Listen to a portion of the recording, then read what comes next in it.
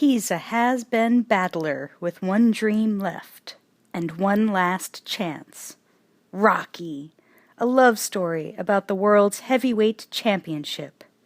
Now the happiest movie surprise of the year from United Artists by Julia Sorel, based on the screenplay by Sylvester Stallone.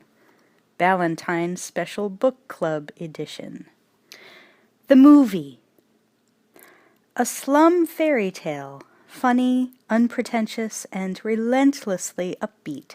Its only message, endure, reach your potential, be a man. I can't recall such excitement about a movie since, maybe, Giant and James Dean. Time magazine. An oasis of upbeat expectations. Hardened cinema cynics have actually been seen standing up and cheering. New York Magazine. One of the best boxing movies ever made, maybe the best, Pete Hamill, is a book that, like the movie, will have you laughing, crying, and cheering out loud. Rocky. Moving in bright and fast, Apollo caught Rocky flush on the jaw with the stuff champions are made of.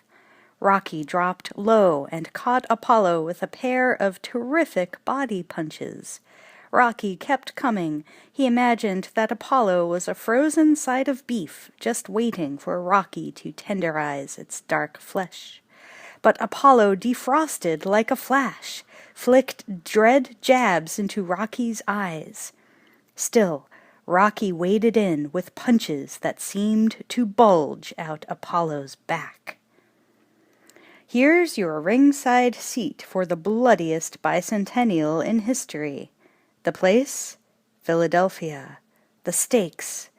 The 1976 World Heavyweight Crown. The contenders? Black champ Apollo Creed, who spouts poetry at the press and throws dynamite at his opponents. And challenger Rocky Balboa, the Italian stallion. A small-time guy with big-time guts who yearns to be a hero. Just once. Rocky by Julia Sorel, based upon the screenplay by Sylvester Stallone. Narrated by Amy Mullen. 1. November 12th, 1975. A cold night in Philly. Hot action inside the Blue Door Fight Club, a room that resembled a large, unemptied trash can. The boxing ring was extra small to ensure constant battle, and the lights overhead had barely enough wattage to illuminate the dim recesses of the mind, much less the dim specters of the ring. 2 fighters, one white, the other black, were going at it. The white fighter, Rocky Balboa, had a face covered with scars. His nose was flattened, and his mouthpiece forced his mouth into what looked like a threatening smile. His black hair, shiny with sweat, tickled his eyelids. He moved forward, machine-like, as the black fighter, a younger man, heavy but trim and beautifully muscled, danced around Rocky, banging combinations into his face with great accuracy. Rocky's head jerked back, but the punches didn't even cause him to blink. He grinned at his opponent and kept grinding ahead. The people at ringside sat on folding chairs and clamored for blood. Some of the crowd drank cheap wine and beer hidden in brown paper bags. They leaned forward and heckled the fighters. "Come on, you bums. How about some action? Tear his head off. Take him down for the count." In the thick smoke, everyone was hustling bets. The action in the balcony was even heavier. Once, in his enthusiasm, a fan had leaned over too far and fallen over the plain pipe railing, stealing the show. A housewife, her hair in exquisitely large, round curlers covered with a transparent aqua kerchief, yelled for somebody to cover a $2 bet. a fat man, sweating bullets and swallowing them, took her on. The bell rang and the fighters returned to their corners, arriving there just as somebody heaved a beer can into the ring. Before the ref could remove it, it lay there frothing from its triangular metal mouth, a tiny hollow missile. The black fighter, Spider Rice, spit something red and thick into a bucket. Later on he would piss blood, his kidneys on fire from Rocky's in-the-clinch blows. Spider sneered across the ring at Rocky. "I'm gonna bust his head wide open," Spider hoarsely said to his corner man. In Rocky's corner, a shriveled old-timer who was an employee of the club worked on Rocky with evident lack of enthusiasm. He pulled the elastic of Rocky's shorts out from his diaphragm so that Rocky could take deep, fast breaths. "Ya waltz in. Give the suckers some action." "Hey," Rocky began, but he was interrupted. "Ya movin' like a bum. Want some advice?" The old man continued, overriding Rocky's objection. "Just give me some water," Rocky answered, his mouth dry, his arms hanging at his sides as if he had no elbows and would never bend them again. A fight fan, sporting a plaid jacket, olive-green shirt, and polka-dot bow tie, rushed up to Rocky. He was about 65, short, weak-looking except for his yellow teeth, which looked as if they could bite right through an elephant's ass. "Should I bet the fight don't go the distance?" "You feel strong?" the fan questioned. "Absolutely," Rocky answered, but he wasn't so sure. One of his eyes was swollen and about to shut, his head was buzzing the flight of the bumblebee, and his body felt as if it had been reshaped with a meat mallet. The old man in Rocky's corner was still trying to sell Rocky on some good advice, and Rocky, tired of talking and listening, asked for the mouthpiece. It slid in easily, slippery with spit, and Rocky had his fat but ominous grin back again. Again the bell clanged, like a trolley coming to the end of its run. Rocky made the sign of the cross, not aware that he was already carrying one, albeit invisible, on his back. The sign of the cross was to protect him, to ask God's help, to create a magical moment of belief in his own invincibility in spite of the odds against him. His opponent made no such sign, but leaped off his stool and made for Rocky, like a hungry bear for its meat. Spider grabbed Rocky in a clinch and deliberately butted him, opening a bleeding cut in the corner of Rocky's eye. Rocky became furious over the foul and drove a flurry of short, tough punches into the man's body.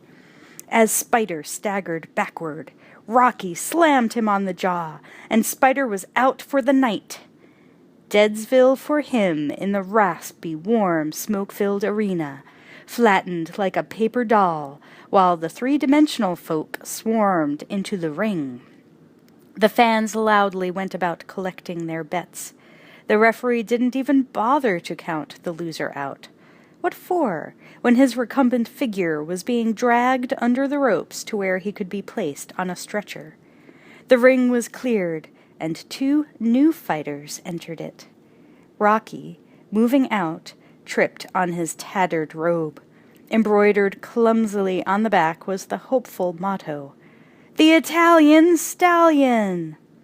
The announcer finally reported to the crowd, "The winner by a knockout in the 3rd, Rocky Balboa.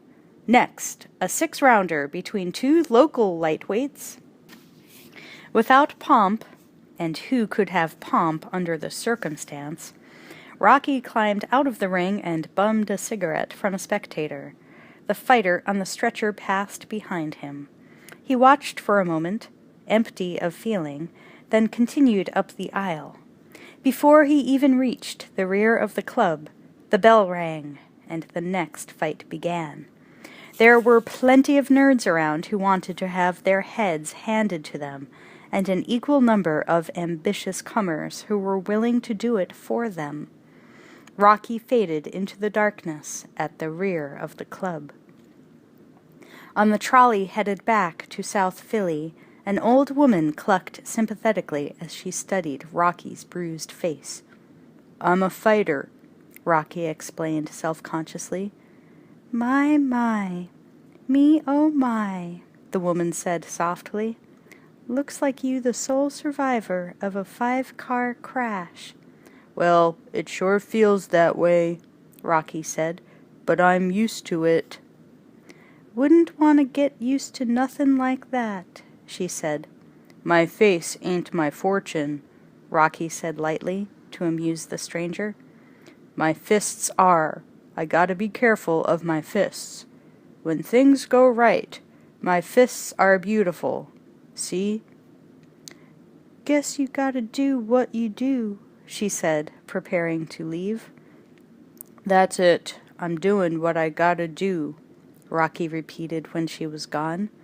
It was a revelation to him, the inevitability of his profession. And the thought made him happy. He relaxed into that place where compulsion and duty having been attended to, a kind of freedom and joy take over.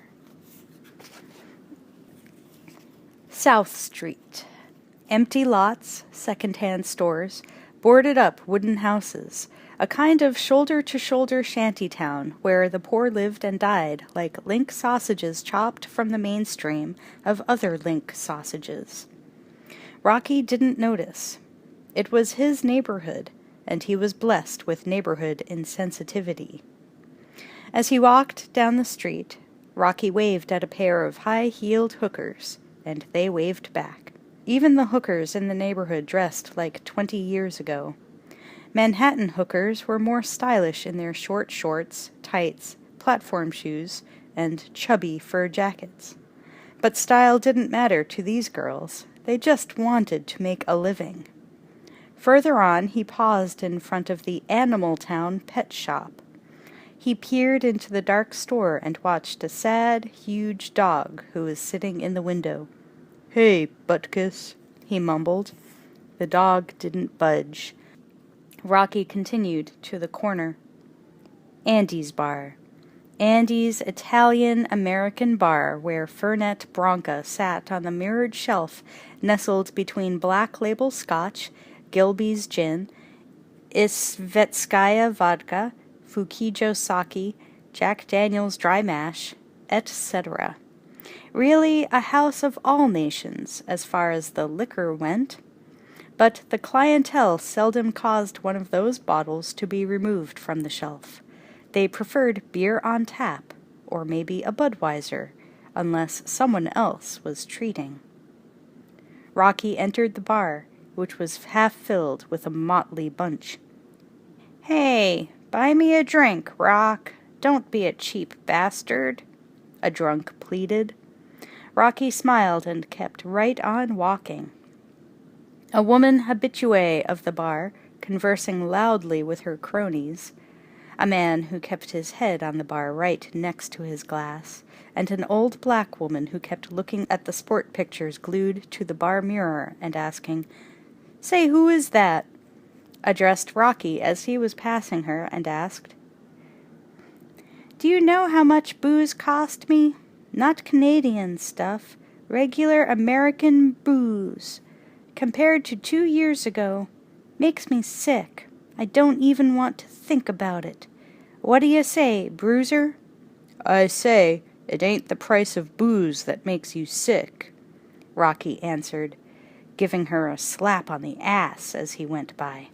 "Yeah, you make me sick," she retorted.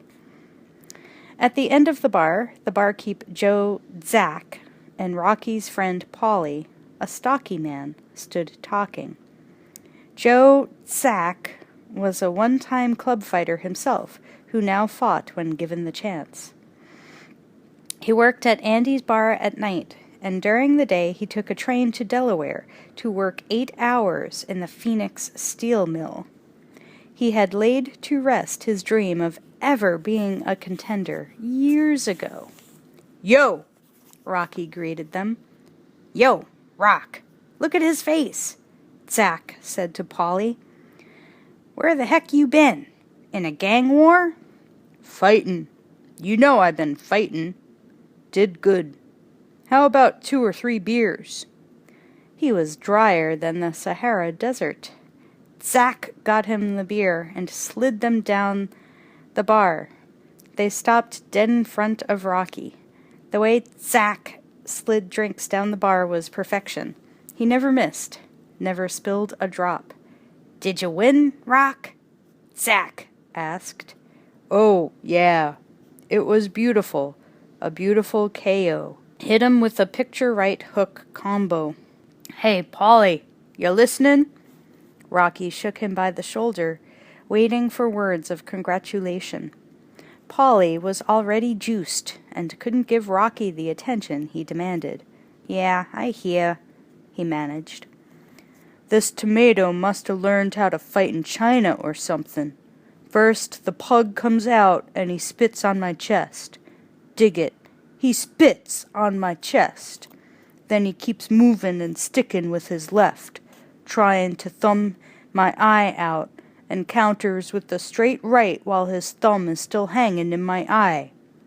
Rocky paused to take a long drag of beer. Then he continued. "In the second frame he gets crazy and whips me with his head and opens this crack here. See this crack? And all I keep thinking about is how bad I want to smoke, and if I have enough money to get home." Impatient, Polly demanded, "How's this terrific story end?" Joe Zack, edging into the conversation, jokingly says, "He marries the prince." "I marry the prince and move upstate forever, right?" Then turning to Polly, Rocky asked, "Where's your sister tonight?" Rocky had a soft spot for Polly's sister Adrienne. She worked in the pet store and had sold Rocky his turtles. She was about as shy as a turtle herself, and plain-looking, but she had something.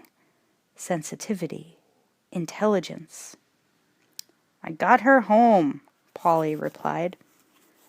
"Every day I drop by and tell her jokes. What'd she say about me? She ever mention me to you, Polly?"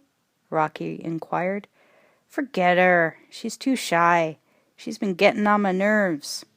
Polly let his fingers circle the rim of his glass.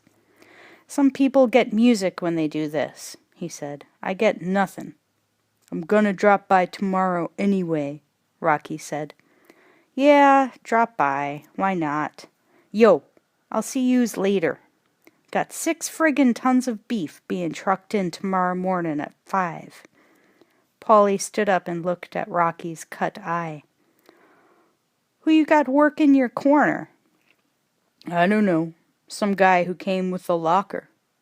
Rocky shrugged as if to say, "I take what I get. That's the way the cookie crumbles." Polly, slurring his words but trying to do the friendly thing, managed to say, "I'm glad you won," before swaying out of the bar. Zack, wiping the bar where some beer had spilled on its varnished, deep brown surface, appealed to Rocky on Polly's behalf. "Why don't you let him work your corner again, Rocky?" Curtly, Rocky replied, "Can't do it." "So he laid a few bucks against ya." Zack flipped the bar towel over one shoulder and leaned forward, closer to Rocky, in a confidential manner. "Yo, Polly is my friend, but I can't never forget he bet against me. That really hurts, you know," Rocky said, fingering a sore spot below one eye. In front of his house, a 2-story structure due to be demolished to make way for a low-cost housing project, Rocky kicked away some litter that had gathered against the steps and went inside. The narrow hallway had once been painted olive brown, a proper camouflage for roaches. A single 40-watt bulb illuminated the gloomy corridor. Rocky's one-room apartment was drab, with a stained boxing poster of Rocky Marciano tacked on the wall. Nailed to the far wall was a mattress, its stuffing spilling out of the center that Rocky used as a punching bag. Rocky dropped his pea coat on the floor, put on a pair of glasses that were lying on a small cardboard box that doubled as a table, and crossed to the windowsill on which sat a small turtle bowl. He lifted one of the creatures and stroked its shell. "Look who's home." Then he began to boil a pan of water on his hot plate. While the water was boiling, he placed an old 45 RPM record on a battered phonograph. The tune was "All in the Game," and Rocky liked it. He picked up a hairbrush and used it like a microphone, miming the record, crooning to imaginary thousands of fans. Between phrases he switched into a bullish fighting stance and threw several punches. After a while, he soaked his badly swollen hands. 2. Dawn. The jagged skyline beginning to glow as the sun rose up behind all the gray buildings, statues, and bridges, emphasizing their pencil line imprint on the city. The figure of William Penn emerged from the dawn haze as it sat majestically above City Hall. Rocky walked along the waterfront, a Band-Aid over one eye, hands in pockets, wool cap pulled over his forehead. He glanced at the stevedores going about their business, loading and unloading ships' cargoes. He approached a ship being unloaded. 2 heavy-set mafia types were leaning against a parked car. They looked as if they ate tacks for breakfast and washed them down with human blood. "Yo, Rock, how's your boss?" "Real good." "Fightin' again?" the man continued. He began picking his nose. "Yeah, here and there," Rocky said. "Maybe we make some money together soon. Give your boss my best," the second car leaner said. He took out a monogrammed handkerchief and blew his nose. There must have been something in the November air that bothered noses. Rocky shrugged and moved away. He neared a fat man working a crane. The man looked frightened. He stopped the crane and hurried into the ship's hold. Rocky dashed up the gangplank. Rocky sprinted after him. He lunged and flung the man by the neck against the wall of stacked cargo. Rocky was working his other job now, muscle man for the mob, extracting money from where no money had been forthcoming. In terror, the man shielded his face. "Don't hit the face! Not the face!" "Mr. Gazzo wants the 200 now," Rocky hissed. "Honest to God, I'm broke. Give me a break," the man pleaded. "I'll give you a break all right. Mr. Gazzo says I should get the 200 or break the thumb." Rocky was pressing the man against a crate. There was no escape for the jerk. "Please, I need my hands to work. Christ, don't bust my thumbs." Tears started to trickle down the man's rough cheeks. Suddenly looking around wildly for something to help him, he picked up a large metal hook and threatened Rocky with it, but Rocky remained a rock. "Goin' fishin'?" Rocky said. The man dropped the hook. "What's your name again?" Rocky asked. "Bob," came the swift reply. "Look, Bob, if you want to dance, you gotta pay the band. If you borrow, you gotta pay the man. Me, I ain't emotionally involved. I'm just doing my job." Rocky's determined expression struck home. The man quickly fumbled through his pockets and handed over a small wad of bills. Rocky counted the money immediately. 130. "You short." "That's it. I'm broke." "That's it? Completely?"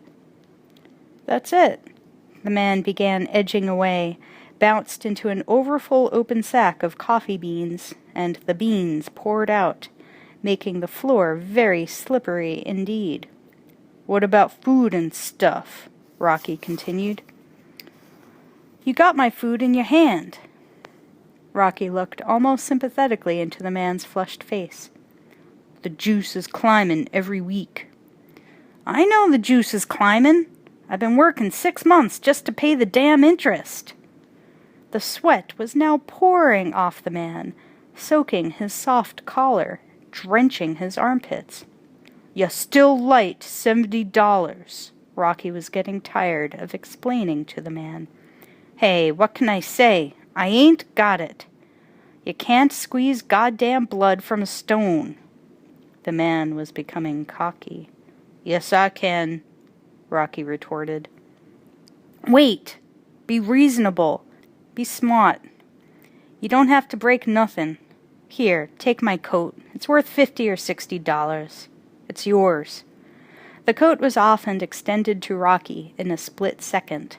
He took it and held it there, undecided, while the man continued to plead his case. "See, why be his flunky?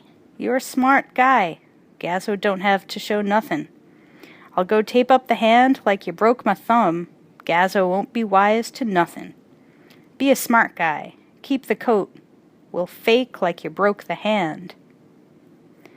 Returning the coat, Rocky said, "You should have planned ahead," and walked away. Later that morning, Rocky sauntered up to his favorite browsing place, the Animal Town Pet Shop, where Adrienne Klein, Paulie's sister, worked.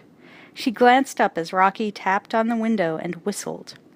Her brown hair was pulled back in a bun, and she had on a pair of granny glasses that made her look older than she was. She managed to smile at Rocky, and he entered the shop. "How you feelin' this morning? Full of pep?" "Fine," Adrienne answered. "How's the turtle food this week?" "Fine," Adrienne said again, very shyly. In mock annoyance, Rocky complained, "Me? I'm kinda aggravated." "I'm sorry," Adrienne said. "Ain't your fault. Want to hear this?" Rocky pounded on a pile of pamphlets advertising animal vitamins. Adrienne, though charmed by his vitality and attention, felt slightly intimidated. "The last food I got here had more moths than flies, and the moths got caught in my turtle's throat. That makes them cough." Rocky was off to the races, ready to describe in detail his pet's ailments. The owner of the store, a squat woman of 40, stepped from the back of the shop and waved at Rocky. "Yo, Gloria, I was talking about the turtle food. Like I was saying, the moths got caught in the turtle's throat and makes 'em cough." Rocky coughed, imitating a turtle as best he could. "A little cough, and I had to smack 'em on the shell. And what do you think they got?" Adrienne shrugged. "Shell-shocked!" Rocky shouted, pleased with his joke. "Startin' with the bad jokes early today, huh?" the owner said. "Inventin' jokes ain't easy," Rocky confided. He stepped over to a large cage at the rear of the shop. Inside was a huge dog. "How's Butkus today?" he asked. "Ain't had time to check him out," the owner said. Rocky opened the cage, and the large dog jumped out and frisked around happily. "Yo, Butkus, play dead. Play dead." The dog played dead. Turning to Gloria, Rocky asked, "What kind of dog is this again?" "Bull Mastiff," she answered. "The owner was supposed to pick him up 3 weeks ago," Adrienne added meekly. "We're not responsible for animals left over 30 days. We board. It ain't a animal shelter, you know. Adrienne, I want you to clean all those cat cages downstairs. They're a mess." Adrienne nodded and went downstairs to the basement. Rocky rubbed the dog's coat and followed Adrienne with his eyes. He felt deserted. His day was off to a bad start. Mr. Gazzo and his young bodyguard sat in the front seat of a black Cadillac. Rocky was in the back seat. "He only had 130. I think he's good for the rest next week, Mr. Gazzo," Rocky reported. Patiently, Mr. Gazzo replied, "Sure, Rocky. Bob's good for it. That's it for today, kid." He handed Rocky a 20. "Tomorrow, collect from Del Rio. He's late 3 weeks. How'd you do last night?" "Fine." Gazzo's bodyguard looked at Rocky's bruised face in the mirror and smiled. He hated Rocky. His hate for Rocky made him feel warm all over. "Did you get the license number?" he asked. "Of what?" Rocky said. "Of the truck that run over your fucking face." The bodyguard stared at Rocky, challenging him to make something of the remark. Before Rocky could respond, the car veered to the curb in front of Gold Mills gym. "Cold as ice," the bodyguard said between his teeth. "A meat bag. The kid's a meat bag." "Aw, shut up," Mr. Gazzo ordered, "or I'll give you to the fairies on your birthday." "Hi, Rudy. What's up?" Rocky greeted the old Irishman who ran a pretzel stand in front of the gym. Rudy used to be a prize fighter, and now he was blind. "See the fight last night?" Rudy asked. "What you say? Man, I was fightin' myself." Rocky snatched a pretzel to see whether Rudy could tell he'd done it. When Rudy didn't mention it, he put the pretzel back. "Apollo Creed beat the English bum to pieces," Rudy reported. "Creed's great." "So what did you do last night, Rocky? Did you play Rocky Bye Baby and put the bum to sleep?" To Rudy, anyone was a bum who didn't happen to appeal to him. The world was divided into two kinds of people, champs and bums, but even the bums had to be contenders, and the champs had to be vicious, raging maniacs who might eat their victims if they weren't prevented by the rules of the game. "Yeah, I won. KO. Shoulda come down and listened to me fight. Did good." "What's that make ya?" Rudy was eager for statistics. Without statistics, nothing added up or compared to anything else. 44 and 20, 31 KOs, Rocky recited proudly. "What did you use?" "I used 2 stale pretzels."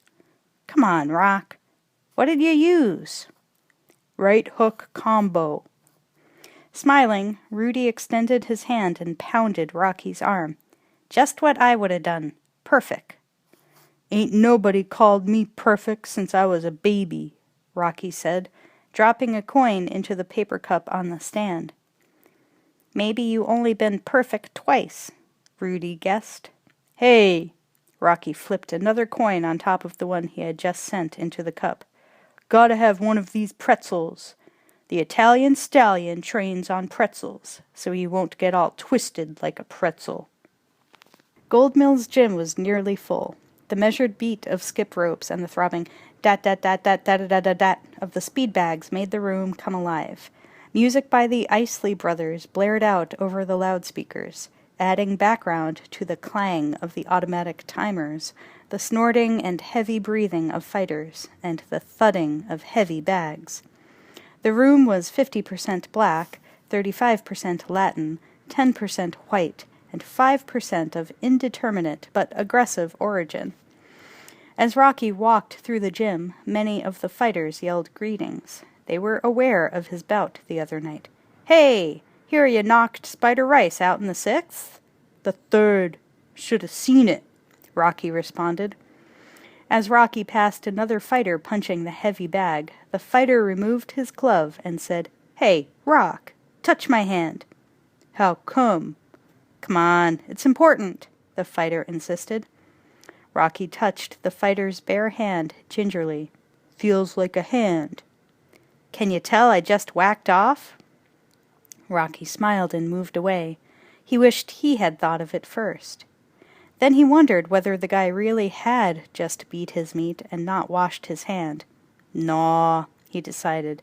Naw, that'd be vulgar. On the dressing room wall was a sign that read, "No kissing," an easy rule to follow. Rocky got to his locker, tried to open it, and failed. He leaned his ear against the lock and rolled the tumblers. No go. He shook the thing and tried to pry it open with no luck. It was puzzlement time. Rocky sat on the bench to ponder the situation a bit. After a second or two of deep thought, Rocky stood, seized the bench, and smashed the lock open. Opening the door, he was startled to see a set of very flashy threads. "These ain't my clothes," Rocky mumbled. Rocky saw a picture of several black girls pasted to the door. "These ain't my pictures," Rocky said softly, an ugly thought dawning on him. A short, powerful man of 35 meandered into the gray environs of the locker room. His head looked as if it had sprouted thick brown wires, standing straight up, that had been shaped with hedge clippers.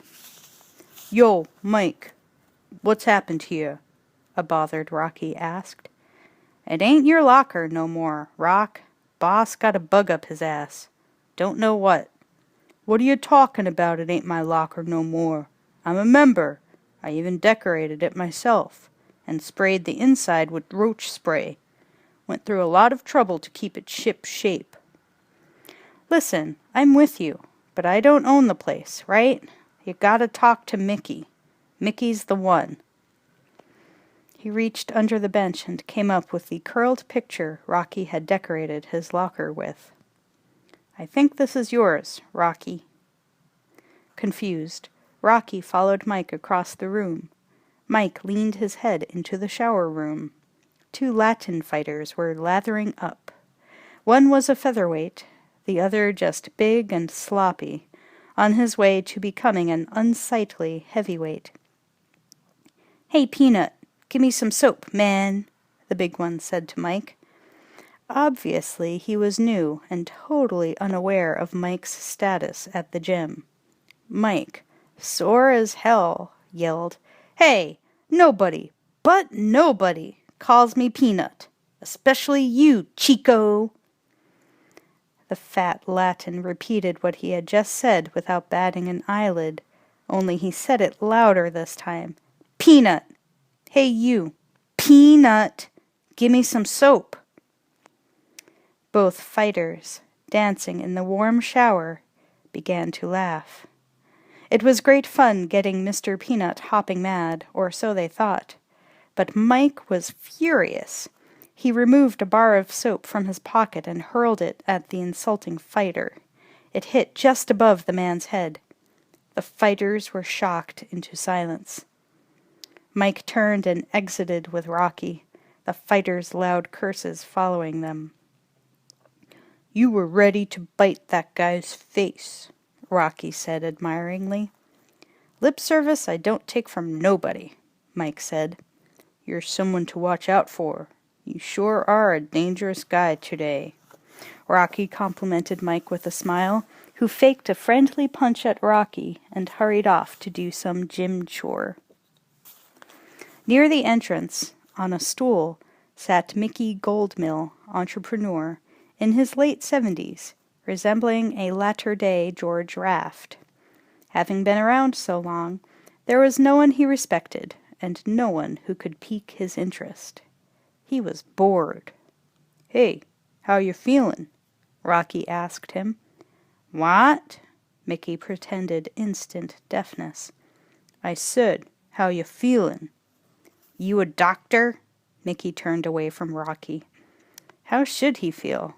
One foot in the grave, the other in a Dr. Scholl's foot bath.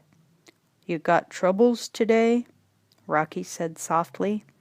He was trying to lead into the question of his locker and trying not to be too angry with the old man.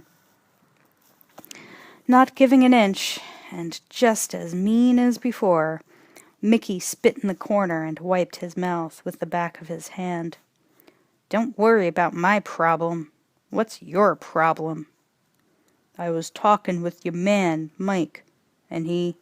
Hey, how come I been put out of my locker? Without ceremony, the old man said, Dipper needed it.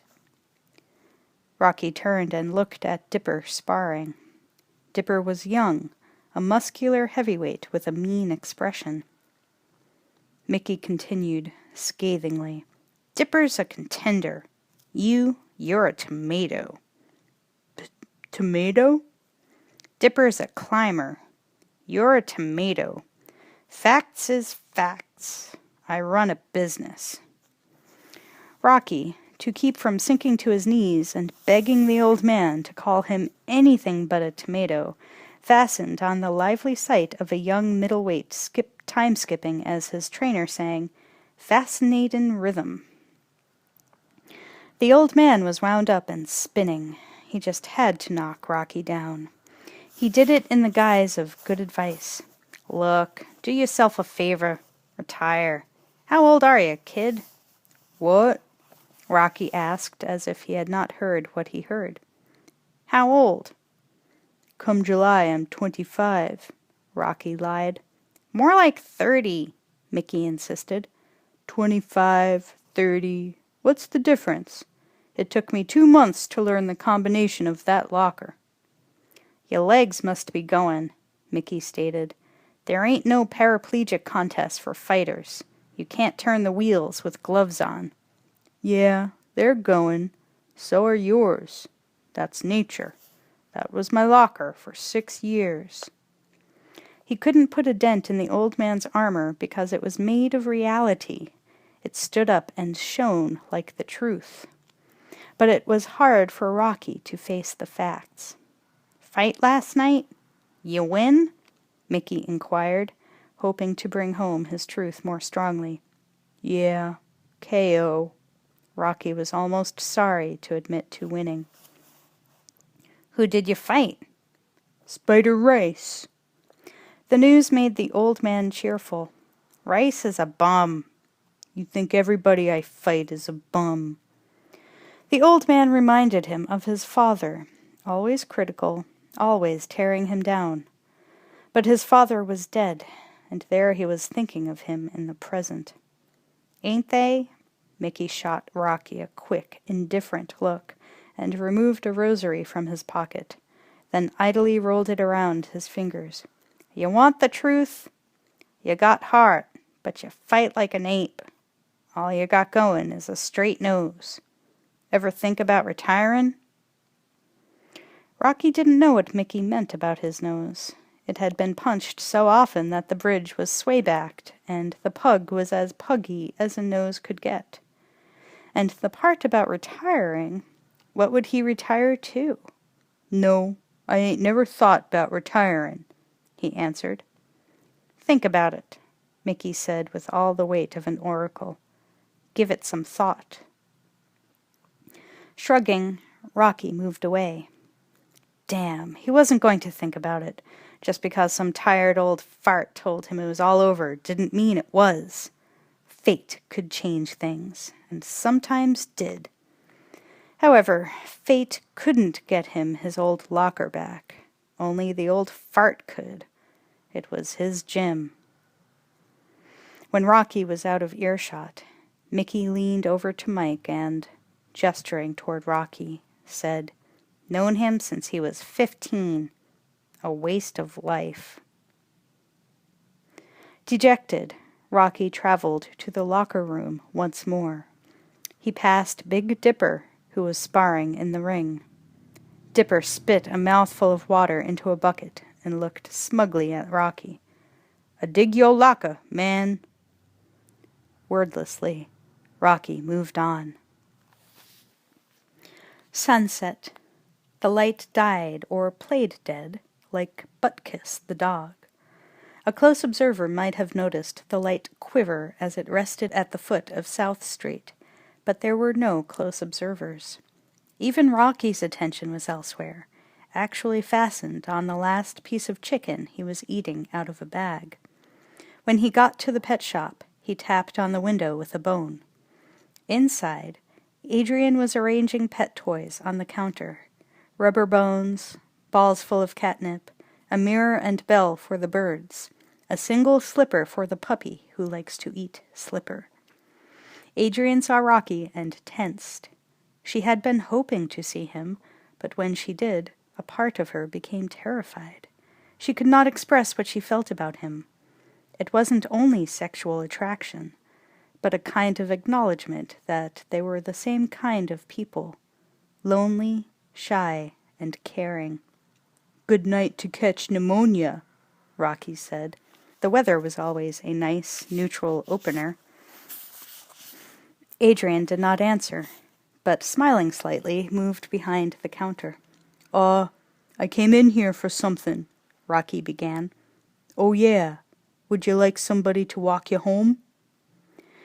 Adrian wanted to say yes, but she couldn't say it. A tremendous inferiority complex didn't permit it. Instead, she squeezed the empty rubber sides of the toy mouse again until it squeaked piteously. "What's the mouse saying?" Rocky asked. Adrian blushed and shrugged her shoulders. Understanding her embarrassment, Rocky changed the subject. "Hey, how's my buddy doing?"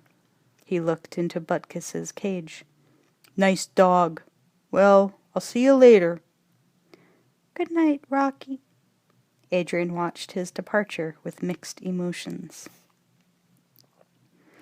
A short while later, Rocky arrived at Andy's bar. Out of deference to Andy, he disposed of his Colonel Sanders bag of bones before entering. Immediately, Joe Tsack set a mug of beer in front of him and rubbed his scarred eyes. Rocky seemed anxious. He was looking for Paulie. "Seen Paulie?" He was complaining about having sore joints and then went into the can to comb his hair about an hour ago. Automatically, Zach replaced the mug of beer that Rocky had quaffed in one motion. Rocky left the second beer and crossed the room to the restroom. It was a vile stench hole, overwhelming to any who happened to be sober. Essence of vomit clung to the walls, and crystallized yellow violets of urine lined the floor around the toilet bowl. A desensitized Polly was trying to comb his hair in front of the only piece of mirror in the room. He was not pleased with what he saw in the mirror. "Yo, Paulie," Rocky greeted his friend. Polly wavered in front of the mirror fragment, as if the greeting had greatly struck him. He swayed drunkenly, losing his reflection for an instant. "Yo, Rocky, look at this mirror. I'd like to kill the friggin' moron who broke this mirror. Hey, man, look, I got half a face. What happened to the other half?" "Must be playing around. It'll be back." He straightened Polly in front of the mirror. "There it is. That's all there is. The whole face. Left side, right side. Yo, Polly." "What?" Polly asked, touching his forehead and the bridge of his nose. "I got an interestin' face," he said. "Your sister's given me the cold shoulder," Rocky explained, "but I think she digs me." "Ignore her," Polly said coldly, still admiring his face, combing his hair a different way. "You could do better than my sister." "You see, every mornin' and every night I pass by your sister's shop. I smile. I tell her jokes. But nothin'. She looks right through me. What am I, made of glass?" "Looks right through you, huh?" Polly's mouth twitched. "Yeah, and sometimes she looks at me like I was a plate of greasy leftovers. Something wrong with my face? What I need? A nose job to connect with your sister?" "You want to know what I think, huh? My sister's a friggin' loser." Rocky was taken aback. He didn't expect Polly to react that way. "Hey, hold on." "Sometimes she gets me so crazy I'd like to split her eyes with a razor." Rocky moved toward the door. "Don't get mental, man." "You caught me in a bad mood." Polly put his comb into his jacket. "You're always in a bad mood." Adrian ain't sharp, Polly continued. But you are, right? The restroom stench became overwhelming. Rocky covered his nose with the neckline of his t-shirt. Yeah, she's a loser. She don't do nothin'. She don't enjoy life. She reads. Brainy. She's too shy to get along in this world. You know? Pushin' 30 friggin' years old. She's gonna die alone if she don't wise up. I'm 30 myself, Rocky acknowledged sadly. And you're dying alone too, Polly added. I don't see no crowd around you neither. Polly didn't want to talk about himself. He figured he didn't have a chance anyway. But his sister, that was different. Then, pointing at the wall, letting loose some of his anger, he yelled, I want to kill the friggin' moron who broke the mirror. Rocky guided Polly through the narrow restroom door. Though stumbling, Polly managed to continue talking. My mother had her under her thumb. You know, my old lady ate up her personality, was afraid she'd leave her, told her horrible stories of what could happen to a girl who kissed a guy without marrying him. And now she's afraid of men? Rocky asked. Yeah, maybe. She's afraid of something. Rocky hesitated before he made this suggestion. He knew it was a touchy subject. But still, Polly was his friend, and he owed it to friendship to speak his mind. Do you feel she might need the help of I don't know, maybe a shrink? Polly went wild and bellowed, She ain't sick! He stood roaring drunk in the center of the room. Everyone's attention was riveted on him. Sick don't run in the family. She's shy, man, that's all. Shy. Rocky, embarrassed and very self-conscious, stared at the floor. Speaking low, he said, What can I say? Polly, still bellowing, gave his captive audience the lowdown on his sister. The girl's drying up. I feel responsible, man. She's got to live a little before her body rots. You're a pal, Rock. How about yo talk to her? It's Thanksgiving. To calm him down, Rocky said, Sure. Tomorrow you come for some Thanksgiving dinner, right? Absolutely, Rocky agreed. At last, Polly smiled, and Rocky guided him to a booth. He sank down, slumped in the corner, and closed his eyes. Rocky stepped to the bar. Andy, the owner and sometimes bartender, spoke to him confidentially. That was a lot of crap to go through for a dinner invite. Rocky nodded and raised his eyes toward a suspended television. The nightly sports broadcast was on.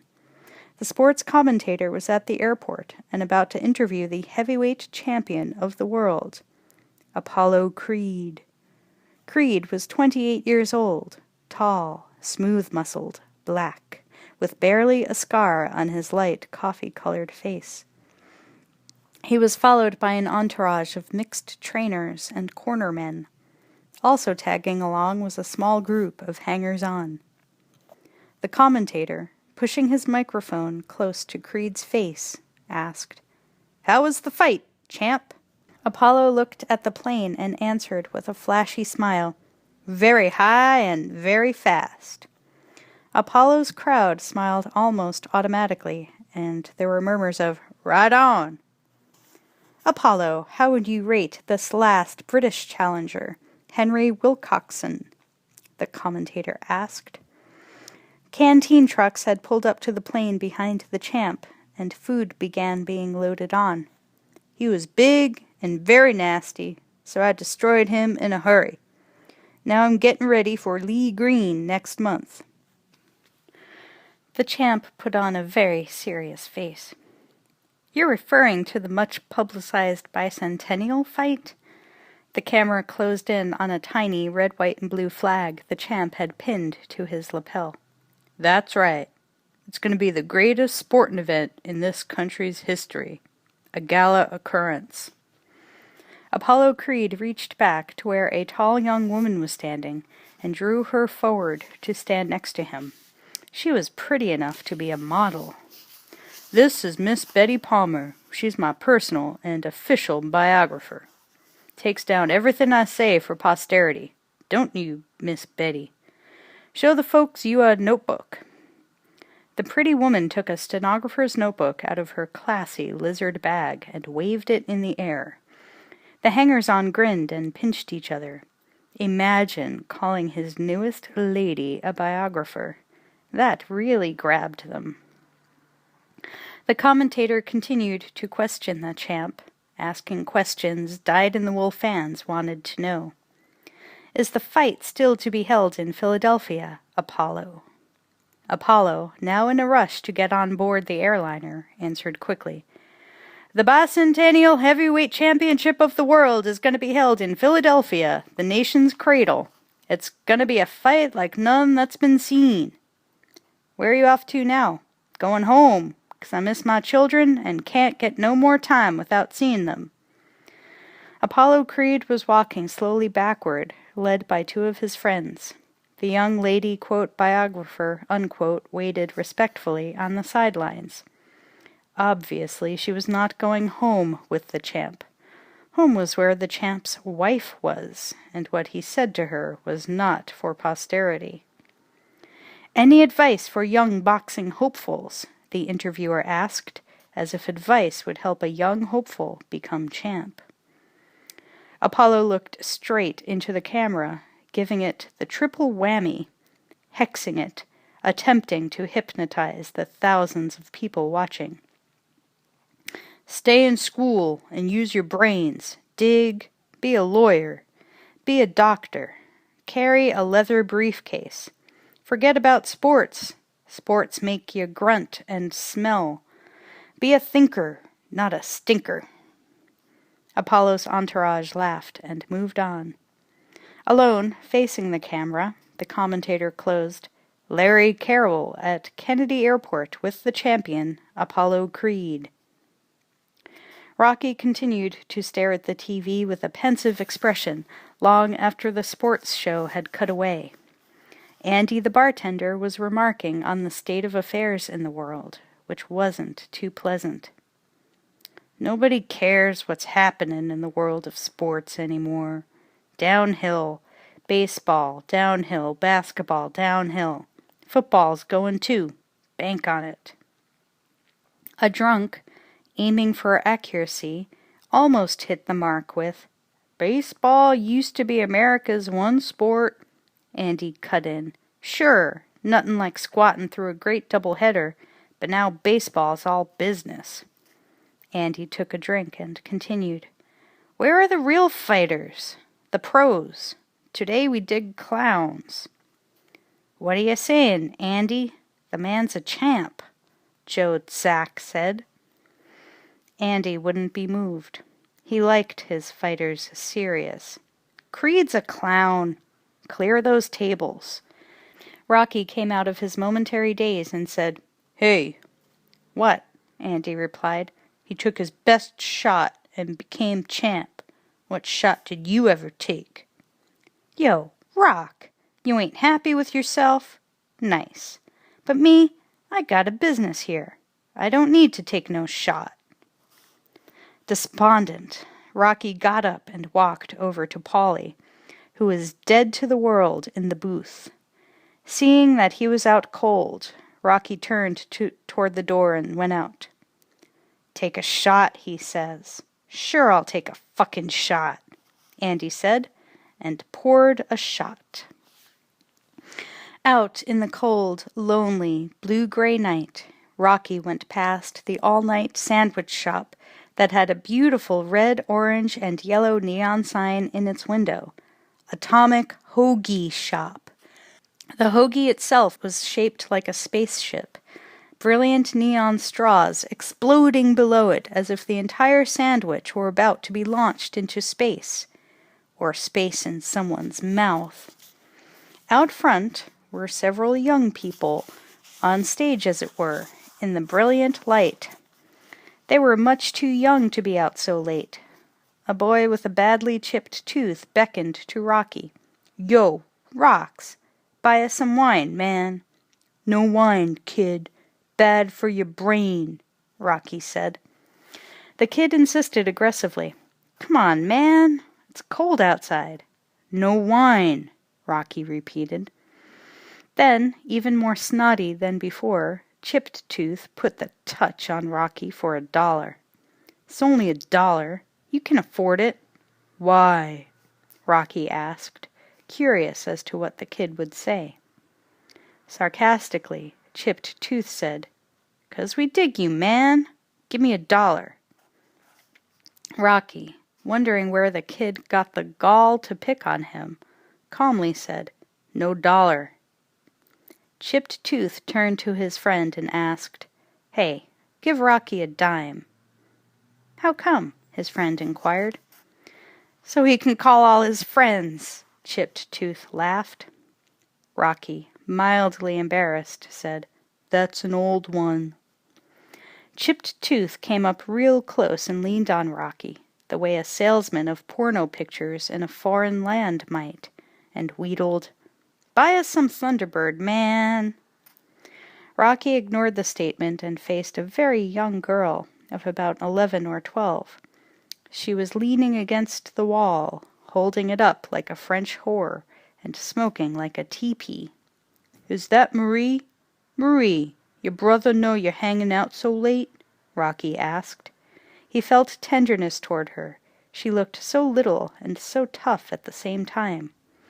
She had on a pair of overalls, workman's boots, a torn second-hand man's jacket, and her hair was tucked into a straw Panama hat.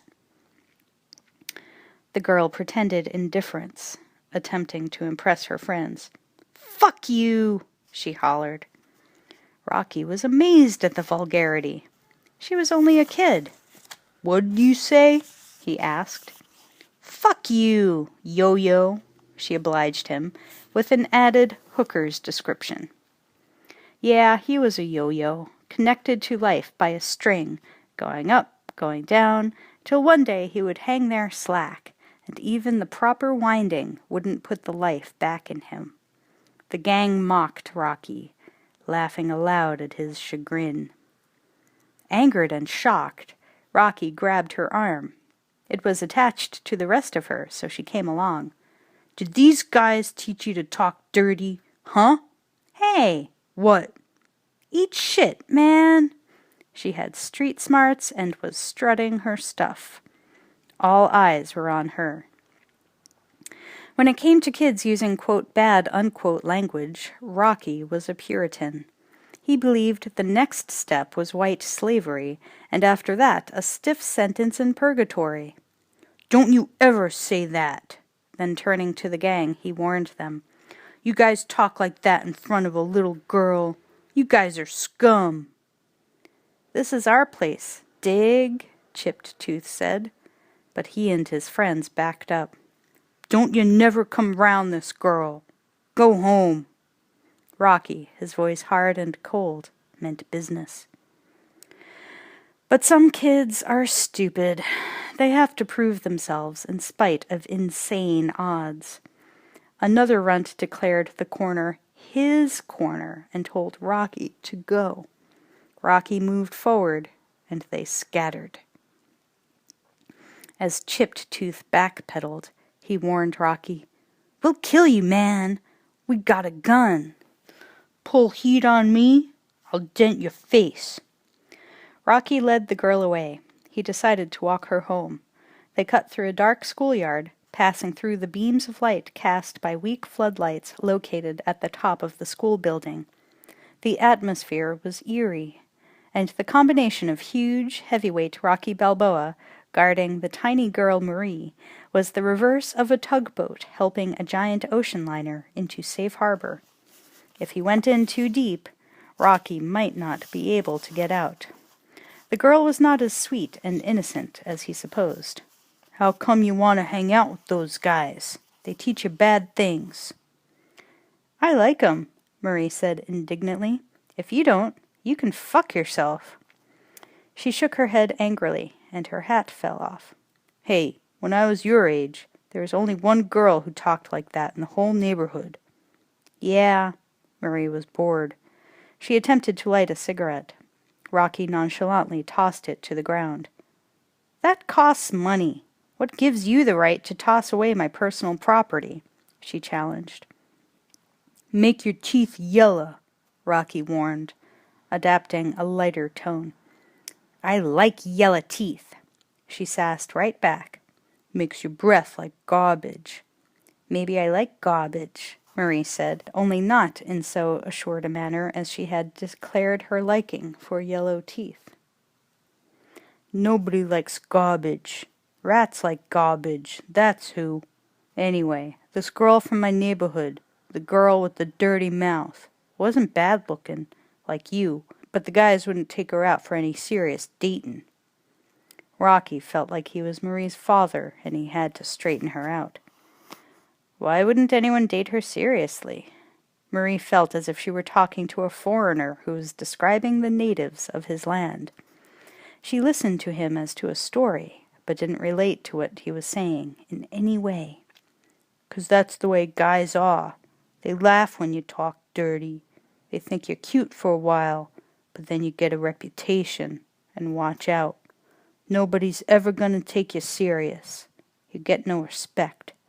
I gotta use a bad word. Whore. You'll end up becoming a whore." "Come on, Rocky. I'm 12.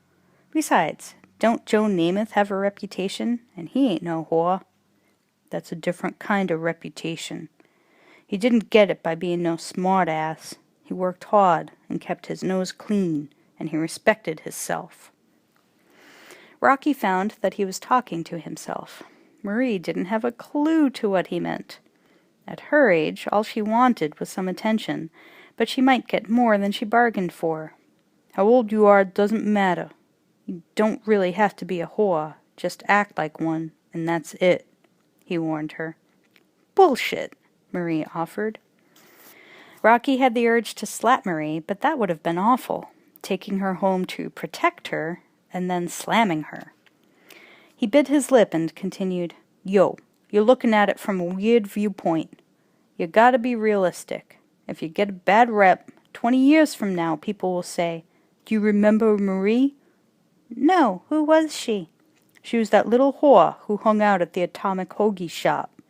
"Oh, now I remember." "See, they'll remember the rep." Rocky and Marie left the dark schoolyard. Standing in the shadows of the building were 3 young muggers. The light from their cigarettes flared red in their faces. When Rocky and Marie walked up the block, the muggers followed them. Rocky, aware of this, turned and faced them. They paused, studied him from a distance of 20 yards. Rocky gave a loud boxer's snort, wiped his nose with the side of his thumb, and rolled his shoulders. The muggers became intimidated, slowly peeled off, and meandered away. Rocky turned to Marie, who had been standing behind him. He pointed down the block. "That's your house, ain't it?" Marie nodded. "Listen, I hope you don't—" "I won't," Marie answered. "What was I gonna say?" Rocky queried. "You hope I don't keep acting like a whore, or I'll turn into one, right?" Marie guessed. "Yeah, something like that," Rocky agreed. He felt he had made some impact on her life. They exchanged smiles, and Marie moved away. "Hey, Rocky!" "Yo!" "Fuck you, motherfucker!" She ran into her house, and as Rocky looked on in dismay. As Rocky walked off, he put himself down. The girl had made an impression on him. "Yeah," he thought, "who are you to give advice?" 3. It was part of Miles Juergen's character to believe every calamity a blessing in disguise. Armed with this philosophy, he could afford to smile, even when everyone else wore scowls and bemoaned their fate. However, fate had dealt this successful promoter a difficult quandary to get out of. A meeting was held at his opulent office in the Franklin complex, with Apollo Creed and Apollo's lawyer and trainer. Floor-to-ceiling windows let the light drench walls, ceiling, and floor alike with glaring brilliance. It was a cold but sunny day. Juergens had his secretary draw the blinds so that he wouldn't have to squint at the papers before him. Creed was sitting back, his eyes closed, listening carefully and thinking. "Are the doctor's reports confirmed?" Creed's lawyer asked. Juergens answered, "Definitely." Then, reviewing the paper in front of him, said, "It says here Mac Lee Green has suffered a seriously cracked third metacarpal in his left hand." Skeptically, the lawyer repeated the previous question. "Did you say that report was definitely confirmed?" "That's right, Mr. Sawyer," Juergens said. He glanced at Creed to see whether he had anything to say. Creed remained impassive. "Isn't it your responsibility to supervise—" the lawyer began. He tapped nervously on his attaché case. Juergens cut in. "Apollo, I suppose we could cancel the fight if you only want to fight Green." He didn't want to antagonize Creed, the world champ. He wanted to assuage him if he could. But Apollo Creed wasn't ready to say anything yet. It was all simmering. All the ideas would come together before long. He let the others discuss the matter at hand. Mr. James, Apollo's trainer and personal friend, said, "It ain't just Green. What about the time Apollo put in? He ought to fight you." Juergens winced at the image of Creed laying one on him. He wouldn't live to read about it in the papers. Mr. Sawyer explained what the trainer had meant. "What Mr. James is saying is, what compensation is morally due Mr. Creed for time invested in pre-fight promotion?" When it came to money, Juergens was on sure grounds. "I believe we can find a solution," he promised. "Anyone like a piece of tea-berry gum?" He had just found a pack in his desk drawer. He realized how odd a question it was, if there were no confirmed gum chewers in the group. Luckily, Creed himself took a stick. "Solution, Mr. Juergens," the lawyer continued. "The only solution is that you had better find another ranked contender in a hurry." Juergens tightened on the spot. His knuckles under his desk whitened, his teeth ground together, and a nervous tick under his eye appeared. He hadn't felt like this since the death of his pet parakeet. "I contacted Ernie Roman. He's fighting in France the same week," he said. "Then give us Buddy Shaw. He's ranked 5th. Apollo will carry him for a couple rounds," the trainer suggested. "Shaw's fighting in South America. Why not just postpone the bout until July 4th? Juergens asked, knowing full well that Apollo's people would immediately think of a good reason why not. He tore open a package of Tums and popped a few. "Huh? Why not? Think of it. July the 4th, Roman candles, sparklers, all kind of fireworks, and the brightest fireworks of all, Apollo Creed's fight to protect the championship." "Hell with the 4th of July!" the lawyer shouted. 10,000 things will be occurring on the 4th of July. Apollo wants to be first. The trainer, his voice as loud as the lawyer's, came on with a dud of a suggestion. "What about that sucker, Billy Dukes?" Disgustedly, Juergens looked at him, then said in a voice of quiet desperation, "Developed a bleeding ulcer and retired. Look, I know my business. I wasn't born yesterday. I've called every worthwhile goddamn contender, but they say 5 weeks is not enough time to get into shape." "Shape nothin'," the trainer said. "They're scared. They don't want to be whipped in front of 1 billion people. They don't want to be dissected on the country's birthday." He cut the air with his hands, dissecting it with precise crisscross movements resembling karate more than boxing. A typical trainer, he was awfully out of shape himself. He was fat, his avoirdupois protruding from a baggy sweatshirt, and his face was a spongy half-moon, hanging above a double chin. He had a nice smile when it wasn't being invaded by a cigar. Juergens said, "You don't say so." "I do say so," the trainer emphasized. "In fact, I just said so." Mr. Sawyer, who had been listening with amusement, suddenly sat bolt upright. A lightning idea had struck him and traveled from his spine to his skull, where the idea machinery seldom lay dormant. "Hey, relax. Maybe what this fight needs is a novelty." He sat back and polished his star sapphire ring by rubbing it with an elaborately monogrammed handkerchief. "Novelty? You mean like some freak show? You want Creed to fight with a midget and get broken knees?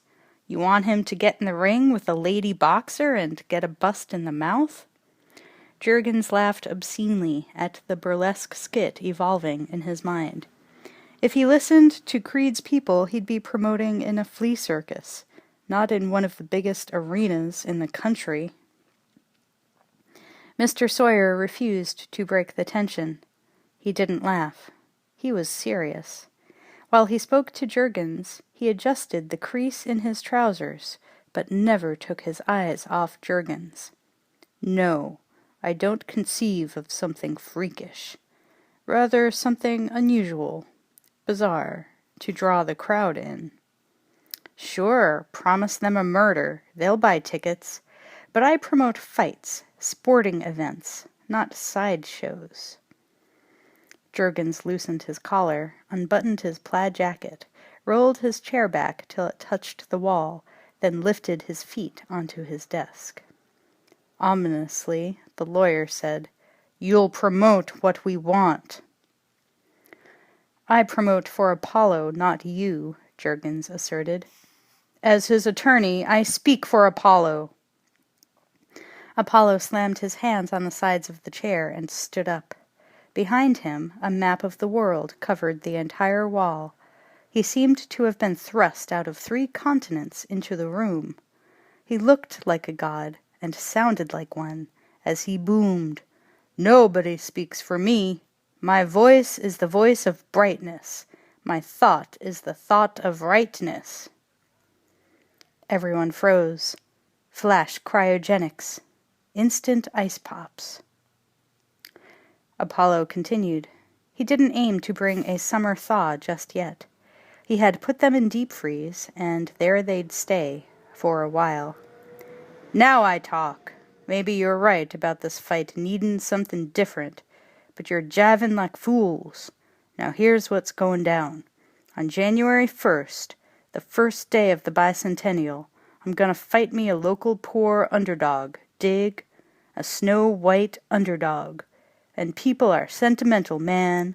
They'd like nothing better than Apollo Creed letting some unknown get a shot at the greatest title in the world on this country's birthday. Now that's the way I want it." Apollo turned toward the door and opened it. "It's very American," Juergens said. Apollo swiveled and shook his head. "No, man, it's very smart." The trainer and attorney followed him out without so much as a sidelong glance at Juergens, who was left mumbling into his arm, on which he had placed his weary brow. Late that afternoon, Mr. Gazzo's white 1970 Cadillac pulled up to Rocky's apartment. Rocky was in the back seat with the loan shark. Gazzo's bodyguard was driving. Gazzo was flipping through a small black notebook. Matter-of-factly, Gazzo ordered, "Next Wednesday, grab $1,000 from Snyder." "Snyder, right," Rocky said.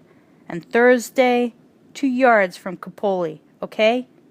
Gazzo continued, going down the short list. "Okay," Rocky agreed. "Capoli, the junk man. I bought a nice lamp from him once. Cheap. Still got it." That's nice, Rocky, Gazzo responded. I'm glad you got a nice lamp, 'cause you shouldn't strain your eyes. Not if you want to spend a lot of time looking at this nice girl I hear you're going out with tonight. How'd you know? Rocky asked, embarrassed. You think I don't hear things? Gazzo smiled. Paulie's sister, Rocky admitted. The bodyguard twisted his neck around so that Rocky could catch the full disdain of his expression. I hear she's retarded, he sneered. She ain't retarded. She's shy. Rocky felt stupid defending such a wonderful person as Adrian to such a creep. Take her to the zoo. Retards like the zoo, the creep added irritatingly. Rocky turned to Gazzo for help. Does the bum have to say that? The bodyguard reddened. He could dish it out, but he couldn't take it. Gazzo motioned the bodyguard to relax. Buddy's in a bad mood, Gazzo explained. He's always in a bad mood. Then, laughing at Buddy's venomous expression, Rocky said, Count your blessings. You're a healthy person. Your legs work, your hands work.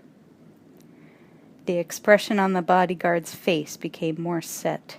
He stared at Rocky with murderous eyes. I don't like your face. Don't like yours neither, Rocky replied. Kiss my ass. Move your shoulders down, Rocky said. Gazzo stepped out of the car, followed by Rocky. Buddy's got a thing against you, Rock. Some people just hate for no reason, you know? Here's $50. You and the girl have a nice time.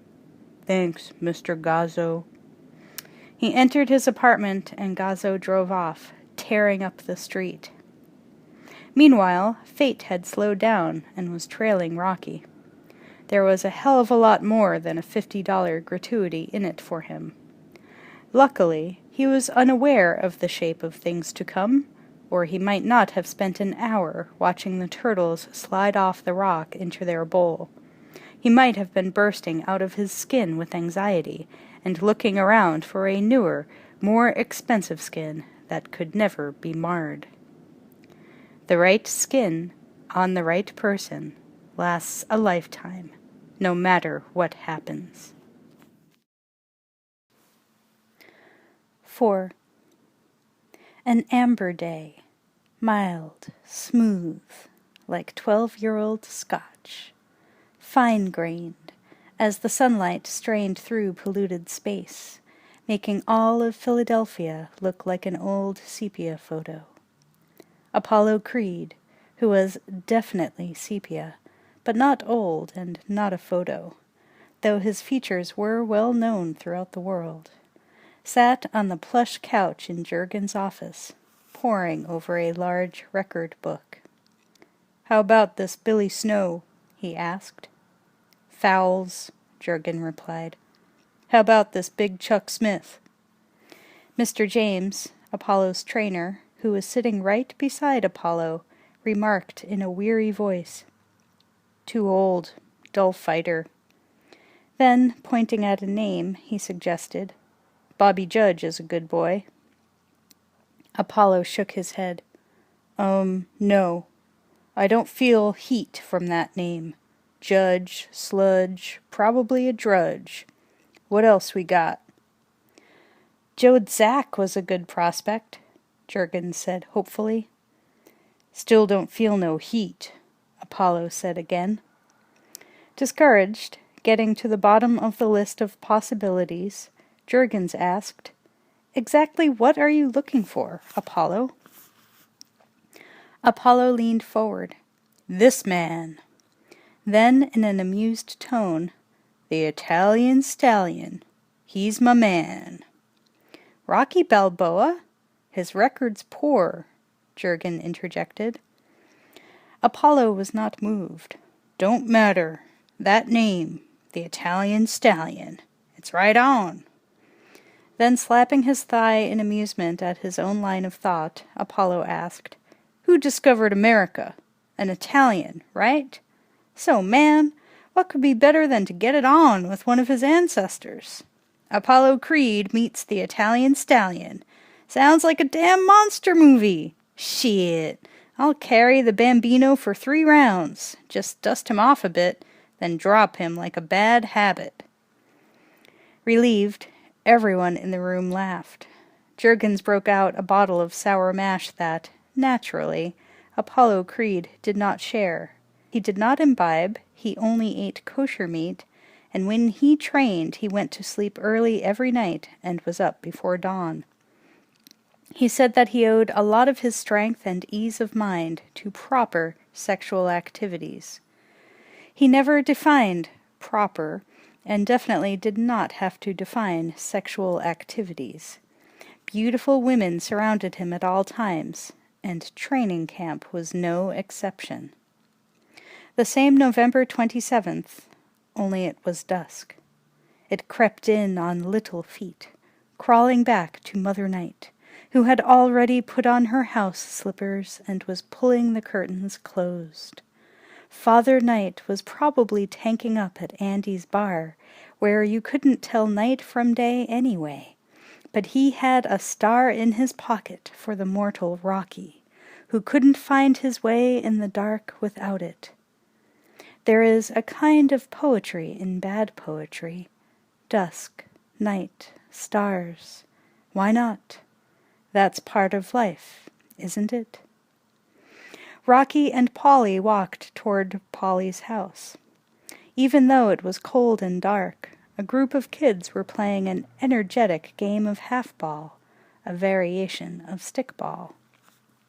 Pretending to throw a ball, Rocky boasted, "I used to be deadly at half-ball." Polly grimaced. "I hate the friggin' game. I'd like to be deadly at softball." "What kind of business?"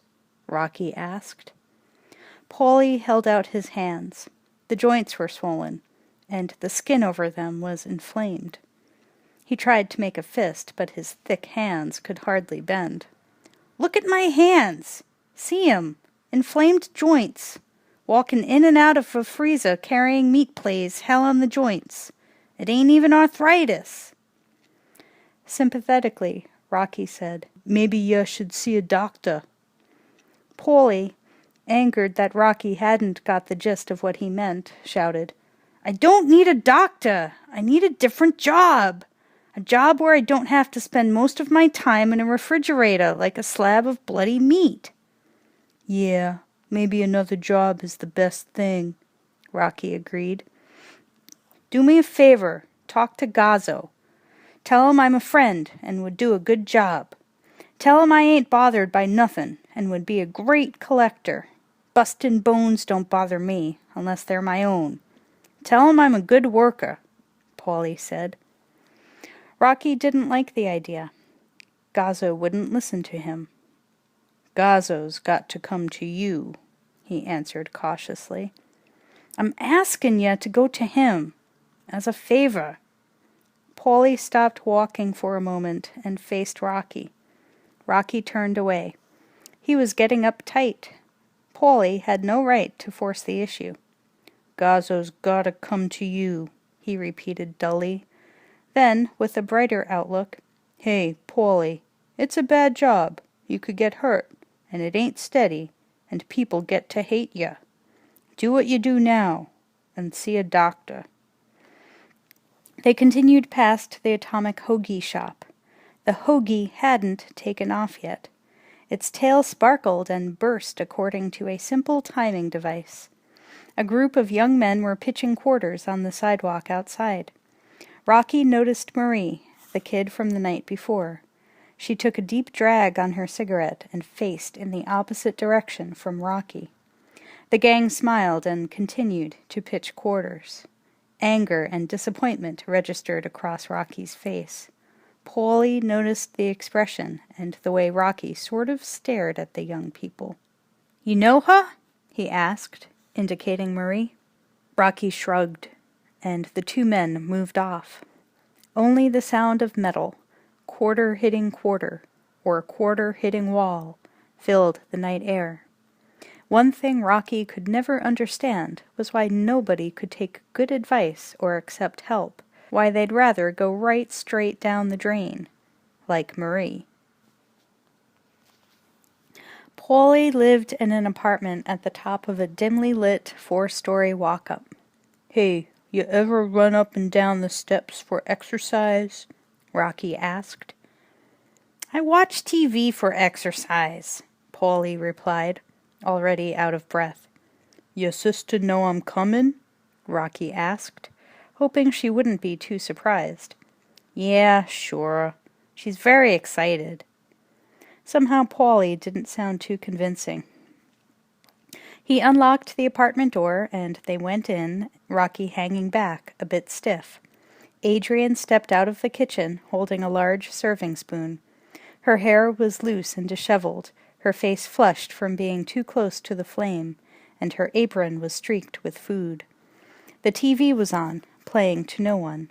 Adrian let it play because it gave her company, gave her the illusion that someone else was in the house. As long as the TV was there in full sight and sound, she was hardly ever lonely. Hardly ever.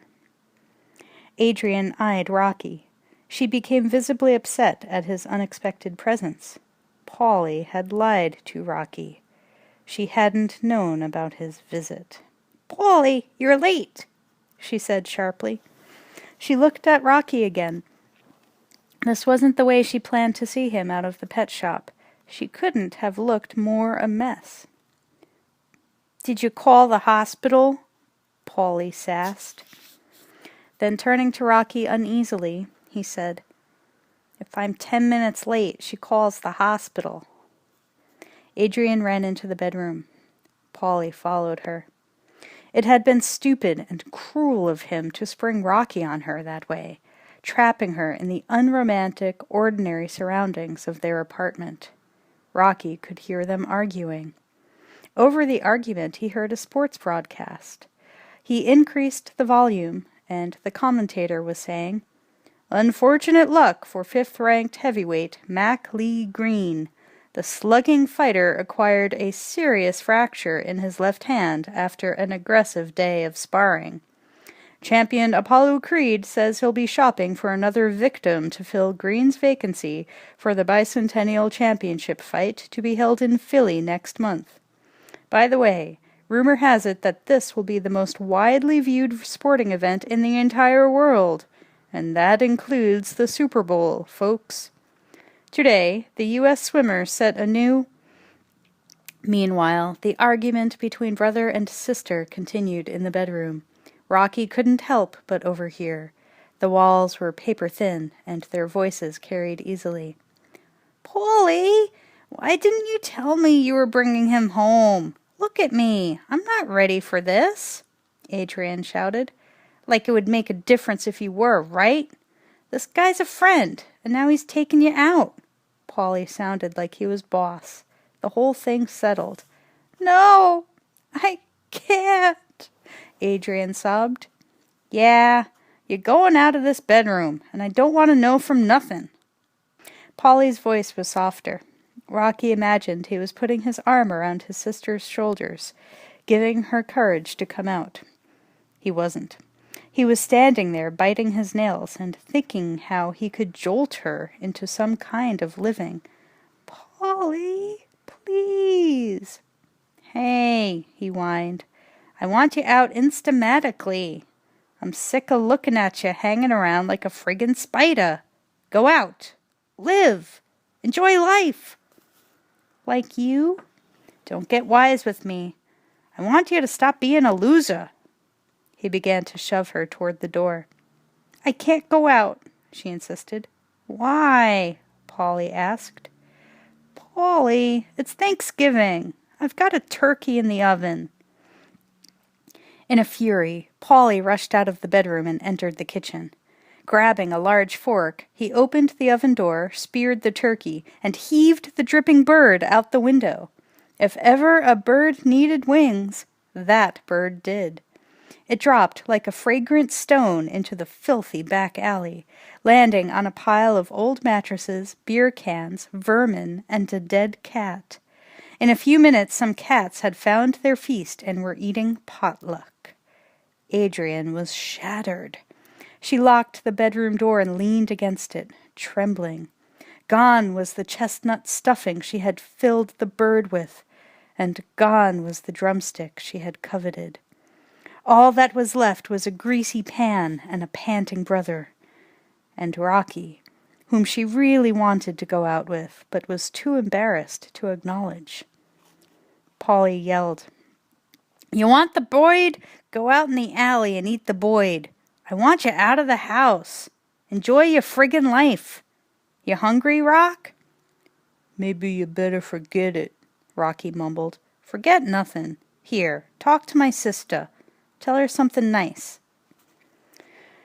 Rocky walked over to Adrian's door and began to speak to her. "Yo, Adrian, it's me, Rocky. It's kind of hard for me to think of something to say, 'cause I never talked to a door before. I mean, what do you say to a door?" He turned and began to walk off. "Maybe I better forget it." "Try again. Come on, try again," Polly pleaded. Rocky went to the door and began again.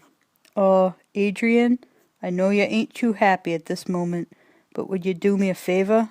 I ain't got nobody to spend Thanksgiving with. How about you and me going out? Get something to eat, maybe laugh a little. Who knows? Would you like, I don't know, to go out together?" When Adrian opened the door a few minutes later, she already had her coat on. "We'll have a good time," Rocky assured her. Polly opened the front door and ushered them out with an encouraging smile. "What's your sister like to do?" Rocky asked Polly secretly. "Ice skate," Polly replied. The rink was located on the top floor of an office building in the business district. An old lady seated at an organ was playing peppy ice skating tunes. "I love waltzes," Adrian said. "Hey, can you help me lace these up?" Rocky, who wasn't too good with his fingers, managed to lace the rented pair of skates well enough. Just being around Adrian's ankles got him hot. He decided to be casual. "Don't you need to go to some special school to learn to work with so many animals?" "I only went to high school," Adrian replied after a pause. "How do you like working with the puppies?" Rocky had found an easy topic of conversation and would follow it through to the end. "Fine," Adrian said. "Say, how about the snakes? You miss them, too?" Adrian didn't respond. She was testing the skates to see whether they were laced tight enough. Without a good fit, anyone could twist his ankle.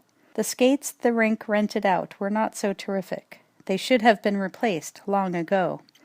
Adrian glided away from the rail, then back again to Rocky.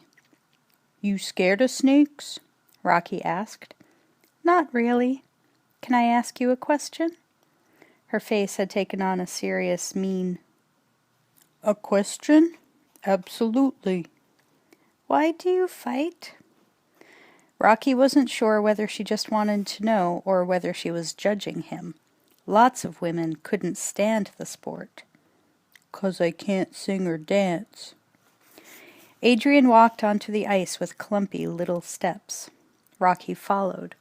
He wasn't wearing skates. He had never been on ice in his life, and he had vowed he would still not be on ice when he died.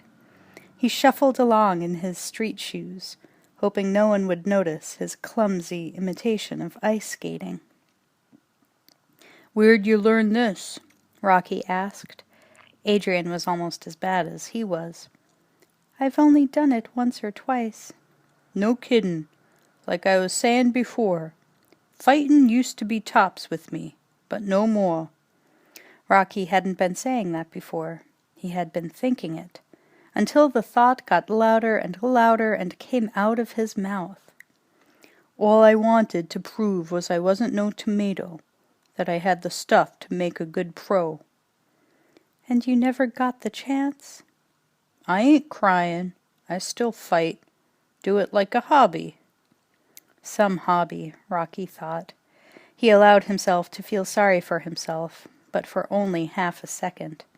A shaking instructor, who wasn't the least bit fooled by Rocky's imitation of ice skating in leather-soled shoes, glided over and made a grand sweeping slide in front of Rocky. "If you want to remain on the ice, put on skates," he said in an overbearing way. "Yeah, be off in a minute."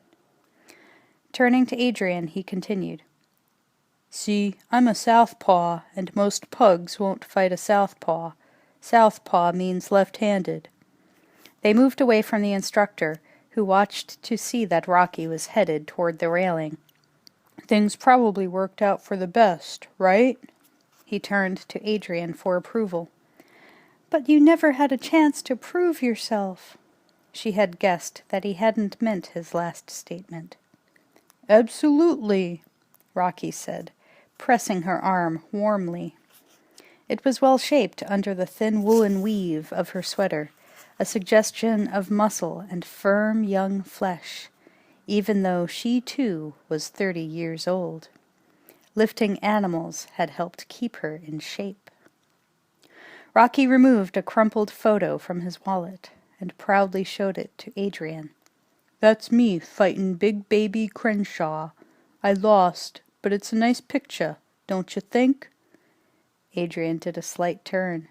Rocky nearly fell. "I hit hard, real hard, but I'm a southpaw, and nobody wants to fight a southpaw, so—" The irate instructor sped over and purposely stopped in such a manner that ice sprayed the front of Rocky's pants. "Either put on skates now or get off the ice. Do it, or I'll have you ejected from the rink, fella." Rocky ignored him and slid off with Adrian. The instructor was outraged. Turning to Adrian, who was about half an inch away, Rocky began to tell her his life history, the only history he knew pretty well without having to read up on it. "You know how I got started in the fight racket?" "By accident?" Adrian guessed. "My old man, who was never the sharpest, told me I weren't born with much brain, so I better use my body."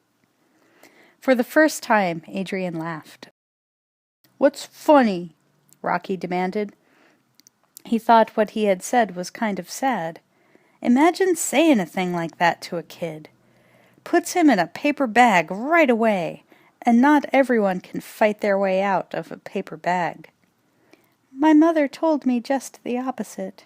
She said, 'You weren't born with much of a body, so you'd better develop your brain.'" "Oh, yeah. Maybe we had the same mother and father." The couple passed close to the angry instructor. Rocky saw that the man was about to hassle them again, so just as the instructor was closing in, about to speak, Rocky looked straight ahead, but gave the man a casual straight arm. The instructor landed on his butt. Adrian and Rocky glided off into the night trolley, onto the shiny old wicker seats with tickly horsehair escaping through the broken straw, into the romantic intimacy of sitting side by side in an empty vehicle, reading the advertisements above the seats opposite them and pressing thighs, hearing the steel tracks shudder and the trolley keep its shaky course down South Street, into the warm wonder of saying things to each other they had never said to anyone else, in the trolley. "Some people are very shy by nature," Rocky stated. "I suppose." "I would say you're very shy by nature." He patted her hand. "I suppose." "Some people think being shy is a disease, but it don't bother me." He hoped his approval would bring her out. "It doesn't bother me either," she agreed. "Then why did I bother bringing it up? 'Cause I'm dumb. That's why. You know, I think we make a real sharp couple of coconuts. I'm dumb, and you're shy." "It's just as hard for me to understand why anybody wants to be a fighter." "You gotta be a little soft to want to be a pug. It's a racket where you're almost guaranteed to end up a bum, Rocky said. I don't think you're a bum, Adrian said sweetly. I'm at least half a bum. Yeah, fightin' is a crazy racket. The roughest part is the mornin' after. Rocky shivered involuntarily at the memory of many mornings after. Morning after? After a rough fight, you're nothing but a large wound. Sometimes I feel like calling a taxi to drive me from my bed to the bathroom. Your eyes hurt, your ears hurt, your hair even hurts. But the thing I'm proud of is I've been in over 60 fights and never had a busted nose. Bent and twisted and bitten, but never broke. That's rare. Why do you do it if it hurts so bad? Guess, Rocky said. After a pause, during which all sorts of answers came to Adrian's mind, she said, "'Cause you can't sing or dance?" Would you care for a glass of water? Rocky went to the fridge, where he kept a bottle of water cold. No thanks. Adrian looked around for the first time and saw the mirror above Rocky's dresser. She saw a very young photo of Rocky stuck into the mirror frame. He was handsome and smooth-faced, wearing a shirt and tie, proud of himself. Rocky stepped up behind Adrian, his face reflected in the mirror. That's the Italian stallion when he was a baby. Rocky put on his cheap record player, danced over to the turtle bowl, and reached in. Here's the guys I was telling you about. This is Cuff and Link. Both turtles were cupped in one palm. I was the one sold them to you, Adrian said. Very embarrassed, Rocky went into a song and dance of recall. Oh yeah, I bought the whole kit. Yeah, you sold me the turtles, the bowl, and the mountain. I had to get rid of the mountain 'cause the turtles kept falling off. Do you have a phone? Adrian interrupted. I had it pulled. People calling all the time. Who needs it? Who do you want to call? I want to let my brother know where I am. She was getting edgy, wanted to touch home. Do you really want to call? Rocky asked, annoyed. Yes, I do. You sure? Yes. Why? I think Paulie might be worried. I'll call your brother, Rocky offered. He flung open the window and, bellowing like a foghorn, called, Yo, Paulie, your sister's with me. I'll call you later. He closed the window and faced Adrian. She was not smiling. His clumsy attempt at humor had only frightened her. What's the matter? Don't you like the place? Rocky gently joked. The apartment's fine, Adrian remonstrated. It's only temporary, Rocky continued. It's not that, Rocky.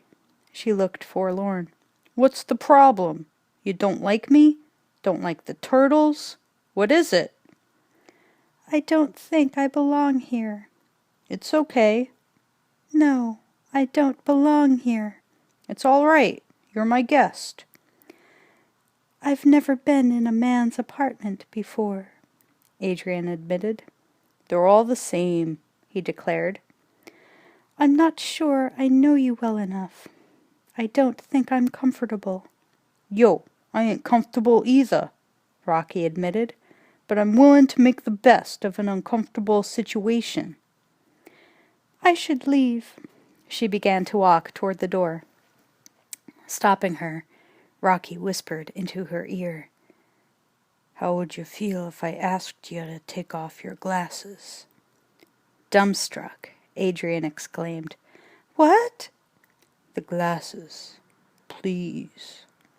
She let him remove her glasses, and looking deeply into her eyes, he said, You got nice eyes. They're small. Small, but a good color. Thank you, Adrian mumbled. Do me another favor? Could you let the hair down? Why are you doing this? Adrian asked, as she let her long, deep brown hair fall.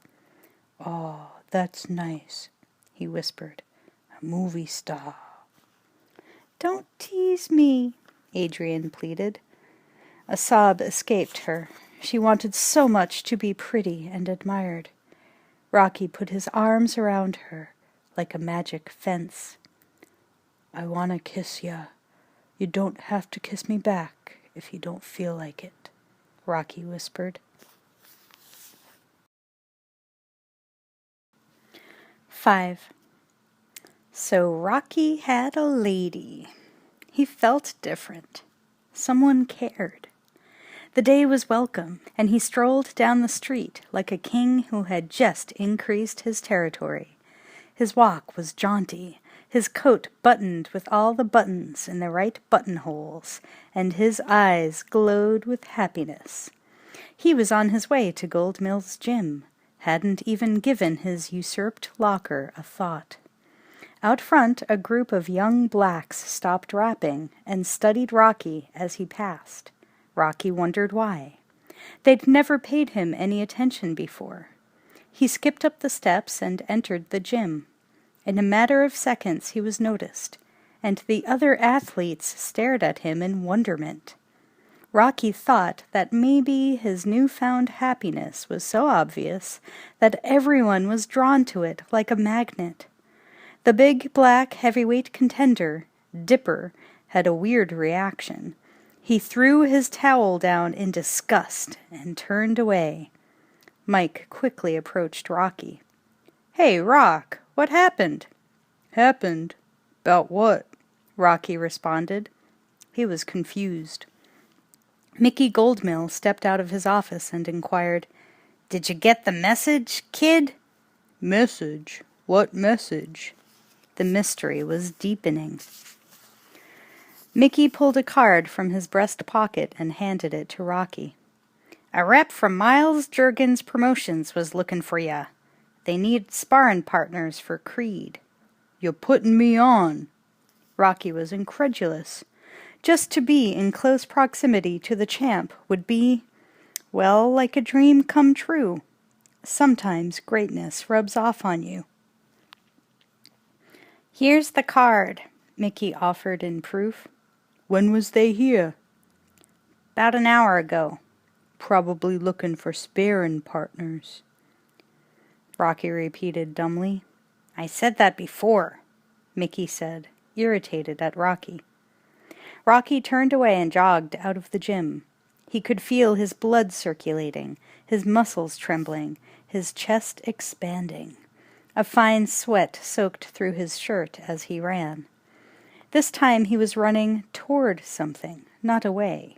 He was running toward the glorious future he had once promised himself. Mickey, pessimistic as usual, and he had lots of reason to be that way, fumbled with his rosary beads like an old woman. "Waste of life," he mumbled as each hard, round, pierced glass bead passed through his fingers. Penance put him at ease. Between his own thoughts, he threw in a few Hail Marys. Rocky stepped off a bus in Midtown. He hurried down Broad Street. Every few steps he broke into a trot. People passed by him in one blurry rush. Finally he came to the skyscraper that had been scraping the sky for 45 years, its Art Deco tower gliding downward from a sharp point to pseudo-Egyptian geometric ornamentation. The hall of the office building was ordinary enough, a candy stand near the elevators, a flat directory behind glass, and an elevator captain in an elevator captain uniform watching the elevator bank of colored lights as they climbed up and down a master control board. "Juergens Promotions?" Rocky asked. "10th floor," the man replied, deftly touching his cap's visor. In a few seconds, Rocky burst into the office of Miles Juergens Promotions, a wild look in his eyes. The secretary was slightly startled by Rocky's excited expression.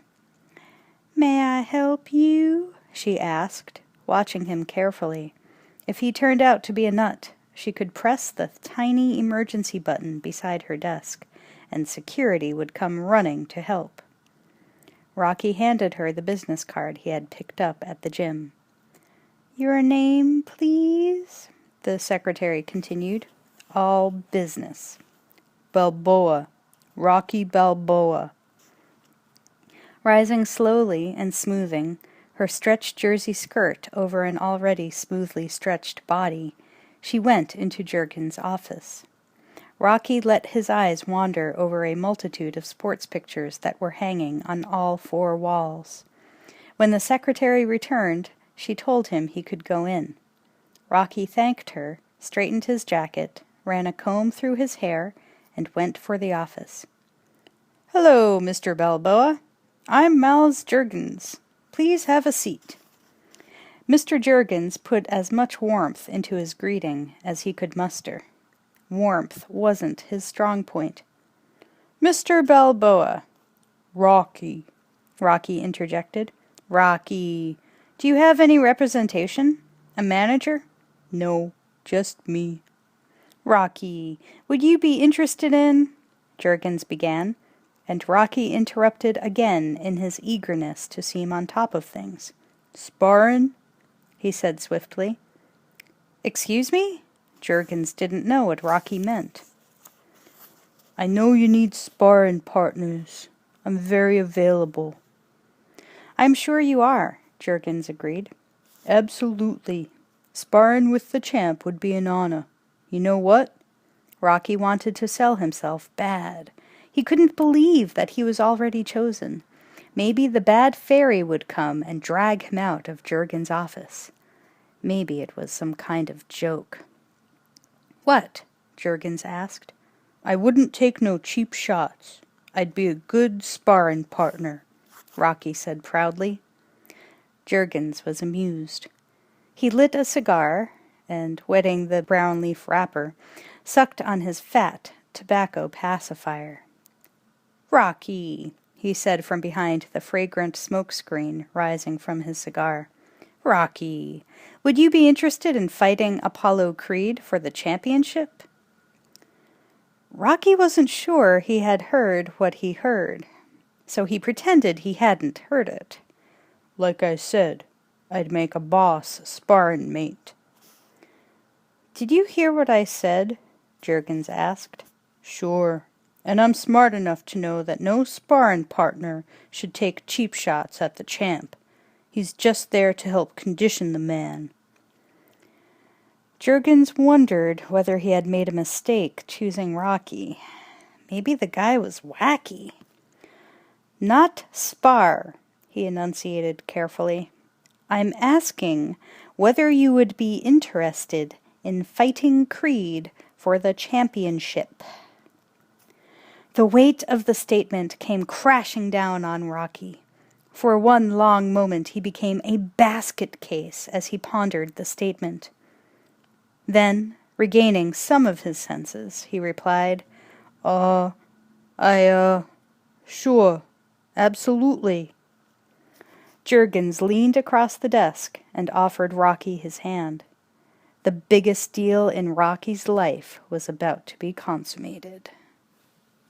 Rocky, Adrian, and Polly met at Polly's apartment for an evening of entertainment in front of the boob tube. Its flickering light and madly circumscribed activities held their attention hypnotically. Apollo Creed was being interviewed. It wasn't as if Rocky didn't know what Creed was going to say. After all, he was in the interview too, but it gave him a thrill to pretend it was news to him. "How do you like the city of brotherly love?" a reporter asked Creed. "I like my Philadelphia brothers. And I'm patriotic." Creed had to duck to the left to avoid a thrusting microphone. Then he continued, in mock seriousness, "If yo don't back up, I'm gonna send yo home with a microphone in your nose." The reporter laughed, but kept the mic right up front, near Apollo's mouth. "Why did you agree to fight a man who has virtually no chance of winning?" he asked. Apollo stuck one hand inside his jacket, like a bigger, tougher, darker Napoleon. If history proves one thing, everybody got a chance. Didn't you all ever hear of David and Goliath? Of course, I would have knocked out Goliath. I wouldn't have needed no slingshot. My fists are made of stone. They can do the job alone. He began throwing his fists into the air as if they were stones. It was easy to imagine them making a thick parabola in the sky and then landing with a cruel thud on Goliath's head. Is it just a coincidence that you're fighting a white man on the first celebrated day of the country's bicentennial? The reporter insinuated. Not wanting to start a political fracas, Apollo answered, "The same coincidence that he's fighting a black man." Then what are your feelings about the challenger? He's Italian. Apollo looked very serious. Mock serious. What does that mean? The reporter wondered. It means, if he can't fight, I bet he can cook. In front of the TV, Rocky and Adrian laughed. It was Paulie who took offense. Do me a favor. His lungs. Punch him out. Rocky's interview filled the screen. He looked nervous under the hot lights. There were beads of sweat on his forehead. No one had put makeup on him or styled his hair the way they do with politicians. So he didn't look embalmed or theatrically tan. He looked naturally funky and foul. This is your largest payday ever. How do you feel about it? The reporter asked. Feel? I don't know. Happy. He smiled to show how happy he was. The smile got stuck and became more of a grimace. How will you fight Apollo Creed? Persisted the reporter. Rocky, his mind elsewhere, answered, Creed's great, ain't he? I'll do what I can. And where did you get the name, Italian Stallion? Get it? I thought of it about 8 years ago, when I was eating dinner. Is it true the most you've ever made in a prize fight is $500? 400, Rocky corrected, as if there were someone out there watching who would punish him if he allowed the lie to stand. But that was a long time ago, he added. And now your payday will be $150,000. Any comment? True to form, Rocky didn't react the way the reporter had set the question up. He didn't want to say he was the luckiest guy in the world, or thank God, or anything. Listen, I want to say hi to my girlfriend. Yo, Adrian! Adrian blushed and laughed. Oh, Rocky! Paulie was embarrassed for Rocky. Christ! He shook his head. You didn't, Adrian said, pleased. Her private association with the contender was now public, making her a kind of celebrity, too. Sure, I did. You heard, Rocky said, nudging her affectionately. I want the whole world to know. They continued to watch the remainder of the interview. The head commentator, Stuart Neeham, a college moron, a silver-haired jock who was 30 years past his false prime, looked directly into the camera, his voice pompous, his enunciation boringly crisp and clear, a thoroughly boring professional. Stewart was not worth the $400,000 the station paid him to be a news personality. He was a sadistic closet case who took great pleasure in belittling others who were better than this turd could ever hope to be. Even his tailor did not respect him, and spent hours making suits that would hide Stewart's milky fat. As he spoke, his capped teeth flashed forth. Another cheap show report. A bicentennial fight. January 1st. It will be the first sporting event on our 200th birthday, and is already being called by many the greatest farce in sports history. If this poor bum lasts more than a minute, I would say he's on borrowed time. It's matches like this, with their exorbitant prices, that give sports a bad name. Not only is this match bad, people, it's sad. What's a Rocky Balboa? And is there a cure? At the State Athletic Commission, Stuart Neeham reporting. Irately, Paulie said, "The guy's a friggin' moron." "Why?" asked Rocky. "Don't it matter none that faggot's making you out a fool? I'd break that faggot's lips." "It don't matter." "He's taking cheap shots," Paulie said. Again Rocky said, "It don't bother me none." Another idea entered Paulie's head, something more practical than pride, a possible job for himself. He thought he'd hit on his friend for assistance. "Yo, Rock, now y'all be looking for people to help, right?" "Help what?" "You know, to help keep you living clean." He shut the TV off and stood in front of it, facing Rocky. "I'll be okay," Rocky responded. Paulie wouldn't let him go. "You gotta have a guy help you exercise. Maybe somebody to be standing by with a towel or run errands, you know." Self-pity filled Rocky and led him to a pretty stupid conclusion. "Hey, who cared about me yesterday, huh? Nobody. I think I'm gonna train myself." "Ain't never been done, Rock. Without having good people around, you won't have such a good chance," Paulie explained. Adrian didn't like her brother's pushy attitude. She felt that he was trying to discourage Rocky and take him for some easy bread. "Einstein flunked out of school twice." "That's so," Paulie said angrily. Adrian continued with her list of geniuses who had fought against tremendous odds and won. "Roosevelt finished last in his class. Beethoven was deaf, and Helen Keller was deaf, dumb, and blind. I think Rocky has a chance. A good chance." As Rocky stood in the doorway, he kissed Adrian good night.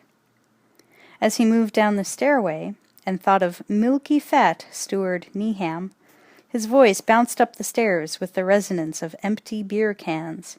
"How'd you like hearing your name on TV?" "I don't know. I was shocked. Why did you do that?" "You're putting me on, right?" "Absolutely," Adrian called, smiling to herself. "What time should I expect you?" "'Bout 7. "I'll be waiting." Adrian leaned over the balustrade to try to catch a glimpse of Rocky on the ground floor. Rocky yelled up to Adrian, "You know how I said that stuff on television didn't bother me?" "Yes," Adrian replied. "It did," Rocky admitted. As he finished, he again thought about Stuart Neeham. Damn pansy. Cheap shot artist. He left the building and slammed the door. His anger resounded throughout the apartment house, then dissipated. Outside the Atomic Hoagie shop, Rocky, Gazzo, and the bodyguard stood eating hot, fat sandwiches. Between bites, Rocky said, "You know I won't be able to work for you no more." "Hey, if a good man can make a better life, let him make it." Gazzo hadn't known many like that. Most of the people he dealt with went from bad to worse. Rocky had never caused him any grief. He really wished him well. "I feel bad about walking." The thinly sliced onions were slipping out of the sides of his submarine roll, so he had to trim the sides of his sandwich by biting the fallout with his teeth. It looked as if he were playing the harmonica. "Take your shot, kid. You got money for training expenses?" Gazzo asked. "A few bucks," Rocky answered. Gazzo took out a wad and peeled off several bills. One might have thought he were removing wilted leaves from a cabbage, so casual did he seem to be. "Here's 500. Put it in your glove," he said. "Do I have to pay juice?" Rocky asked. Gazzo looked at his bodyguard as if to imply, "Why is this guy asking such a foolish question?" Then he and his human arsenal stepped into his white caddy. Gazzo, seeing Rocky still there at the curb, leaned out of the car window and smiling, said, "Does Santa Claus charge juice? Merry Christmas. Now, how's about my present? You gonna win?" "Gonna try," Rocky promised. "Listen, kid, I'm with ya, you know? I'm with ya. Italian, we're blood. You kill this rug. We Guineas gotta show these Afro-Americans where it's at. Give it your best shot, 'cause I want you to prove it to these bums on the corner that my man can't be beat by this rug." "You got any action on the side?" Gazzo asked. "No action," Rocky replied. "You're getting 150 grand, killer. You got any plans for it? What do you think? You like to put it on the street, make it work for you?" Gazzo had leaned back into the car, and Rocky practically had to get on his knees and lean into the window to see and talk to him. "I'm gonna do something with it," Rocky said. "Sure, you do what you want. Stay away from the stock market." Gazzo laughed. "Black market?" Rocky asked mistakenly. "Same thing. You know, Rock, remember when we was kids we fought together, and I wasn't well, and you had to beat up that Irish kid. What's his name? Gallagher.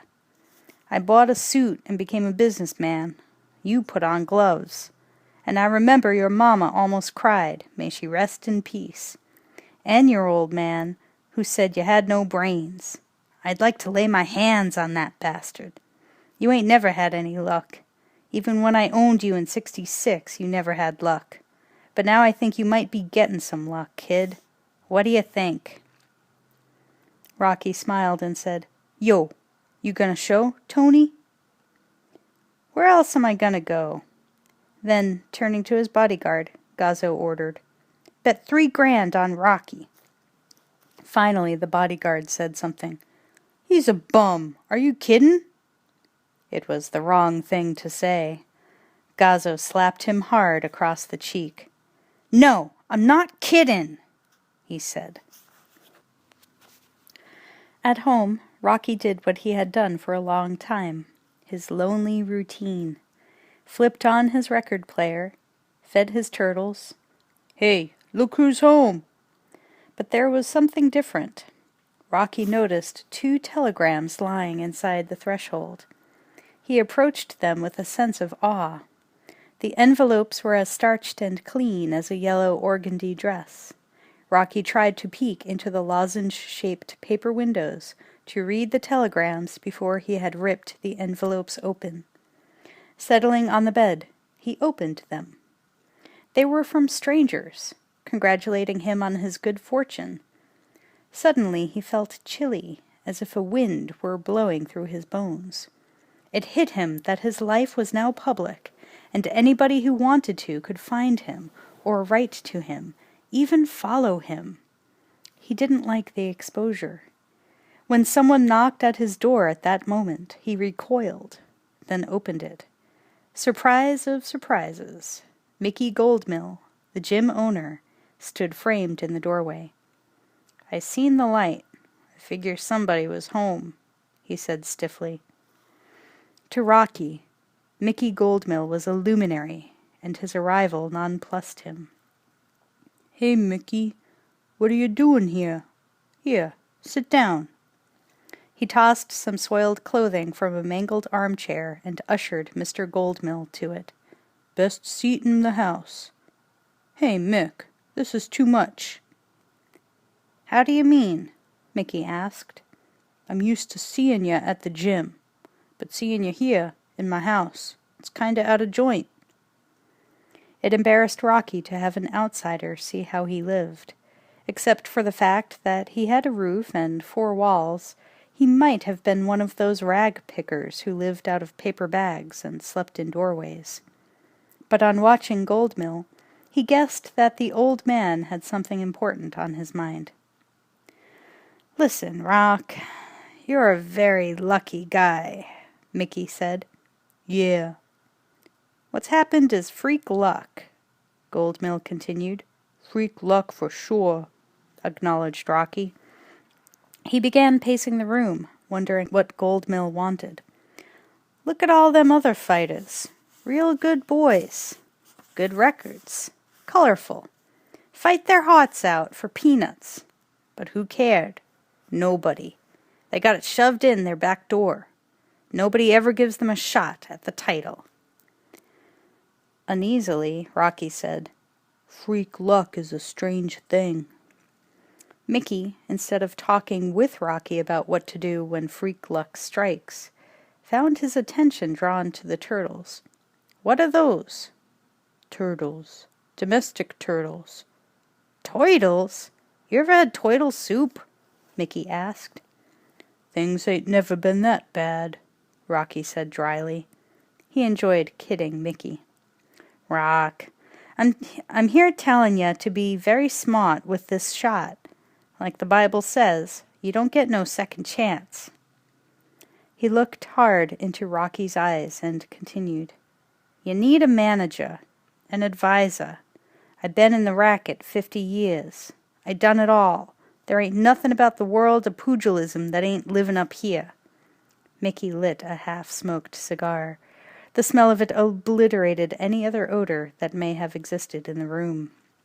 Mickey seemed to breathe more deeply when he inhaled the smoke. Air only made him cough. At a loss, and not wanting to hurt the old man, Rocky said, 50 years, huh? Mickey picked it up. 50 years. The rep is known around Philly, and a good rep can't be bought, but I don't have to tell you that. To change the subject, Rocky suggested, How about a glass of water? Mickey ignored him. Rocky, do you know what I done? What? Driving each word hard, Mickey recited his credits. I done it all. I done and seen everything. Believe what I'm telling you.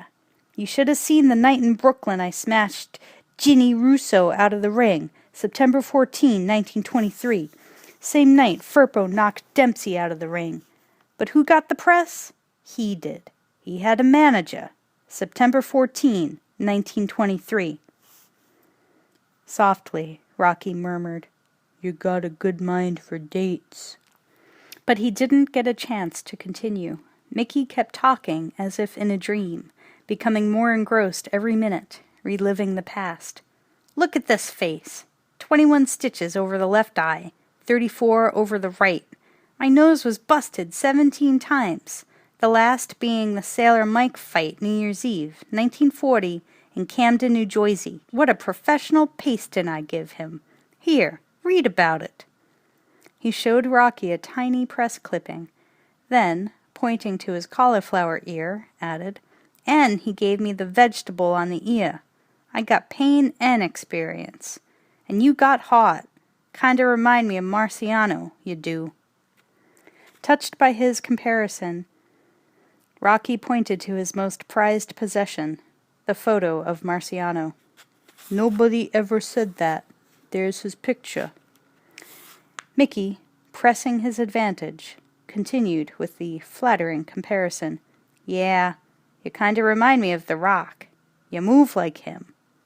He had Rocky now, right smack in the middle of his fantasy. Nothing could have pleased Rocky more than what Mickey was saying. Really think so? Rocky asked. You got hot, Mickey emphasized. Hot, but I ain't got no locker. He tried to embarrass Mickey. Mickey never would have taken Marciano's locker away.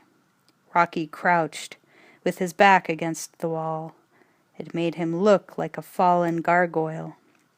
Mickey either reserved his answer concerning Rocky's locker, or was too much into his monologue to stop and explain. He hadn't yet finished with the true and wonderful story of the career of Mickey Goldmill. Christ, I know this business, Rocky. When I was fightin', it was the dirtiest racket goin', see? Pugs like me was treated like fightin' dogs. Throw you in the pit, and for $10 you try to kill each other.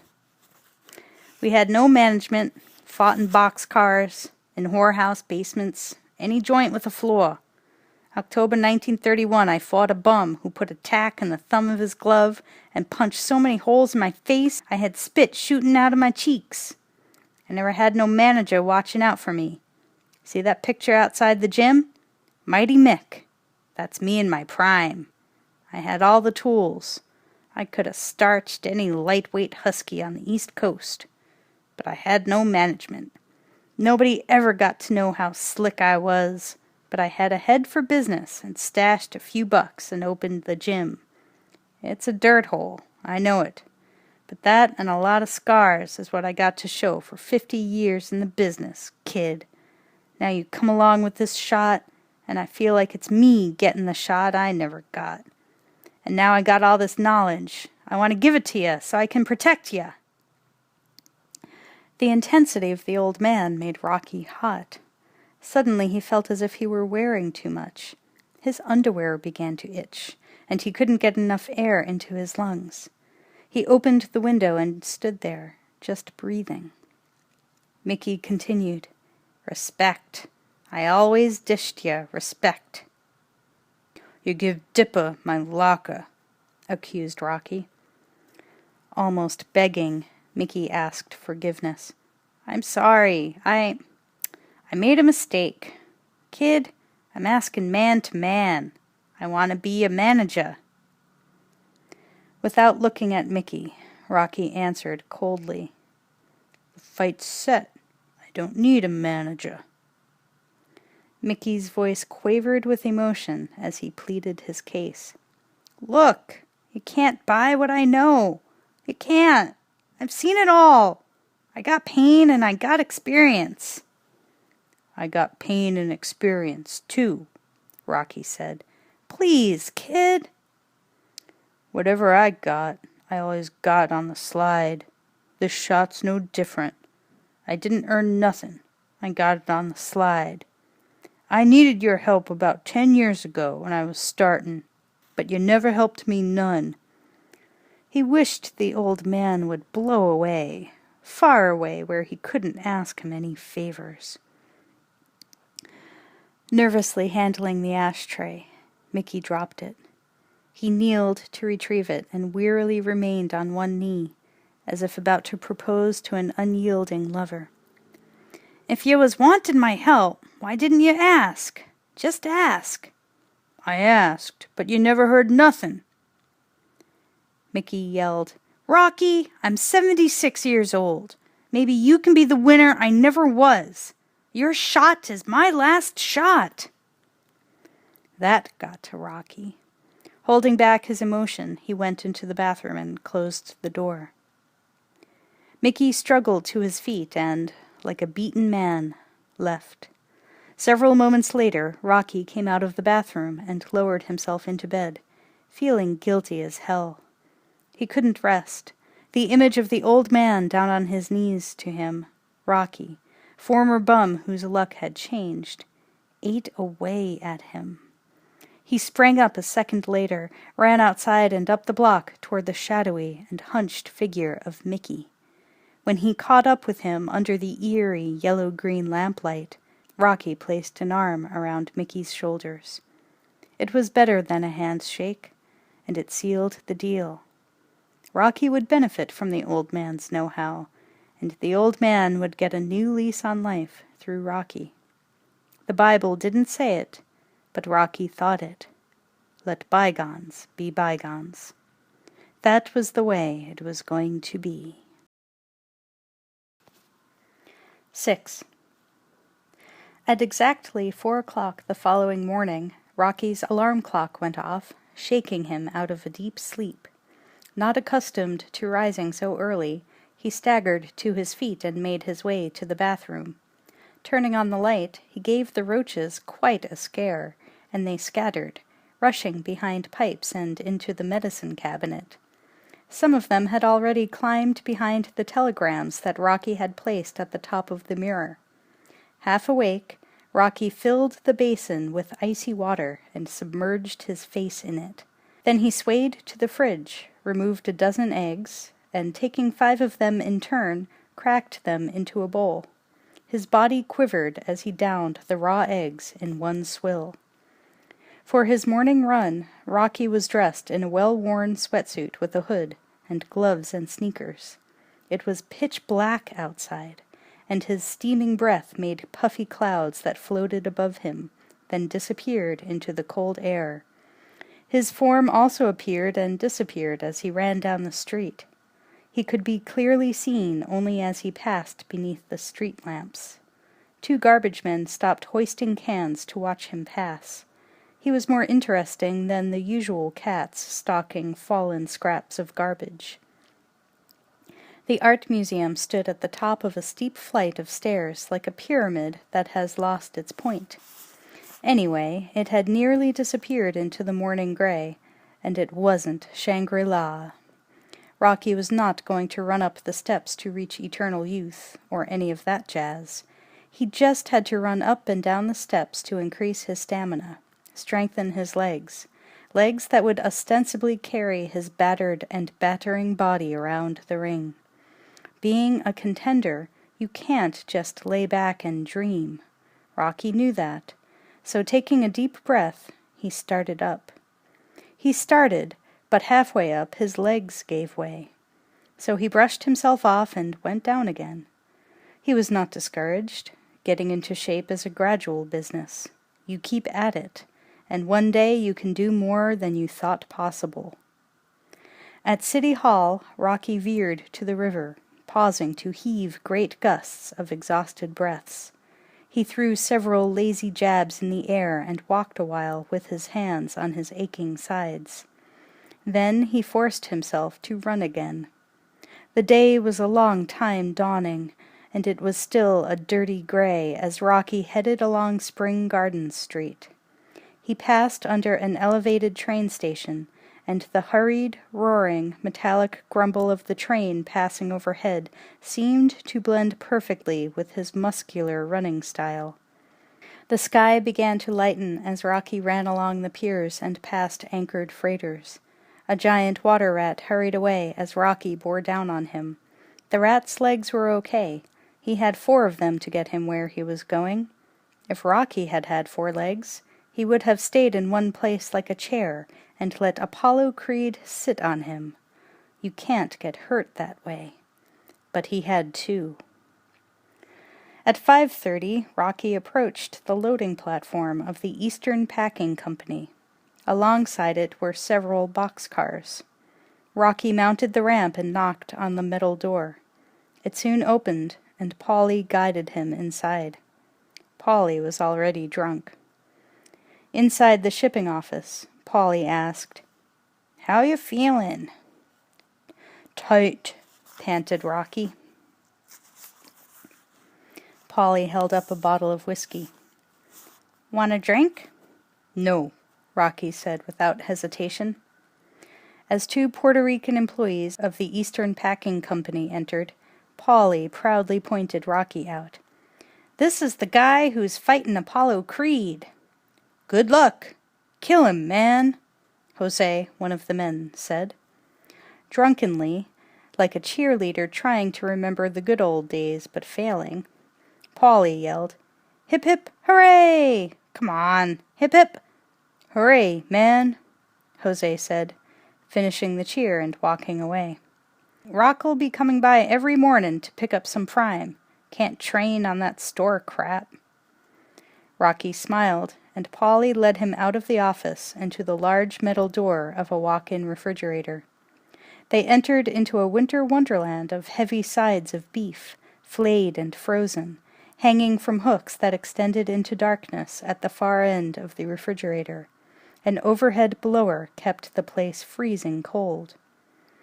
The freezer did not so much resemble a modern torture chamber as a ballet captured at the moment of ascent, in ice. The racks could be slowly turned, causing the meat to sway thickly back and forth. A layer of fat covered each carcass, which was in turn covered with tiny ice crystals. This is what gave the refrigerator a festive air. This is what kept death fresh. An overhead blower caused the men to speak loudly and caused the temperature to remain steady. "If you don't pay Gazzo, you end up hanging on the hook, right?" Polly teased. Gazzo's a good man, Rocky insisted. Yeah? Then how about you talk to him about me? Talk? Please do me that favor, Polly begged. Rocky, ignoring the urgency in Polly's voice, casually answered, Keep this job. You eat better. Polly opened a jackknife and idly jabbed the hanging meat. He swilled some whiskey from the pint bottle he carried with him. He was working up a sly piece of conversation to coerce Rocky with. You know, do you think you and my sister, doing good together? What do you think? Rocky answered, uncomfortable and cooling off too fast. He could have used a muffler in there. Ain't sure. What's the story? Polly kept on. What? Rocky asked. The story. What's happening? Polly sounded like a man who had mulled it over for quite a while. You really like her? Sure, I like her. Laughing nervously, Polly asked, What's the attraction? I don't see it. I don't know. She fills gaps, Rocky said reflectively. What gaps? She got gaps. I got gaps. Together we fill the gaps. Rocky felt that he was revealing too much. After all, it wasn't any of Polly's business. Suddenly, Polly asked what he shouldn't have. You bawlin', huh? Holding back a rush of anger, Rocky turned toward Polly and hissed, Don't talk dirty about your sister. Tersely, knowing he was in dangerous territory, Polly put it another way. Come on, you screwin', huh? From across the room, Rocky looked him hard in the eye. That's why I can't put you together with Gazzo, 'cause you talk too much. Big mouth. Polly reddened. He stepped forward and slammed his fists into a slab of hanging beef. The beef moved back and forth no more than 2 inches in each direction, sluggishly denying it had been hit at all. The punching of the beef was a muted challenge to Rocky, and he responded by slamming his fists into the brittle ribs of the side of beef. This time the grotesque object swung in a wide arc like a hanging corpse, which it was, minus head and dead eyes staring blindly. Rocky moved along the line of corpses, hooking great punches that only he felt across his knuckles and up the entire length of his arm. His face revealed a concentration never seen before, as though he were locked in total battle. Hit the rump! The rump! You'll break the ribs! Polly hollered. Rocky continued pounding, faster and faster, reaching the second row of beef. His fists acted as human meat tenderizers and made him grimace with every punch. As he moved into the dark recesses of the refrigerator, only the dull sounds of his pounding fists could be heard. It was as if he were destroying a malignant and hidden fear that appeared only to him. His fury could hardly be explained logically. As he worked his way to Polly again, a sadistic Balanchine of bull bodies, his choreography made every hanging beef swing, looking surrealistically alive. We do that to Creed and they'll take us to jail for moida, Polly shouted. Rocky looked at his hands. They were drenched in blood, up to his elbows in blood, his own and the bull's. Polly handed him a package of beef. Don't talk dirty about your sister. Rocky took the package and ran out. Polly looked after him with some fear, a lot of respect, and just the tiniest bit of resentment.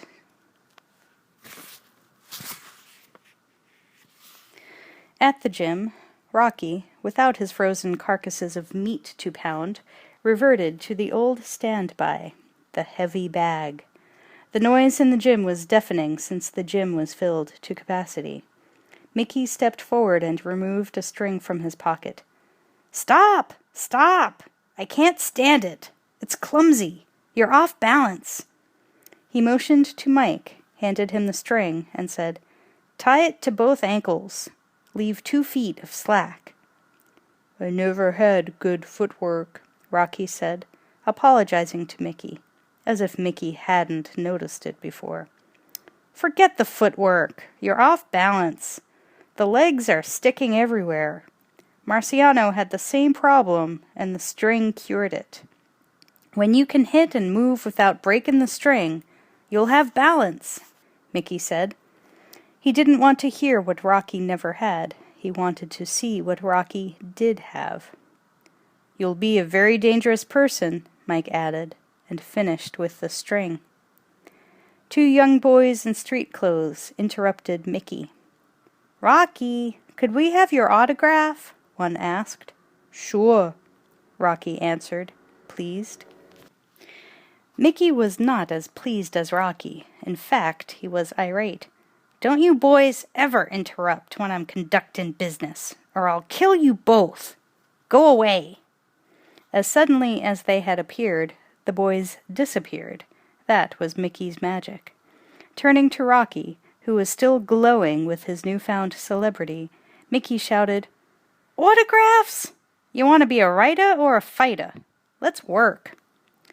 "We got visitors," Mike cautioned. Mickey strained his eyes to see Steward Neeham and news cameramen entering his gym. Approaching them, he said, "Can I help you guys?" The smug newscaster first turned to his cameraman. "Set the camera up over there." Then he said to Mickey, "I am Steward Neeham, which I'm sure you knew, and I'm covering the pre-fight training." "I own the place," Mickey informed him.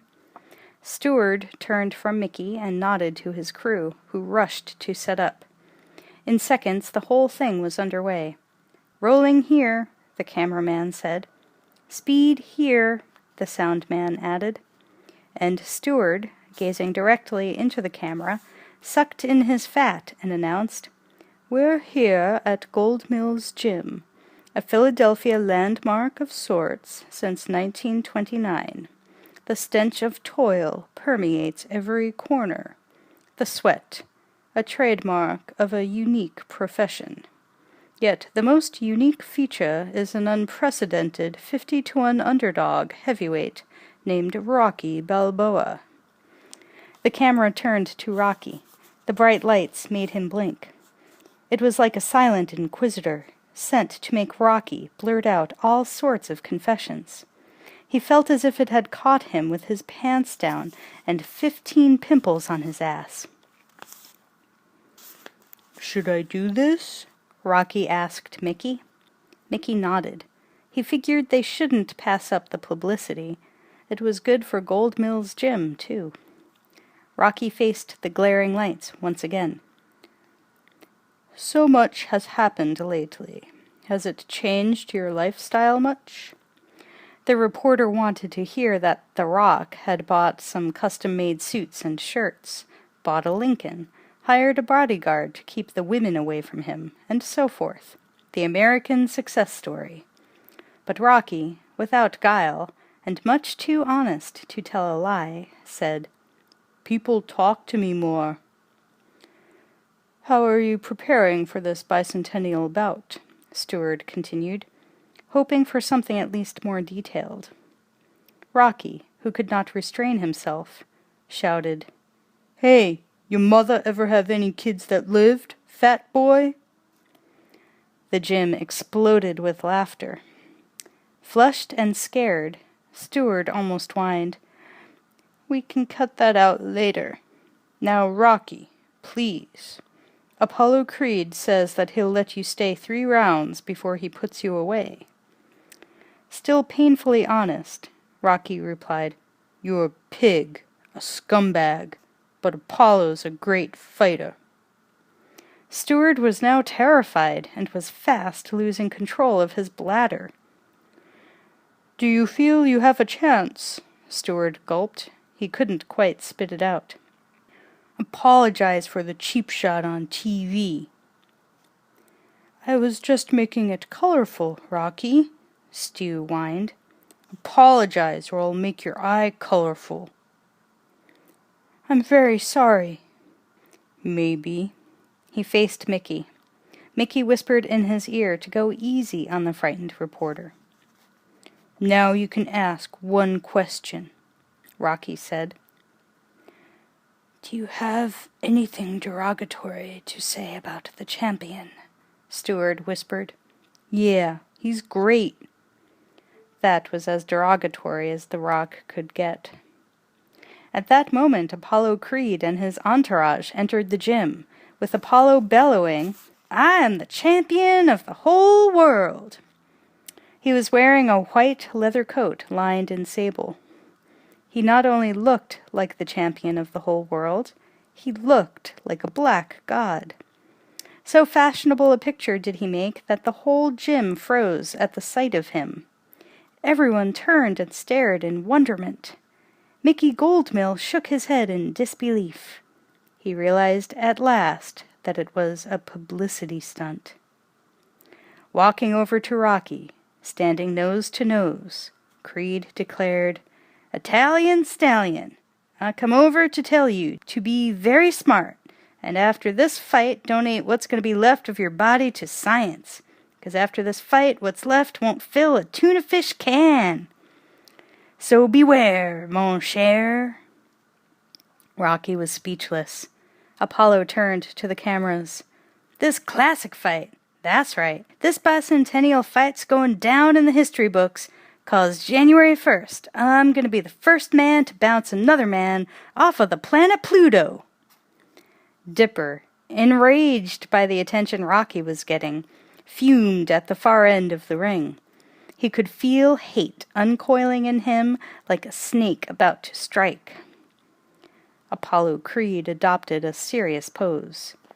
Now I got a special announcement, you hear? For the first time in a lot of years, this championship fight is going to be on your home TV. Free. Of course, that's just for Philly. My present to the city.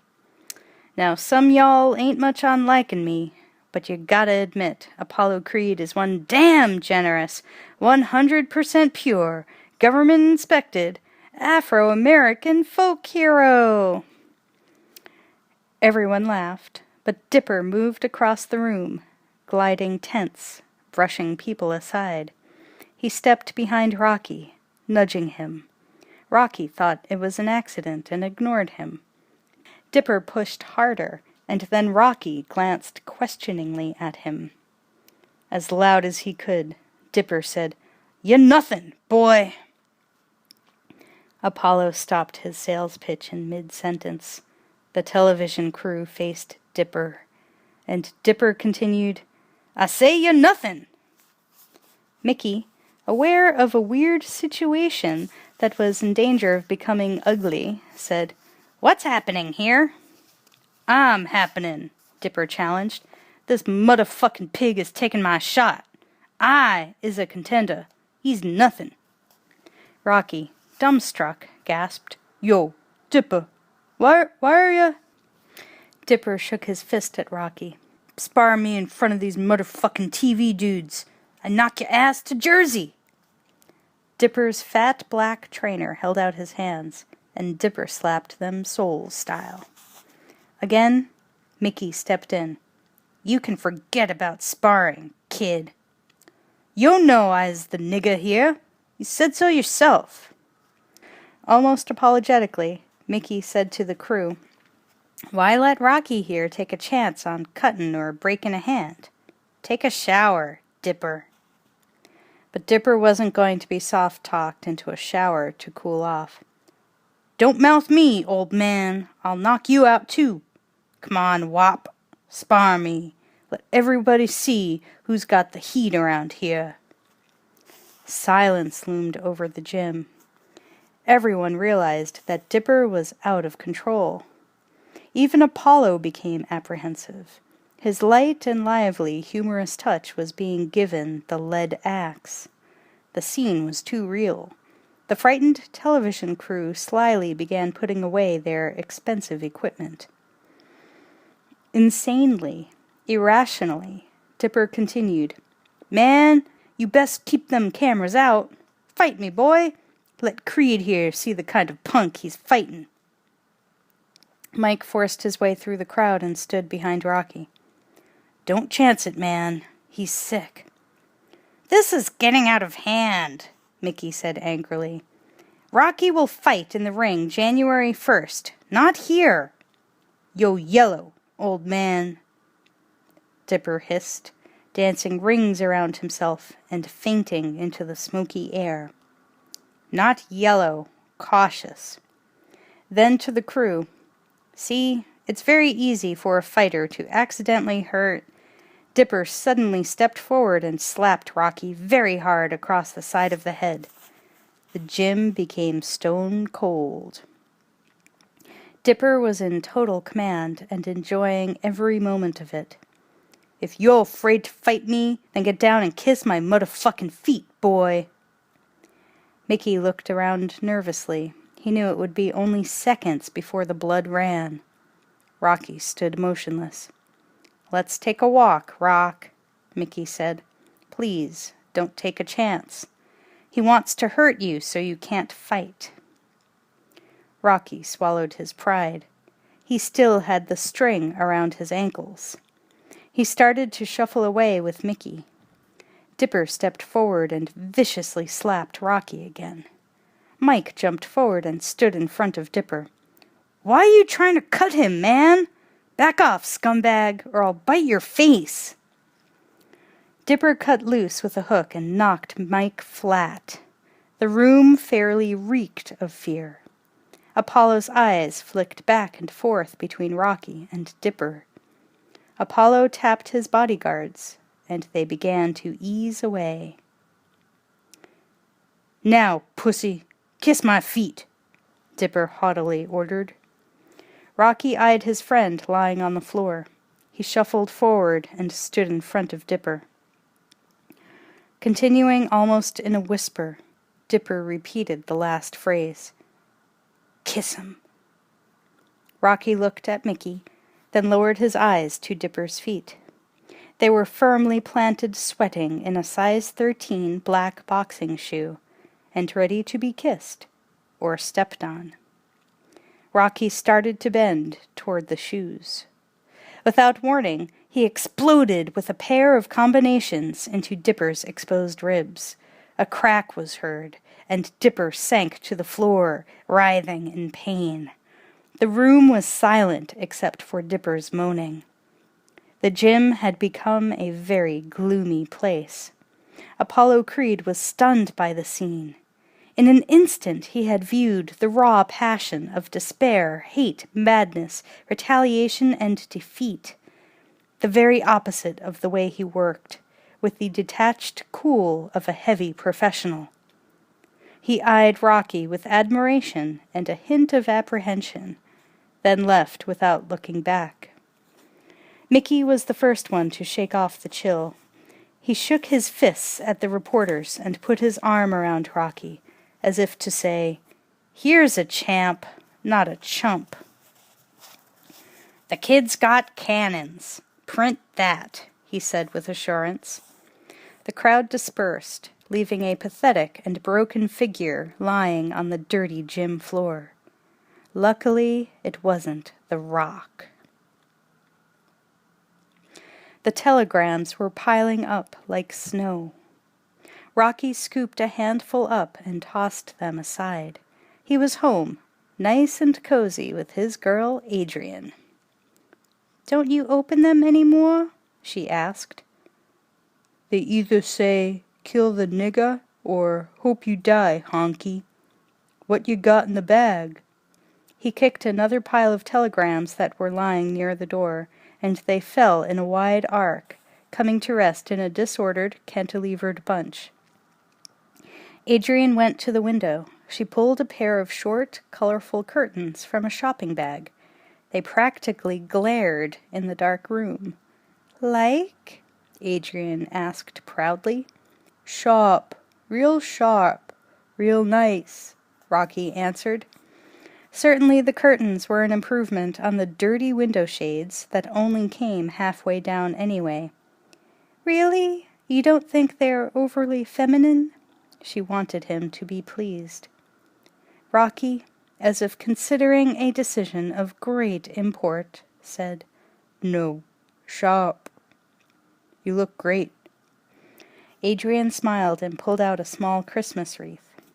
Rocky responded with a look of such love and warmth for her that she came and let him hold her in his arms. "Adrian, you really look great, you know, but I can't fool around during trainin'. Makes the legs weak." He wanted Adrian there and now, in spite of his legs. "Don't want weak legs," Adrian said, her lips flush against his. "Can't fool around." He stepped away, not too far, and looked at her as if she were a masterpiece. "You look very great." "The legs," Adrian warned. "Yeah, but I think weak legs ain't bad sometimes, you know?" Adrian uncharacteristically removed her sweater as Rocky moved toward her for another embrace. Underneath her sweater was a t-shirt that read, "Win, Rocky, win!" "I thought it might be cute," she said shyly. "You're right. Maybe we best just hold hands. The shirt made me feel guilty, you know." And Rocky laughed, a good-natured, happy to be alive and well in Philadelphia laugh. 7. One pre-dawn is like the next. Gloomy, lonely, a kind of limbo in which the ghosts of yesterday linger like a haunting refrain. At this time of day, Rocky was already out running, and for extra weight he carried his huge dog, Butkus. The dog didn't like this, of course. He wanted to be on all fours, running alongside Rocky.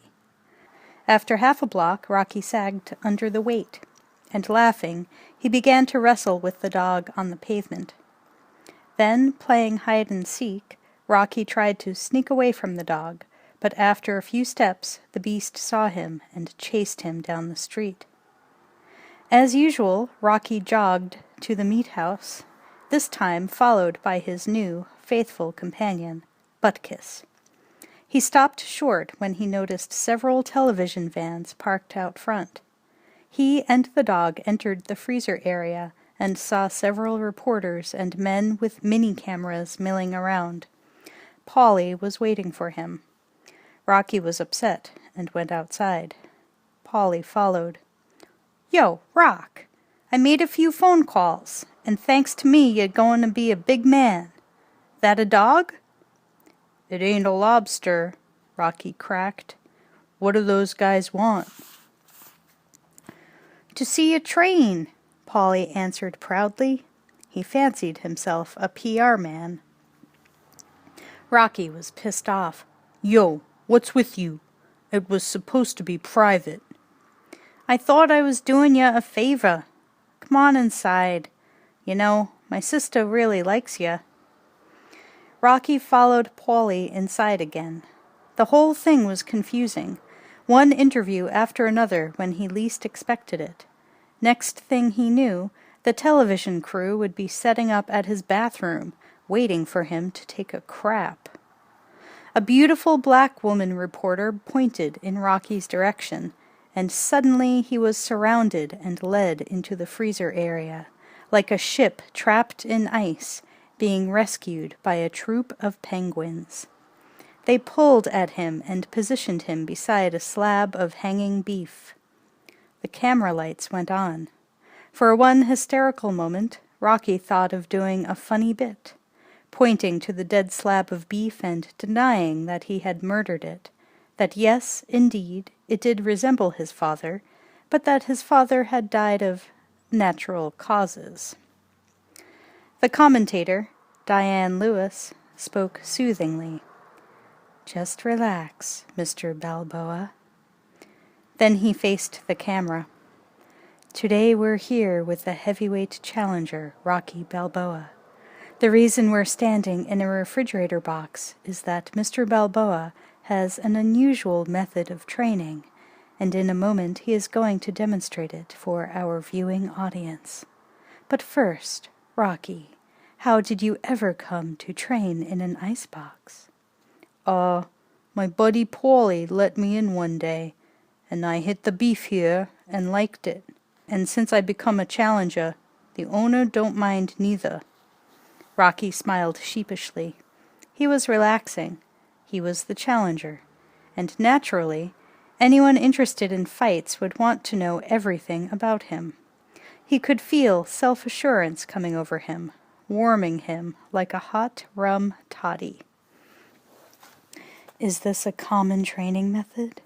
I mean, do other fighters pound raw meat? Diane Lewis asked by rote. I think me and Paulie invented it, Rocky answered pontifically.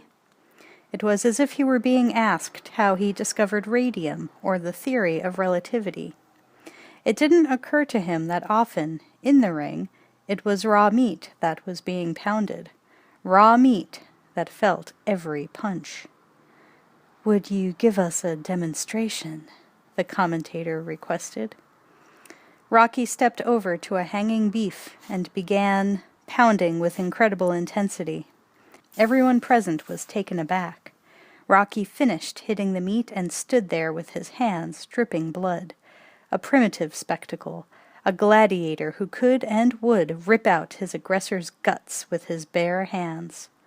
Rocky looked straight into the camera's lens and held up his bloody fists. Unnerved, Diane Lewis bit her lips. She could taste a trickle of blood with the lipstick that had come off. This is Diane Lewis in the meat house with the southpaw, Rocky Balboa. Apollo Creed sat behind Jurgen's desk with 4 middle-aged types discussing the forms and charts with Apollo's lawyer. Jurgens was out somewhere attending to business, maybe making sure the arena had all the toilet paper, paper cups, soap, etc., for the night of the big match. And what were all those charts and forms? They were big money mapping out Creed's take from TV, radio, and so forth. How much is being channeled into West Coast closed-circuit advertising? Creed asked. Conservatively, 300,000, a lawyer said. Well, make it 450. Used to be my lucky number. Then, turning to another lawyer, he said, Send 200 roses to the mayor's wife from me. Get a picture, and make sure it gets in all the papers. The lawyer, trying to live up to the occasion, and being a smart-ass, asked, What color roses, Apollo? And what if the mayor's wife is allergic to roses? Apollo looked at him as if he were a living turd. If she's allergic, I'll pay for the doctor afterward, but make sure she takes that picture first. A businessman interjected, Long-stemmed roses. That's the only kind to get. Then, do you want to run the 15 radio spots in the Midwest? I think you could spend the money better in Canadian publicity. Yeah, I'd like to get Canada. See if we can get a tax break. Give me the figures on the program concession. Apollo was brisk and businesslike. The circus was out there, but in here the real stuff was taking place. Meanwhile, the trainer sat across the room in a darkened corner looking at a small television. He was watching Rocky's bloody exhibition on the news. He waved at Apollo. Apollo, you ought to come see this boy. You're gonna fight on TV. Looks like he means business. But Apollo was too engrossed in his paperwork to be worried about anything else. I mean business, too. He turned to the businessman nearest him and said, The gross rental of the arena is going to include the 400 ushers, right? Give me some coffee. Still mumbling about how you have to watch out for bums, especially bums who don't seem to feel any pain, The trainer left the office to find a coffee shop and bring back some Java. Hey, where did the moon go? Meaning that it was a moonless night, but it didn't make any difference because there were street lamps and lighted windows to help the weary traveler on his murky way. Polly, his blood containing a high concentration of alcohol, staggered up the stairs to his apartment. Fell up them would be more accurate. He went in, removed his coat, threw it on a chair, rubbed his red eyes, making them redder, and swayed into the kitchen.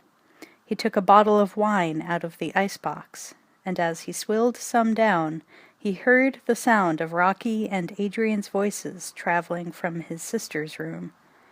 Polly's face tightened, and he staggered toward the bedroom. Like a naughty child or a dirty old voyeur, he stood outside the bedroom door and peered through a crack. What he saw was an innocent scene of flaccid domesticity. Rocky, Adrian, and the dog were watching TV in the darkened room. Adrian was speaking. "And he called the reporters," she said, obviously speaking about Polly. "Yeah, threw my whole day off," Rocky complained, an edge of anger in his voice. "Don't be mad at him. He just wants to help." "Yo, I ain't mad," Rocky explained. "I'm just out of joint when reporters are around. They take cheap shots, and Polly knows it." "Are you going to say anything to him?" Adrian asked. "What's to say? I don't know what he wants from me." Filled with uncontrollable anger, Polly smashed into the room. "Nothing! I want nothing from you!" Shocked out of 10 years' growth by her brother, who looked as if he were possessed, Adrian sought to exorcise his demon by saying his name out loud. "Polly!" she shouted. But he wouldn't be calmed down. Though his tongue was as thick as pea soup and his eyes as red as ketchup, he flapped around the room squawking and making devilish jabs at the air. "Shut up! I want nothing! I ain't no charity case! Get out of my house!" "It's not your house," Adrian said flatly.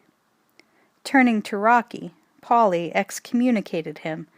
"You ain't no friend no more! Go home! Out of my house I want ya!" Embarrassed for Polly and for Rocky, Adrian said, "Don't talk that way to him." "Get out of my life, both of ya!" was Polly's answer. He kicked the door out of frustration and appeared to be bordering on a nervous breakdown.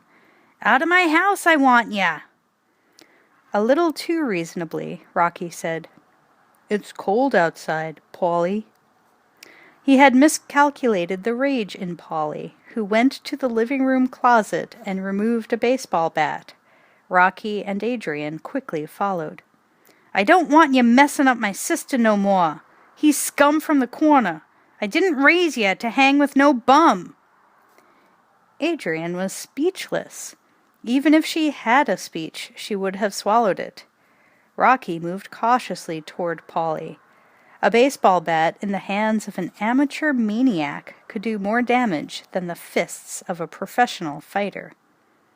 Polly raised the bat high, in a dangerously accurate position, where, if he wanted to, he could mash Rocky's face in. "Want to hit on me? Come on. Come on, I'll break both your arms, so's they'd never work." Rocky became a statue. Only the beating of his heart through his shirt revealed his emotions. Adrian cried, "Polly, stop now!" Polly stuck to his guns. "I want him out of here!" Then turning to Rocky, he said, "Don't think I'm good enough to work for Gazzo." He spit on the floor to show his disgust for all of those who would have liked to spit on him. "That's what I think of bums like you and Gazzo." He spit again for emphasis. "You're going up and don't care enough to throw Polly some crumbs." He spit again, just out of habit. "I give you meat, and I give you my sister, too."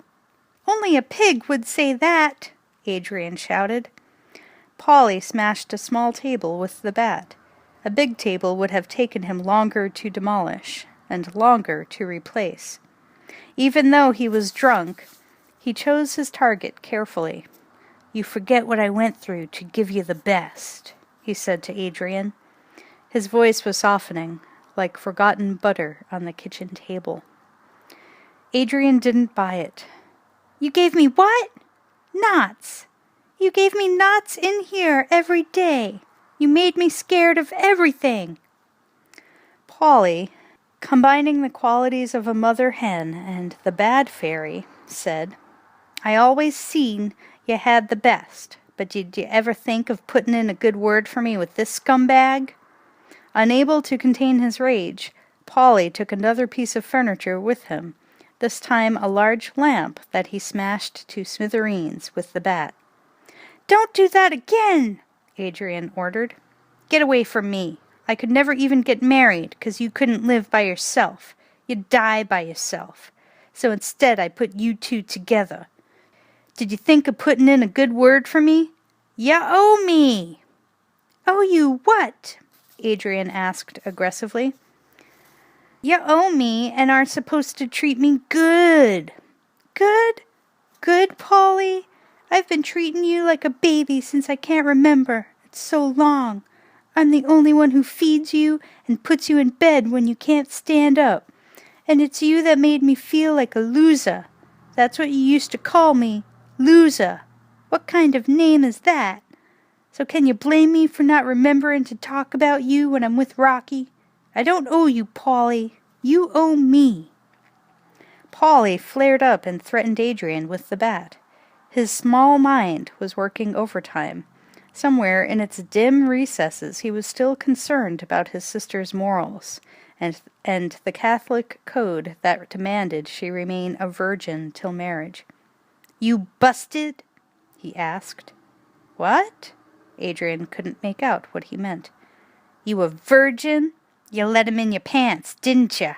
You pulled down your pants and let him have it, didn't ya?" Polly was obviously hung on imagining the details of his sister's first time. Mortified, Adrian ran to her room. Rocky advanced toward Polly. It was about time. He was fuming. His entire body was a smoke funnel for the release of repressed anger. "Hey," he said. Polly cocked the bat back and tensed. Rocky remained still. "I can't haul meat no more," he said softly. "What can I do about it?" asked Rocky just as softly. "Christ, I've been begging you for a break until I'm sick inside." Now Polly was talking. "What break, huh? What break? Who am I to give breaks?" He thumped his chest for emphasis. "I'm a fighter. You haul meat. You do what you do, and I do what I do best. That's it. That's life, man." Rocky's remarks shamed Polly, especially when he said, "That's life, man." Rocky walked away from him, then returned. "And what you said to my girlfriend ain't right. Do it again, I'll kill ya." Now he was cooking, putting Polly straight. He went into the bedroom, where he found Adrian with her face in the pillow. She was rocking slightly. Rocky cradled her and kissed her cheek. "What a roommate," she said. "Absolutely." 8. It was time to study Apollo Creed's every move, his style in the ring, his weak points, so Mickey and Rocky sat in Mickey's stuffy little office above the gym, watching 8mm movies of Creed in action. "His defense is great. Can't lie about that. You have a rollin' style. Can't retreat as fast. But your style ain't retreatin'," Mickey said. He stared at the flickering image, watching the black champ move across the screen like a huge dancer. "See how he plays sometimes? Drives his cornermen nuts. Nobody knows his next move, him included. Now look, Creed's got the competition helpless against the ropes. Killer instinct. You both got the killer touch. Interestin'. See that? Right cross combination. Beautiful. But you got the power to rip the body. They watched more action, figuring out how to approach the fistic problem. Mickey continued, Rocky, when you climb into the square and know you're meetin' the best fighter in the world, you're gonna be ready. You're gonna be ready 'cause I've been waitin' for 50 years. 50 years! When I'm done with you, you're gonna be able to split nails. You're gonna be able to eat lightnin' and crap thunder. Y'all be a very, very dangerous person. Rocky stared transfixed at the screen. He could hardly wait to get in there with the champ and mix it up. Put your whole body into it, Mickey instructed. That ain't a bag. That's Creed. That's the mountain that won't be moved. Hit him! Hit him! Rocky pounded the heavy bag with intense concentration. He hit the rough canvas with all he had, and from every angle, till his gloves felt like bricks, and his arms as weak as a baby's. From the bag he went to the slant board. It was almost perpendicular. While he did his sit-ups, he pounded himself in the stomach with a dumbbell. His face showed that he was in pain. After 4 sets of 50 sit-ups, Rocky did push-ups between 2 chairs, as Mike sat on his shoulders, adding over 150 pounds of weight to deal with. 2 more times! You can do it, Mickey urged, driving him on. Later, Mike put on a pair of target gloves, and Rocky moved around the ring swinging at them. He grunted with every punch, blowing air out of his mouth. Then, drenched in sweat, he made the speed bag hum. Its rhythm was so perfect and steady, with a number of interesting combinations, that a symphony could have been written behind it. Ode to Gold Mills Jim. Rocky's face now had a hard expression, and his complexion was flushed. Mickey clicked a stopwatch, and pleased with the way things were going, he patted Rocky's shoulders. He was very happy. Rocky had just completed exercising with the medicine ball and was heading for the steam room when a thick man crossed the gym, and Mickey nodded. "What you say, Al? Meet the Rock." Then to Rocky, "This is our cut man, Al Silvani." "Yo, Al," Rocky said. Al could be the most important man in Rocky's corner.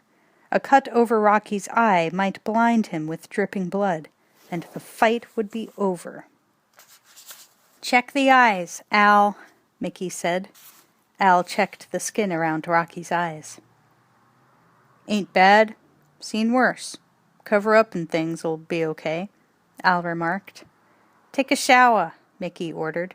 "You're cooling off too fast."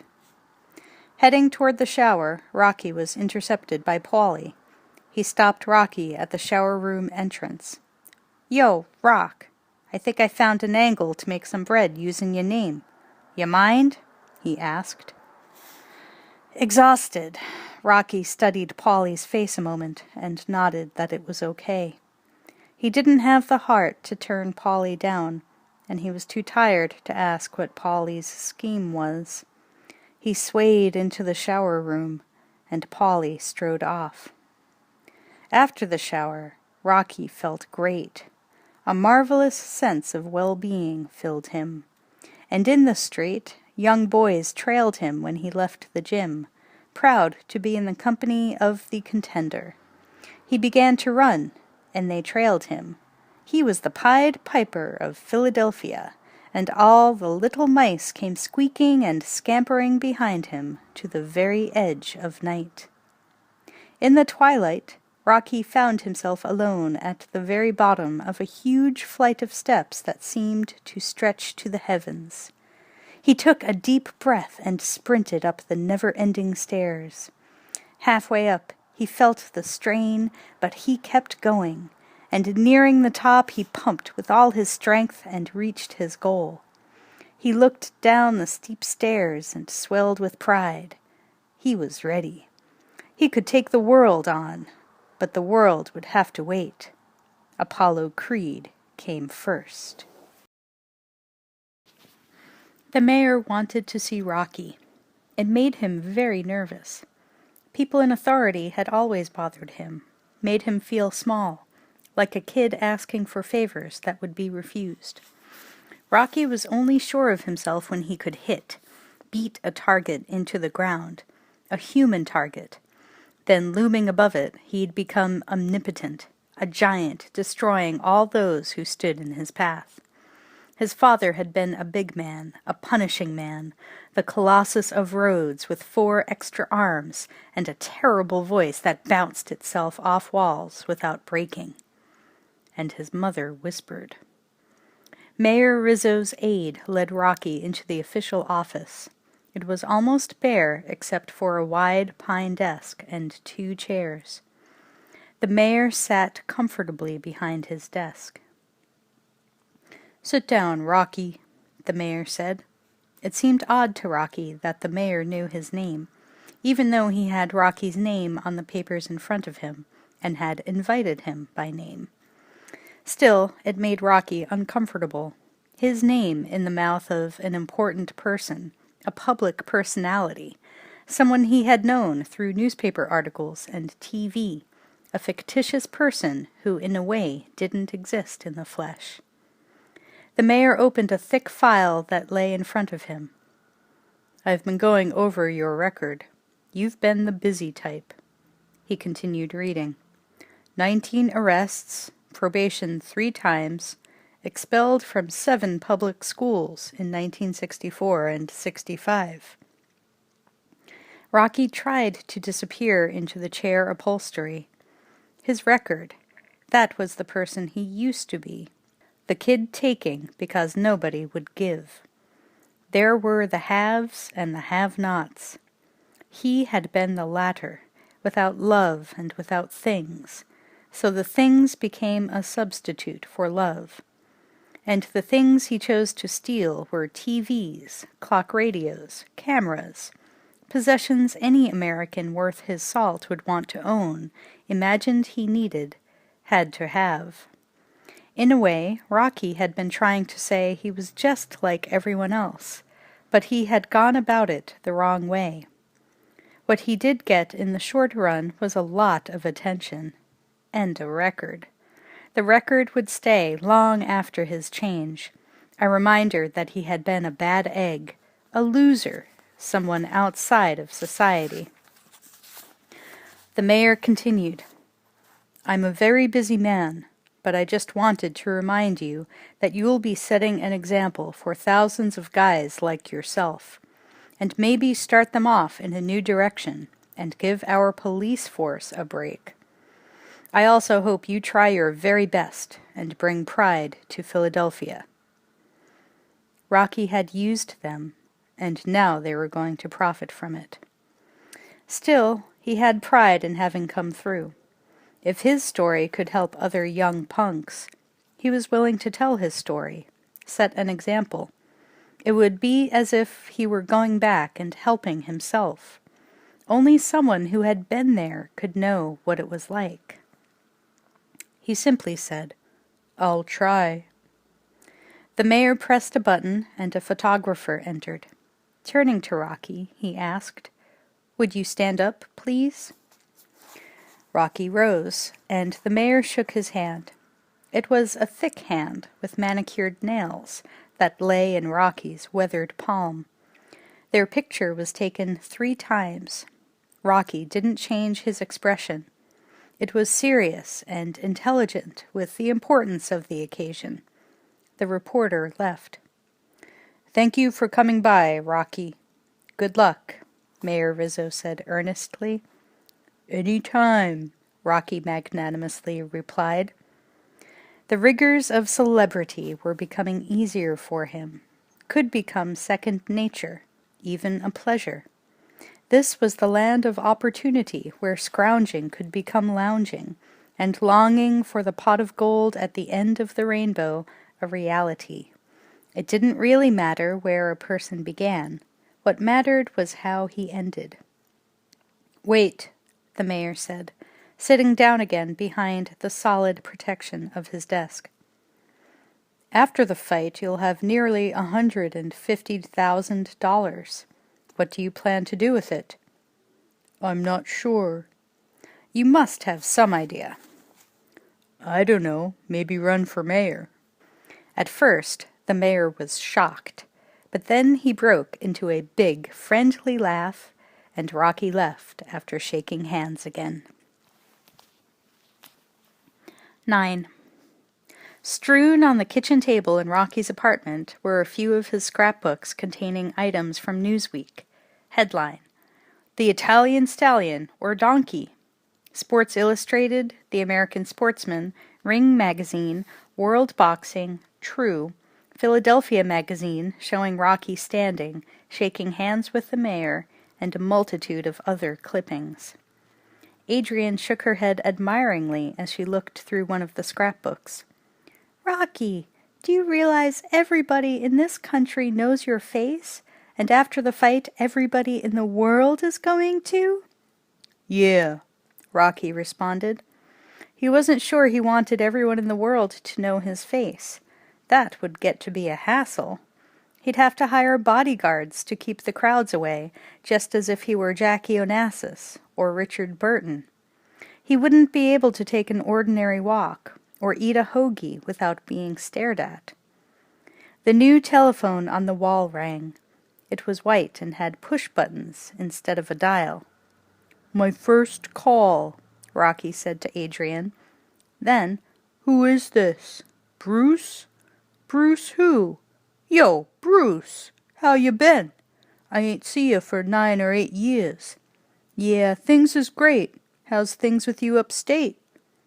You sellin' real estate? Hey, that's a good job.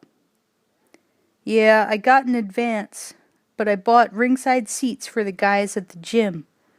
I get the $150,000 after the fight. Yeah, I know it's a lot of money. Condominiums? Nobody uses them anymore. Listen, I think a pet shop is a good investment, you know? I don't care about long hours. There's no depreciation. That don't matter none to me. Yeah, I like animals. Why don't you give me your number and I'll call you back? Let me get a pencil. Rocky pretended to get a pencil. Okay, he continued. What is it? 412-659-2424. Yeah. Thanks for calling. Sure, I'll get back to you, Bruce. See ya. Rocky hung up. What was that you said about a pet shop? Adrian asked sweetly. What? Rocky asked. His mind was already in a distant place. What did you say about a pet shop? Adrian insisted. I don't want you cleaning nobody else's cages no more, Rocky explained. He sounded preoccupied. Is everything all right? Adrian asked solicitously. I gotta go out for a while, was all the answer she got. Rocky grabbed his coat and moved to the front door. He turned to Butkus. Come. Rocky arrived at Gold Mill's gym. He had the key to the door. Everyone else had gone home. Rocky moved across the gym through eerie shadows, the dog trotting by his side. He moved up the stairs to Mickey's office. At the top of the stairs he looked down at the ring, reflected for a moment, then entered the office. After turning on the lights, he quickly cleaned the cluttered desk and set up the projector. He went to the cabinet and removed a stack of 16mm films. Several hours later, Rocky was deeply engrossed in watching another Apollo Creed film. He was sitting motionless when suddenly he bolted upright. Something had caught his eye. He sprang at the projector and reran the scene several times. Rocky hardly noticed time passing. He was searching for something in Creed's style, his Achilles heel, so to speak. Suddenly, as Apollo was delivering a knockout blow to an unfortunate opponent, Rocky stopped the projector.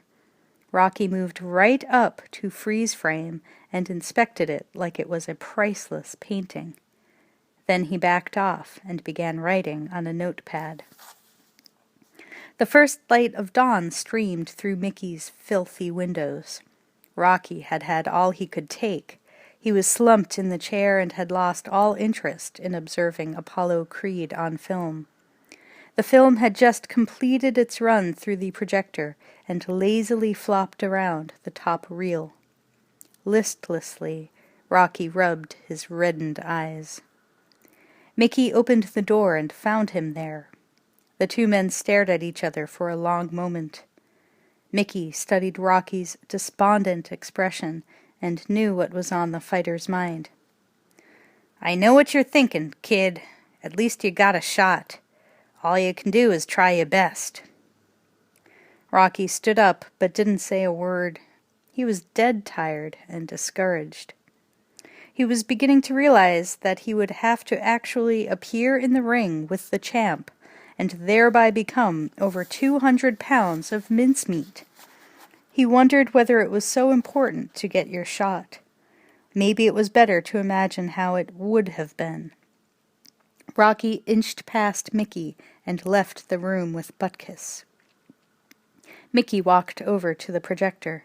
He idly pushed the machine with a lazy motion until it slid off the desk and crashed to the floor. After leaving Mickey's gym, Rocky and his dog moved down the street listlessly and headed for home. It was daylight when he arrived. Adrian was asleep on the couch. He lowered himself beside her. Her eyes opened.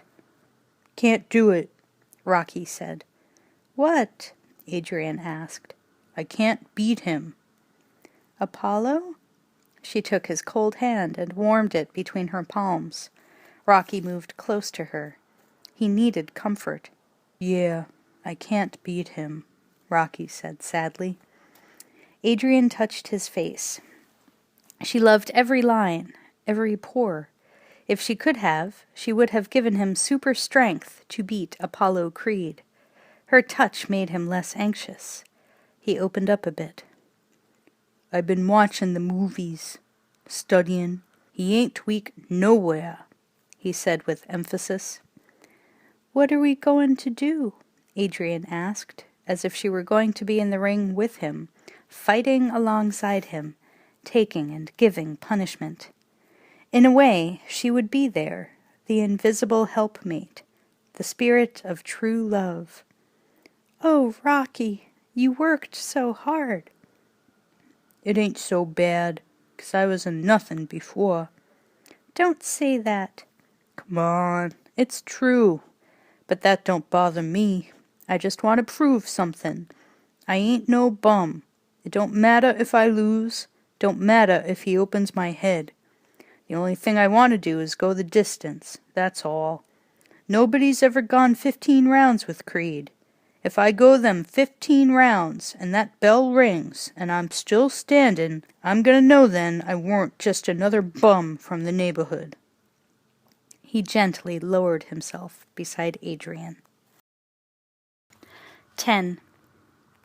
It was the horrible or wonderful night, whichever way you want to look at it, of the bicentennial fight, and the Philadelphia Spectrum was filled to capacity. The cheap seats had filled fast, right from the first prelim, and the crowd was boisterous, in a holiday mood not unlike the spirit that infected watchers at a hanging, though no bets were laid there. At ringside, the celebrities and wealthy fight fans discussed the pros and cons of the championship match, how many rounds it might go, whether Rocky would be KO'd before he had danced a complete waltz around the ring, what Creed would do or say to antagonize his opponent. Very few had pity for Rocky. They figured the money would make up for the injury, and they were sure there would be some danger. Nearly everyone held a red, white, and blue streamer, and the arena was decorated in tons of patriotic red, white, and blue. High above the ring were huge posters of Apollo Creed and Rocky Balboa. The silence in Creed's dressing room was earplug dead, except for some noise that filtered under the door from the arena. Apollo's hand was being taped, white and tight. The rasping sound of the adhesive tape was very pronounced. It said, "Use me correctly, and you won't break any bones in your hand." Once Apollo had fought with a broken metacarpal in his right hand. It had hurt like hell and swollen up afterward, but he had won the fight. It took more than broken bones to finish him. It would take at least 10 more years of fighting bums before he retired to the old rockin' chair. The money was too good. He wasn't about to break his ass to earn $1. Let 'em come. He'd fight 'em, and he'd take home the $1,000,000, while they picked up 100,000 or so in smaller denominations, and be glad of it. The atmosphere in Rocky's dressing room was the same, dim and quiet, with only the sound of Al wrapping Rocky's hand. Adrian watched in silence as Rocky's hand became a mummy, preserved within its traditional shroud. Again the most pronounced sound was the rasping of the adhesive tape. As Rocky's other hand was taped, his breathing became heavier, more nervous, faster. Mickey put drops into Rocky's nose to keep it open, help him breathe. Then grease was smeared around his eyes, covering old scars that might open. In Apollo's dressing room, the ceremony of blights was continuing just as in Rocky's dressing room. Drops up the nostril to increase oxygen intake, heavy coating of Vaseline ringing the eyes with a wet shine that made them look deeper, like a hole where the moon used to be, the wrapping to protect his other hand. Apollo's trainer dug his fingers deeply into the thick neck muscles of Apollo's upper back and neck.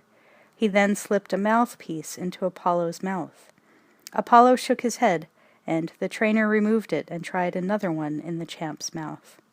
Creed nodded yes. In Rocky's tomb-like dressing room, Al had wrapped his arms around Rocky's waist and was lifting his diaphragm up. It seemed to Rocky that his breath was actually roaring. He could hear it rushing through his ears, and the blood pounding. "'Scuse me," he said to Al, and made for the toilet. Once there, he got down on his knees and prayed. "Dear God," he began, whispering, "I'm sorry to be asking you a favor in this here toilet, but it's private, and I know y'all understand. See, God, I don't want to get kilt, and I don't want to embarrass my girl and my friends. So please, I'll never ask ya for another thing if you'll let me go the distance. I know I ain't a winner, that ain't in the cards, but I'm gonna try. Amen. Thank you, God." Completing the prayer, Rocky stood and looked at himself in the mirror. Suddenly a wave of emotion swept over him as he realized that in a very few moments he would face the most overwhelming challenge of his life. He walked out of the John as if he were leaving the royal throne room. He had managed to compose himself. A guard leaned in and nodded that it was time, then left. "It's time, kid," Mickey said. Rocky nodded and moved toward Adrian. "I'll wait for you here," Adrian said, and kissed him. Rocky left with his trainers. There are a few times that a man must go it alone, without loved ones, or anyone, when he faces death, and when he has to fight the odds, mano a mano. Adrian was close to tears. She was allowed. Rocky, Mickey, Mike, and Al started down the long hallway. Up ahead were 3 security guards, protecting the granite ribbon that led to the arena. All that was missing was the dolorous drumbeat that leads those sentenced to death to their final drop into eternity. It wasn't that bad. The trap door was stuck, and Rocky had both feet on the granite. Mickey and Al were bouncy, on their toes.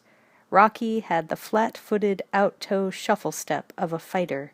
He just kept going straight ahead without grace, without haste, not even worried anymore. "Yo, Mick, can I have my robe?" Rocky asked. He put on his robe. Embroidered across the back in flaming letters was the motto, "The Italian Stallion!" Pennzoil. Mickey was not amused. "Don't you care what the people will say? You're a contender, not a billboard." "I'm doing it for a friend," Rocky said. "What do you get out of this?" Mickey insisted, sure that Rocky had been taken. "I get the robe, and Paulie gets $3,000, Rocky confessed. "Shrewd," Mickey commented. At ringside, reporters were already at their typewriters. TV commentators were making their preliminary comments in front of a panel of closed-circuit televisions, and the judges were fidgeting with newly sharpened pencils, restlessly waiting to make their marks on paper that would add up to who won. "Hello, I'm Bill Baldwin, and on behalf of the Philadelphia Spectrum, would like to welcome our viewing audience to the World Championship Bicentennial Heavyweight Fight, the first major event of the bicentennial year. A point of interest is that the fight is being beamed to more than 750 million fans in theaters in nearly every corner of the world. I would like to welcome an old friend and co-commentator for this evening's event, Jimmy Michaels," Baldwin said. Michaels, as cool as a TV set that hasn't been turned on, picked up his cue and, smiling at the audience, said, "Thank you, Bill. The electricity is everywhere tonight. Rocky Balboa, a 50-1 underdog, is living a Cinderella story that has captured people's imaginations all over the world. To quote a popular sports magazine, the fighting styles should be the caveman against the cavalier. From the increase in sound, it appears the challenger is now approaching the ring. His record is 44 wins, 20 losses, and 38 knockouts." Commentator Bill Baldwin took his turn at the mic. "I only wonder if this man has the skill to get past 3 rounds. Vegas odds say no." A wedge of uniformed guards knifed down the aisle to the ring. Many people wished Rocky well as he passed. He was like a life-size wooden saint whose elevated platform hadn't been built yet, so he was pushed and pulled down the aisle in a manner too abrupt and rough for a saint. Those who didn't wish him well hurled insults at him, but who can be a saint and not be reviled and insulted? Mickey, a stalwart at Rocky's side, didn't hear the insults. He heard the general roar of the crowd, and he was elated. From his face one could tell that it was the greatest night of his life. Rocky spotted familiar faces from the gym, but made no sign. From the back of the arena, a super-stupendous roar went up, as if the earth were giving way. Apollo Creed had appeared. He was in a mock boat and dressed like George Washington, and he was throwing silver dollars into the audience. This nearly created a panic as people tried to catch and fight for the glittering silver discs. The noise built to deafening proportions, and while some folks were still scrambling for the unexpected souvenir dole, Creed's trainer held the rope, and Creed bounded into the ring. He tore off the Washington outfit, and it was clear that under one outfit, Creed was garbed in another. An outrageous Uncle Sam costume. On his head he wore a red, white, and blue sequined top hat. The robe was a matching red, white, and blue sequined number. His trunks were red, white, and blue silk, with stars around the waistband. The boxing shoes matched the trunks. On his chin was a pointed white Uncle Sam beard. Baldwin reported, "You could go deaf with the noise. It undoubtedly means champion Apollo Creed is heading toward the ring." Hitting himself on the head with disbelief, the other commentator screamed, Am I seeing right? Creed is approaching the ring in a boat. Is he supposed to be George Washington? Obviously so, going by pictures of Washington I've seen in the history books. I'd say close, but no cigar. Officiously and officially, the other commentator reported. It's been confirmed that it is definitely an impersonation of George Washington. A great way to start off 1976. Immediately, Creed began to dance gracefully in a wide circle. He passed within inches of Rocky. His Uncle Sam beard almost brushed Rocky's face. "I want you! I want you!" he taunted. The crowd loved it. Apollo Creed floated back to his corner. "Don't let 'em get you tight," Mickey warned. "What do you think that outfit cost?" Rocky inquired. He hadn't taken the taunt personally. He had distanced himself, and was merely an observer enjoying Creed as much as the crowd. It was like a Halloween party. Creed had knocked on his door yelling, "Trick or treat." Rocky hadn't prepared a treat for his costumed visitor, so he had to expect a trick, and Creed had a lot of tricks up his sleeve. Rocky would be ducking, but not for apples. The announcer, who was none other than Miles Juergens himself, stepped to the center of the ring. Several men in suits stood against the ropes. Paulie was dressed nicely and sat at ringside with a pretty blonde woman who was also dressed nicely. They were the Nicely twins. Rocky waved at him. Paulie waved back and secretly gestured to his date. "Ain't she a beauty?" is what he meant. Rocky smiled and gestured back. "Not bad." "Ladies and gentlemen," the announcer broadcast, "welcome to the Bicentennial Heavyweight Championship fight. We are very proud to have with us 4 former great champions. Ladies and gents, the one and only Manasseh Mauler, Jack Dempsey." The crowd roared. Crowds always roar, as if it takes thousands to make the sound of one aroused animal. Jack Dempsey, in a striped brown double-breasted suit, looking old and stocky, waved to the crowd and went to Creed's corner. "Good luck, kid," Dempsey said. "Someday you'll own a restaurant, too. A soul food restaurant." "Thanks, Jack. But you know, soul food is poor people food. My people are moving up to Porterhouse," Creed answered. Dempsey moved off, approached Rocky, slapped him on the back in a peremptory manner, and repeated his, "Good luck, kid." He climbed under the ropes and took his seat. "Christ, Jack Dempsey," an amazed Rocky said to Mickey. A short time later, the announcer pointed, and the timekeeper rang the bell. This time the announcer introduced Jake LaMotta, the man who decided that he would not feel pain, and never did, no matter who was hitting him. He had believed in psyching himself to stand the punishment, and it had worked, even against Bob Satterfield, who had one of the most powerful punches in fight history. Only thing about Satterfield, he had a glass jaw and was liable to be knocked out himself. Sugar Ray Robinson had mixed it up with LaMotta quite a few times and had won the middleweight title from him in Chicago on St. Valentine's Day in 1951. During the 6th round, LaMotta's arms tired of punching, and Sugar Ray did him in. "Former middleweight champion, the Bronx Bull, Jake LaMotta," the announcer shouted into the mic. Jake raised his fist and gave best wishes to both contenders. He, too, was short and stocky, and his voice had the gravelly, slurred speech of an old fighter.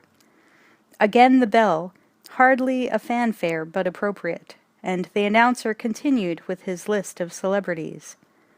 "The man with the big punch, everybody's favorite, the Brown Bomber, Joe Louis." Joe bowed and stepped to Creed's corner. Creed struck a boxing pose, and Louis tossed a playful punch. It was delightful showbiz, and the crowd loved it. They had forgotten how the government had dunned Joe for some huge sum for his income tax, a sum that could never be earned and repaid in one lifetime. Joe, for whom all of Harlem had united and celebrated the night he had won the heavyweight championship. Joe, the pride of Black Pride. The announcer continued, "The man with the big punch, everybody's favorite, the Brown Bomber, Joe Louis," and then realized that he had just introduced Joe. It was just that his eye had picked up on the wrong line on the piece of paper he held. Without batting an eyelash, he corrected himself. "Now, last but certainly not least, the former heavyweight champion, a son of Philly, Smokin' Joe Frazier." Frazier rumbled to the center of the ring in a bright green suit.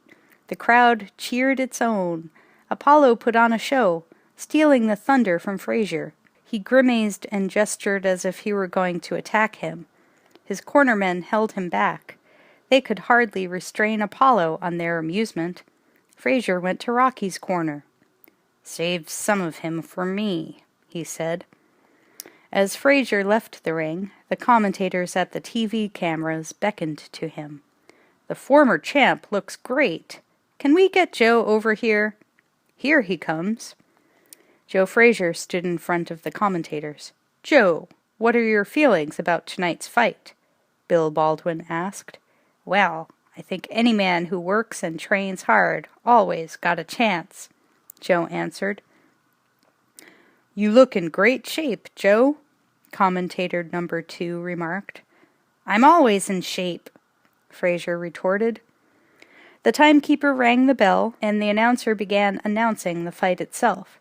"Now for the evening's main event. In the corner to my right, the challenger, wearing white trunks, at 191 pounds, one of Philly's own sons, the Italian stallion, Rocky Balboa." The crowd responded with good cheer and few boos. They were not about to bring down their own. Then turning to Creed, the announcer continued, "In the far corner, wearing red, white, and blue, weighing in at 210 pounds, undefeated in 46 fights, the heavyweight champion of the world, the master of disaster, Apollo Creed." The arena exploded, and Creed put on a display of hand speed, flicking and darting at the air with poisonous snap. The referee motioned to both fighters.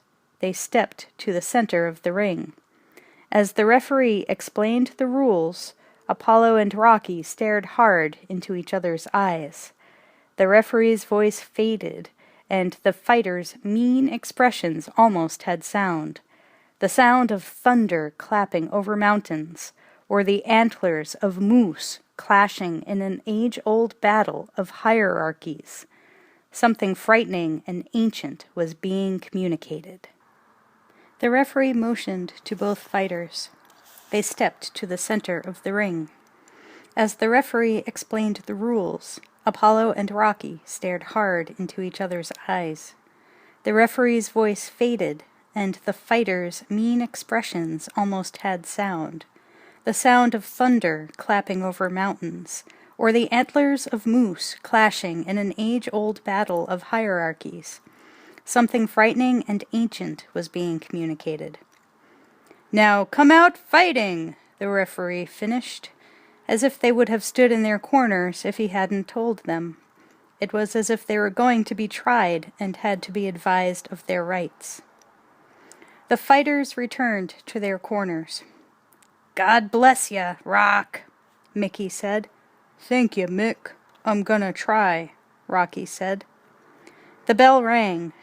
Creed danced forward and boxed Rocky as though he considered him an amateur. Bill Baldwin reported, "The champ stings the slower challenger with jabs at will.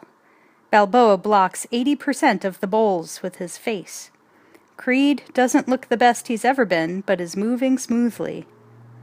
Creed snaps out a triple combination that backs Balboa into a corner. Oh, a solid hook by Creed, a master of fist men." Commentator Michaels was given the nod to continue, while Baldwin drank some of his cold black coffee.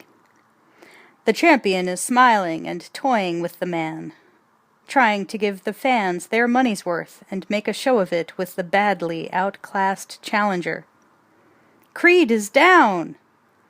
With a sudden explosion, Rocky had let go of a tremendous upswing to the jaw, and that was what had dropped Creed. The arena went wild. Creed's eyes showed disbelief, and so did Rocky's. He backed into his corner. Mickey and Mike yelled at him, "You can do it! God damn it, you got the power! The body! Get the body! You got him going!" The referee was counting. 6, 7, 8. Creed was up, his playful attitude gone. He was all business now. His lightning jab stung Rocky's face repeatedly. "Come at me, sucker!" Apollo taunted. Rocky charged, and a terrific right crashed against Apollo's chin, followed by an uppercut to the liver that caused Creed to cringe. Apollo countered with jabs, and Rocky whipped brutal combinations to the body.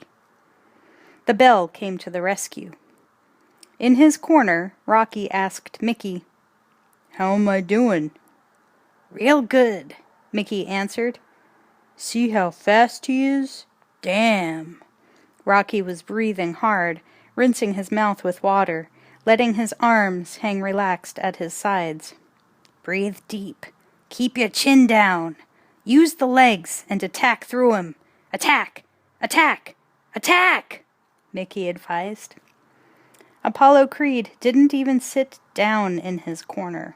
He stood there facing out to the crowd, clowning around to prove that he wasn't hurt.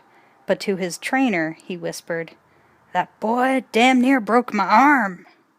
"Sure, he can hit. Don't play no more. Stick and move, hear?" Apollo laid it out. "I'll carry him till the 3rd. "Don't play with this man," the trainer cautioned. "He's fighting hard. Let him feel some real heat." The bell for the 2nd round rang. Rocky rushed out, fast and furious. Apollo pelted out a left hook that raised a goose egg over Rocky's eye. Apollo employed footwork that dazzled Rocky. He had class, no mistaking that. He studied Rocky and let loose with his lightning jab. It had cutting accuracy. Still, Rocky shuffled ahead, bombarding Creed's midsection with hooks. The round ended with Apollo assaulting Rocky with blinding combinations and delivering a stupendous right cross that flung Rocky into the ropes and shattered his nose. Again, Apollo stood in his corner and joked with the fans, but he was beginning to show the strain from the body punches. "Man, I rearranged his face with that, right? The people love what's happening tonight," Apollo said to his trainer. "People nothin'. You in a fight, my man. You best believe what you hear. Knock that boy out soon, and let's go home." Apollo was right. He had rearranged Rocky's face, and in Rocky's corner, Mickey and Benny were both working on it to try to reduce the swelling around his eyes. His nose was really shattered. Rocky was having a hard time trying to breathe. "Your nose is broke," Mickey observed sadly. "Damn, how's it look?" Rocky asked. "It's an improvement. Don't swallow the blood. Go for his ribs. Don't let him breathe." Mickey was upset about Rocky's broken nose, more than he let on. It was the beginning of the end. "The guy's great," Rocky said in awe. Really bugged by this remark, Mickey sassed Rocky. "Why don't you tell him you're a fan?" Commentator Michaels, caught up in the action, spoke rapidly into his microphone. "If you had asked anyone who knows boxing, they never would have predicted a first-round knockdown and the second-round punishment to the body of the champion. Most fighters will tell you that receiving a good body punch is the next worst thing to dying." "Round 3 ready to start," Baldwin continued. and it should be interesting to see if Creed can put the challenger away. There goes the bell. Round 3. Apollo came out dancing. He skipped and sidestepped Rocky's sledgehammer hooks. An expert ring general, Apollo used the ring fully. Rocky kept tearing in, and Creed developed a swelling over one eye. Near the end of the round, Rocky fired a penetrating punch to the heart. Down in the seats, cold beer was doing a brisk business. Peanuts and popcorn ran second, and Breyer's cup of vanilla and chocolate ice cream was more popular with those who had begun with a foot-long hot dog. When there was a lot of action, there was a lot of eating. When the action slowed down, there were insults. "Hit him in the leg! Open him up! Step back and stop dancing!" And the classic, "Kill the bum!" The commentators, eyes fastened on the fight, called every move with the enthusiasm of paid observers. Apollo almost sprints out of his corner, feints and throws a pair of left-right combinations. Balboa drops beneath a left uppercut and lands a very solid shot on Creed's temple. Not much movement from Balboa. Duck a left, a right, another left, and explodes with a right hook to the temple. I mean explodes! The champ backs off. "There's no way Apollo expected this kind of hitting power," the other commentator added. "No way," his friend agreed, "but the brilliant ability of the champion to master situations like this is one of his most outstanding traits. Creed tosses a perfect right hand that rocks Rocky. Creed on the offensive. Balboa takes the punishment and counters with the left flush over the heart. That hurt!" The wallop knocked Apollo off balance. Rocky released a terrifying uppercut that opened a gash under Creed's eye. His face contorted with excruciation. His trainer yelled, "Cover your face! Cover up! My man's cut! My man's bleedin'! Get ready!" The bell sounded, and in Apollo's corner his men worked frantically to close the wound. The ring doctor inspected the cut. "Bad? Talk to me, man," the trainer said to the doctor. "Deep, but passable," the doctor answered. Apollo stared at Rocky. "That man's taken his job too serious." "He's movin' to your left. Don't let him no more. Dance and stick, hear? Don't play. I know what you're feelin', but don't play." Apollo answered, "He got lucky, man." "Luck? You fightin' a crazy man, but you got him hurt bad." Then to his assistant, "More ice, now!" Rocky's face was in very bad shape, but not cut, but wretchedly swollen around the eyes. "How you holdin' up, kid?" Mickey asked. "Fine. That guy's great," Rocky answered with admiration. "Gimme the water. You're gettin' tagged with his right. I think you should feint left and high hook 'em. Al, check the eyes. Can you see?" Mickey was observing Rocky very closely. "See what?" "You're sappin' his strength. He's losin' steam." "He ain't losin' nothin'," declared Rocky. "Keep on him. You're doin' great," Mickey insisted. In the next 10 rounds, Apollo cut and slashed Rocky to ribbons. He was so cut up he could have been hung from a maypole and braided.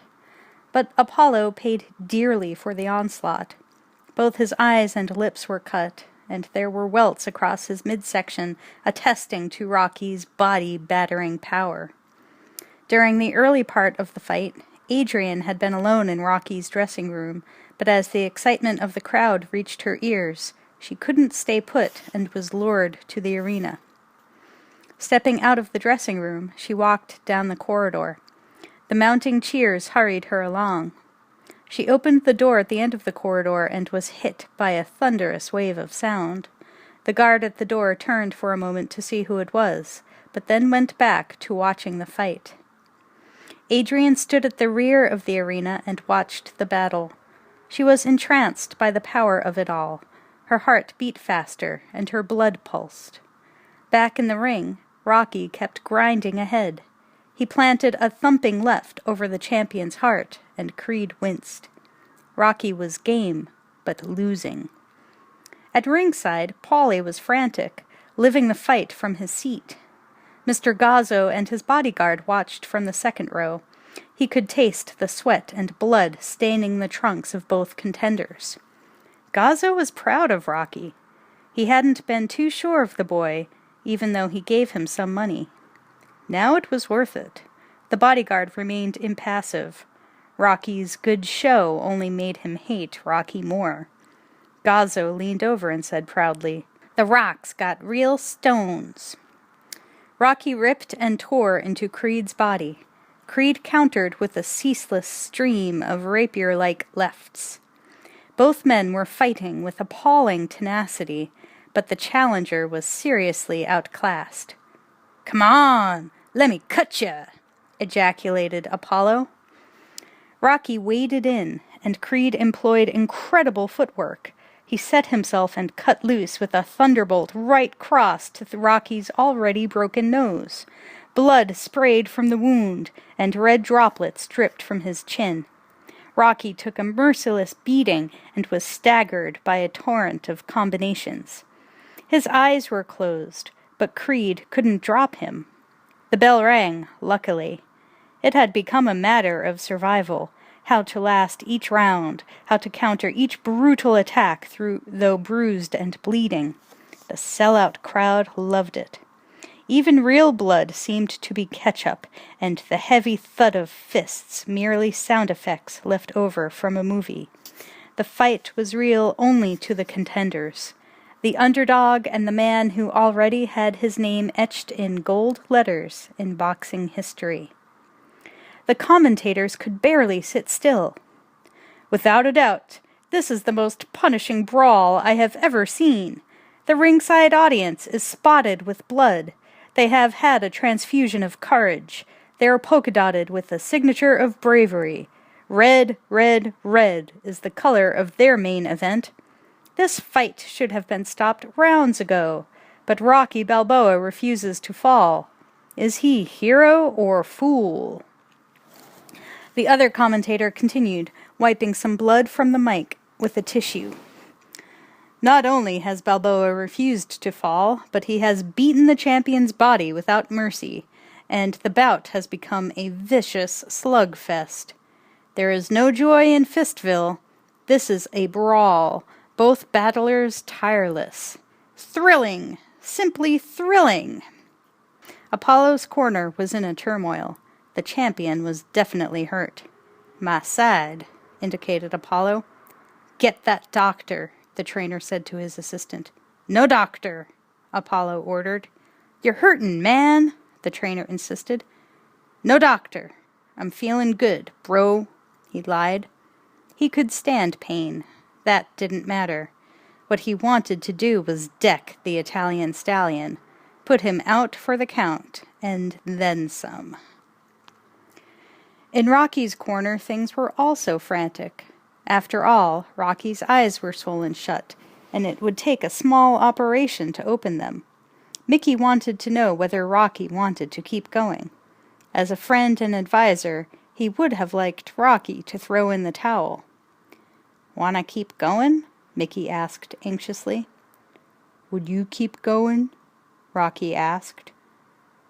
"Yeah," Mickey answered, after thinking a while. Mike interrupted with what seemed like an order. "No more! You want to lose an eye? No more!" "Open my eyes. Please, open my eyes," Rocky pleaded. Mickey nodded to Al, who secretly placed a small ring knife between his index and middle finger. In one smooth movement he dragged the razor over the blood welts and quickly covered the draining wounds with gauze. It was done so quickly that no one was aware of the operation. At the rear of the arena, Adrian looked at the ring. She was transfixed, in a state of hypnotic hyperviewing. She was caught up in the heat of the battle that, because of its distance from her, was like a shrine for which two tiny muscled saints were battling. Round 14 was announced by the bell of the brawl, and Rocky bore in close. Apollo still had spring in his legs. He seemed determined to make round 14 his last round that evening. Moving in bright and fast, Apollo caught Rocky flush on the jaw with the stuff champions are made of: guts, grit, and Gesundheit. Rocky staggered. He was like a marathon dancer who had lost his partner 60 hours before, but was still leaning and moving as if there was someone there. Apollo cut loose with pure savagery. Rocky was driven against the ropes and received last rites in the form of a devastating beating from the champion. Rocky was dropped. He sat stunned in the middle of the ring, Raggedy Andy with the stuffing knocked out of him. Everything was distorted. He looked for a familiar face. Where was someone to help him? Mickey, Mike, and Al screamed frantically for him to stay down. The referee was counting. 6, 7, 8. He got no further. Insanely, Rocky got to his feet and tensed with renewed energy. He was a wounded, wild animal. The tide had suddenly turned and washed Rocky up on Apollo Creed. Rocky dropped low and caught Apollo with a pair of terrific body punches that seemed to drive Apollo's diaphragm up to his throat. A loud crack was heard. A glaze of pain covered Apollo's eyes with the jellied aspect of cruel reality. It was only by a supreme effort that the champion stayed upright. He was so badly hurt that he began to bend in the middle, like store-away furniture.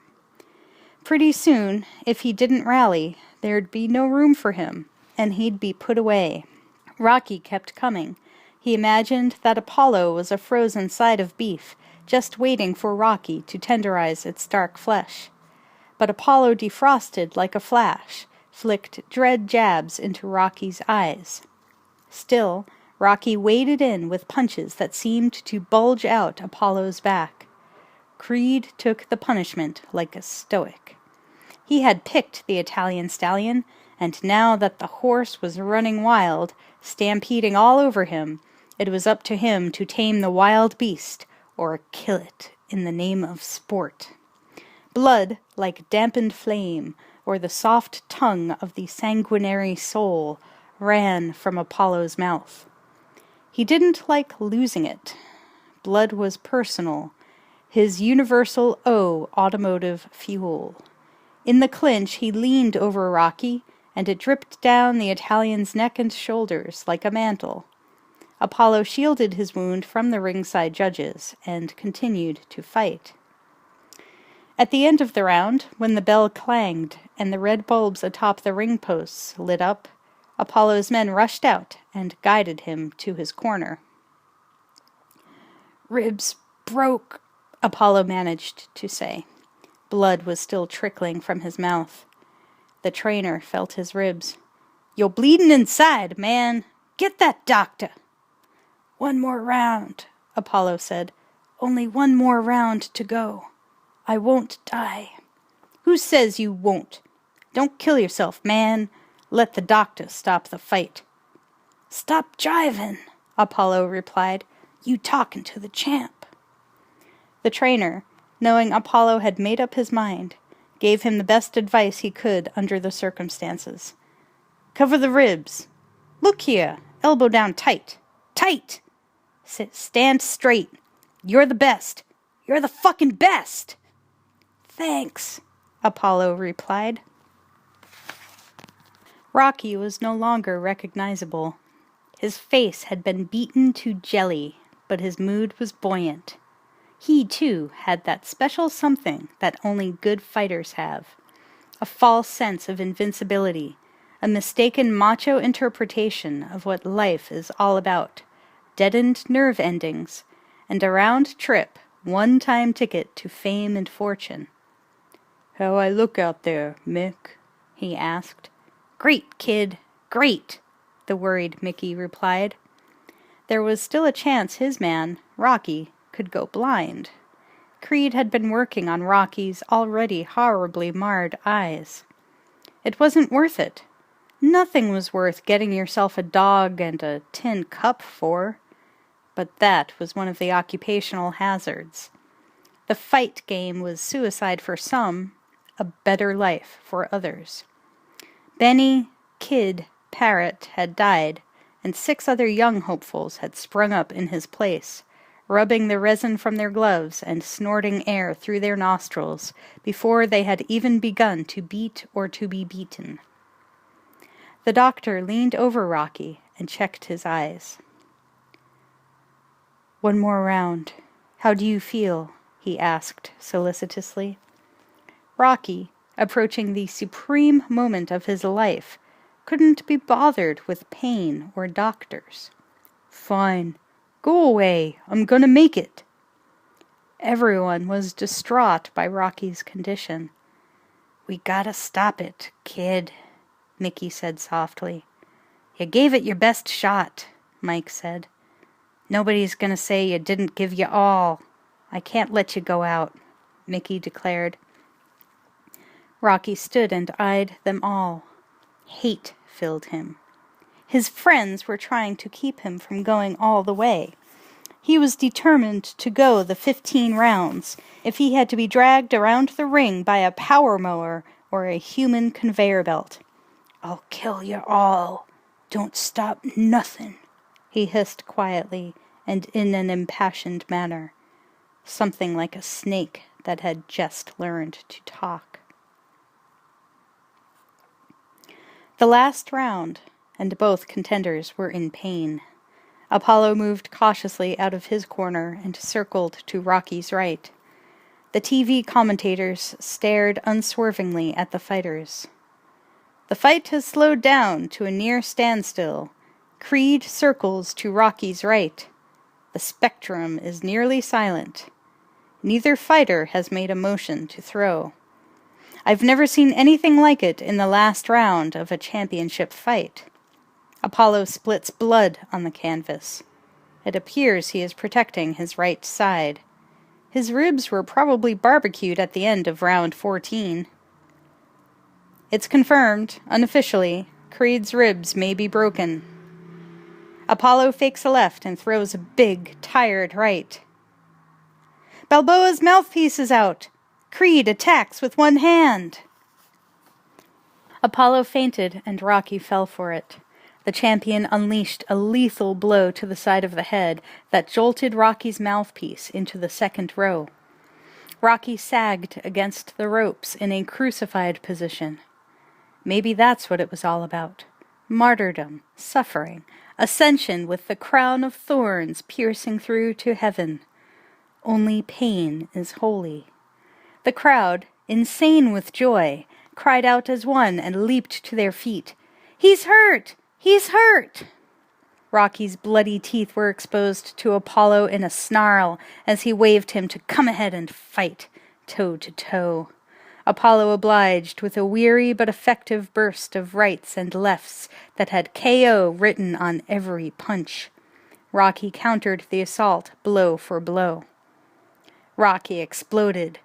"Give me your best!" Mickey looked at the clock. 10 seconds to go.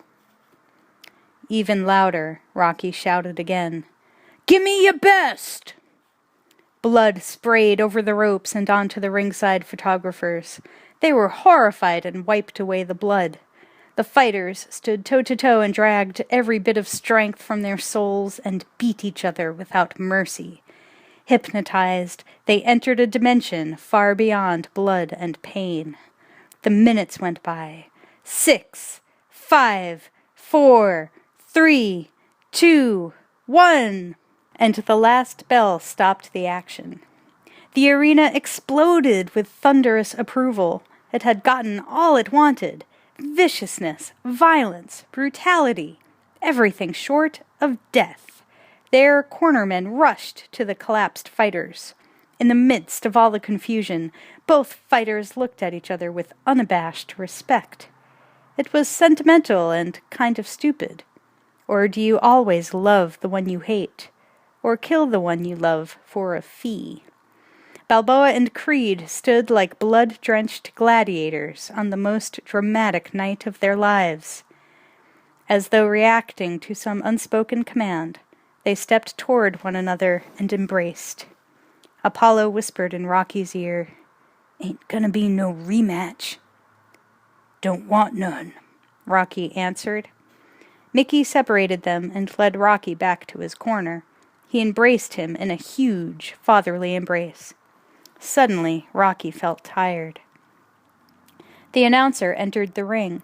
The microphones were lowered, and he spoke into them. "Attention, please! Attention! Ladies and gentlemen, tonight we have had the rare privilege of witnessing the greatest exhibition of stamina and guts ever in the history of sports." The crowd went wild again and stamped, roared, bounced chairs up and down, unable to contain its own repressed energy. The announcer continued, "Ladies and gentlemen, we have a split decision." Apollo didn't expect this, and tensed. His corner nervously tried to reassure him. It did no good. Rocky didn't expect it either, and looked in confusion at Mickey, but Mickey was frozen with anticipation. "Judge Walker scores it 8-7, Creed. Judge Roseman scores it 8-7, Balboa," continued the announcer. Apollo was rigid. His eyes radiated fear. To lose the crown on this night, after the fight he fought, would really kill him. A silence blanketed the arena. "Judge Connors scores it 9-6, Creed. Winner and still heavyweight champion of the world, Apollo Creed." Rocky forced himself to smile. It hurt real bad. He looked out at the waves of cheering fans that circled the ring and reached out toward him. Mickey grabbed Rocky's hand and raised it. "I don't care what they say. You're a winner," Mickey said to him. "Yo, can I have my locker back?" kidded Rocky. The two men looked at each other and grinned. Mickey hugged Rocky like a son. He raised Rocky's hand again. Rocky turned away from Mickey and patted Al on the shoulder. Al smiled wearily. Rocky stared across the ring at Apollo Creed, who stood victorious but physically broken. Once again the two men locked stares that spoke of the admiration they felt for each other. He climbed out of the ring, and the fans crushed forward, screaming his name, as if the sound of it would give each of them a little piece of him for them to take home. They were still waving those red, white, and blue banners they had bought outside and come in with. Rocky also climbed out of the ring, pulling the blue velvet ropes apart like ribs that protect the heart. He was moving toward the beating, toward the muscle that made the whole place jump with excitement. The people. Waves of them, his fans, surged forward. Mickey became apprehensive as they advanced, knocking each other over and screaming as they came. They shoved the police aside and clutched the air. As Creed came down the aisle, his army of bodyguards swung angrily at the crowd, but they were soon engulfed by screaming waves of humanity. Suddenly, the waves lifted Apollo high above them and carried him along, pressing his body past a tumultuous sea of hands. He floated above legions of these undulating finger creatures, fearful that he would be dropped and crushed on the floor below. On the opposite aisle, Rocky experienced the same overwhelming adulation by his fans, but he wasn't frightened by it, not the way Apollo was. Mickey tried his best to control things, but his voice was drowned out in the growing clamor. The fans shoved the guards aside and hoisted Rocky to their shoulders, far above the madding crowd. Rocky's and Creed's fans were aggressively competing against each other, chanting, "Creed! Creed! Creed!" while Rocky's fans countered by bellowing, "Rocky! Rocky! Rocky!" It was an impromptu choral work that would have pleased the most far-out composer. Paulie tried to get to Rocky, but was shoved aside, and he started swinging.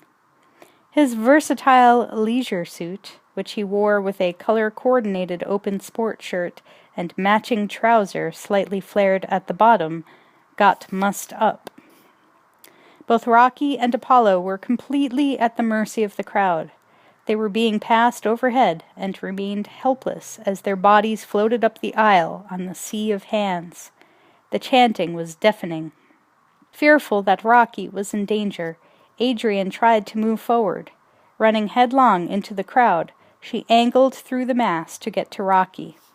Although she was manhandled and shoved in a multitude of directions, she kept her feet. She could see Rocky in the distance, being borne toward her at the head of a procession. The procession approached and passed Adrian. She jumped to her toes and waved frantically to him, but he didn't see her. She screamed Rocky's name, but wasn't heard at first. Then somehow the delicate voice lightly knifed through the racket and reached Rocky. He looked in all directions, unable to locate Adrian. Finally, he managed to see her. She was jumping up and down and waving. He tried to lower himself, but the crowd wouldn't permit it. They were carrying him away. In desperation, Rocky turned and began climbing across people's heads and shoulders. He resembled a man trying to go up on a down escalator. People were jammed so tightly together that they made a solid floor of heads and shoulders, a flat and bumpy rug of hair. Rocky managed to crawl across them to Adrian. Still suspended in air, Rocky leaned down, and Adrian jumped up. They locked in an embrace. "I love you, I love you, I love you," was all Adrian could say. It was all she had to say. It was all he wanted to hear. The two lovers, clinging to one another, were swept along into the greatest night anyone could ever remember. Thank you for listening to Rocky. This is your narrator, Amy Mullen. I greatly enjoy watching the Rocky movies. Even, or perhaps I should say especially, some of the later sequels that are 70% montage of earlier films and only about 30% original content to that sequel. I like the character of Rocky. I think it's a great, rags to riches and a really good look at class in this country, and it also shines some light on a lot of the race and gender conflicts in this country, as well as legal versus illegal, brains versus brawn, just a lot of the bloody conflicts that America was based on. I feel like Rocky is a really good encapsulation of that, and I also think Rocky makes a good hero. However, something about this novelization made the story, the characters, the working class areas of Philadelphia seem pretty creepy and unwholesome. And the more I read, the more I felt like I was reading more of a Rocky is written by someone who read a lot of H.P. Lovecraft, or, I just felt like there was sort of this horrible thing lurking underneath everyone's motivations, and this horrible thing lurking underneath the ground, and this horrible thing lurking in the stadium where they're fighting, and I just expected people to start snatching off their human faces at any moment, and you get to see Cthulhu or whatever. So, and it just made something which is already kind of difficult and bloody, or at least not difficult, but, a lot of conflict and blood. And it just made it all that much creepier. And all the attempts to tart it up with figurative language and poetic passages made it even worse. I mean, comparing Creed and Rocky to mooses locking horns. Seriously? I mean, seriously? I just know. Like, stop. There's enough innate poetry in the original story. You don't need to make it just so freaking creepy. And you don't need to try so hard. Anyway, that's just sort of my take on how it reads as a novel. It does make me want to see the film again, rewatch it, just to sort of keep that purity in my mind. But I'm glad it's over. I'm glad it was short. Thank you for listening to Rocky. I hope the creepiness didn't get conveyed too much through my voice. I hope you didn't hear my skin crawling during some of the passages. And thank you for listening to Audiobooks for the Damned.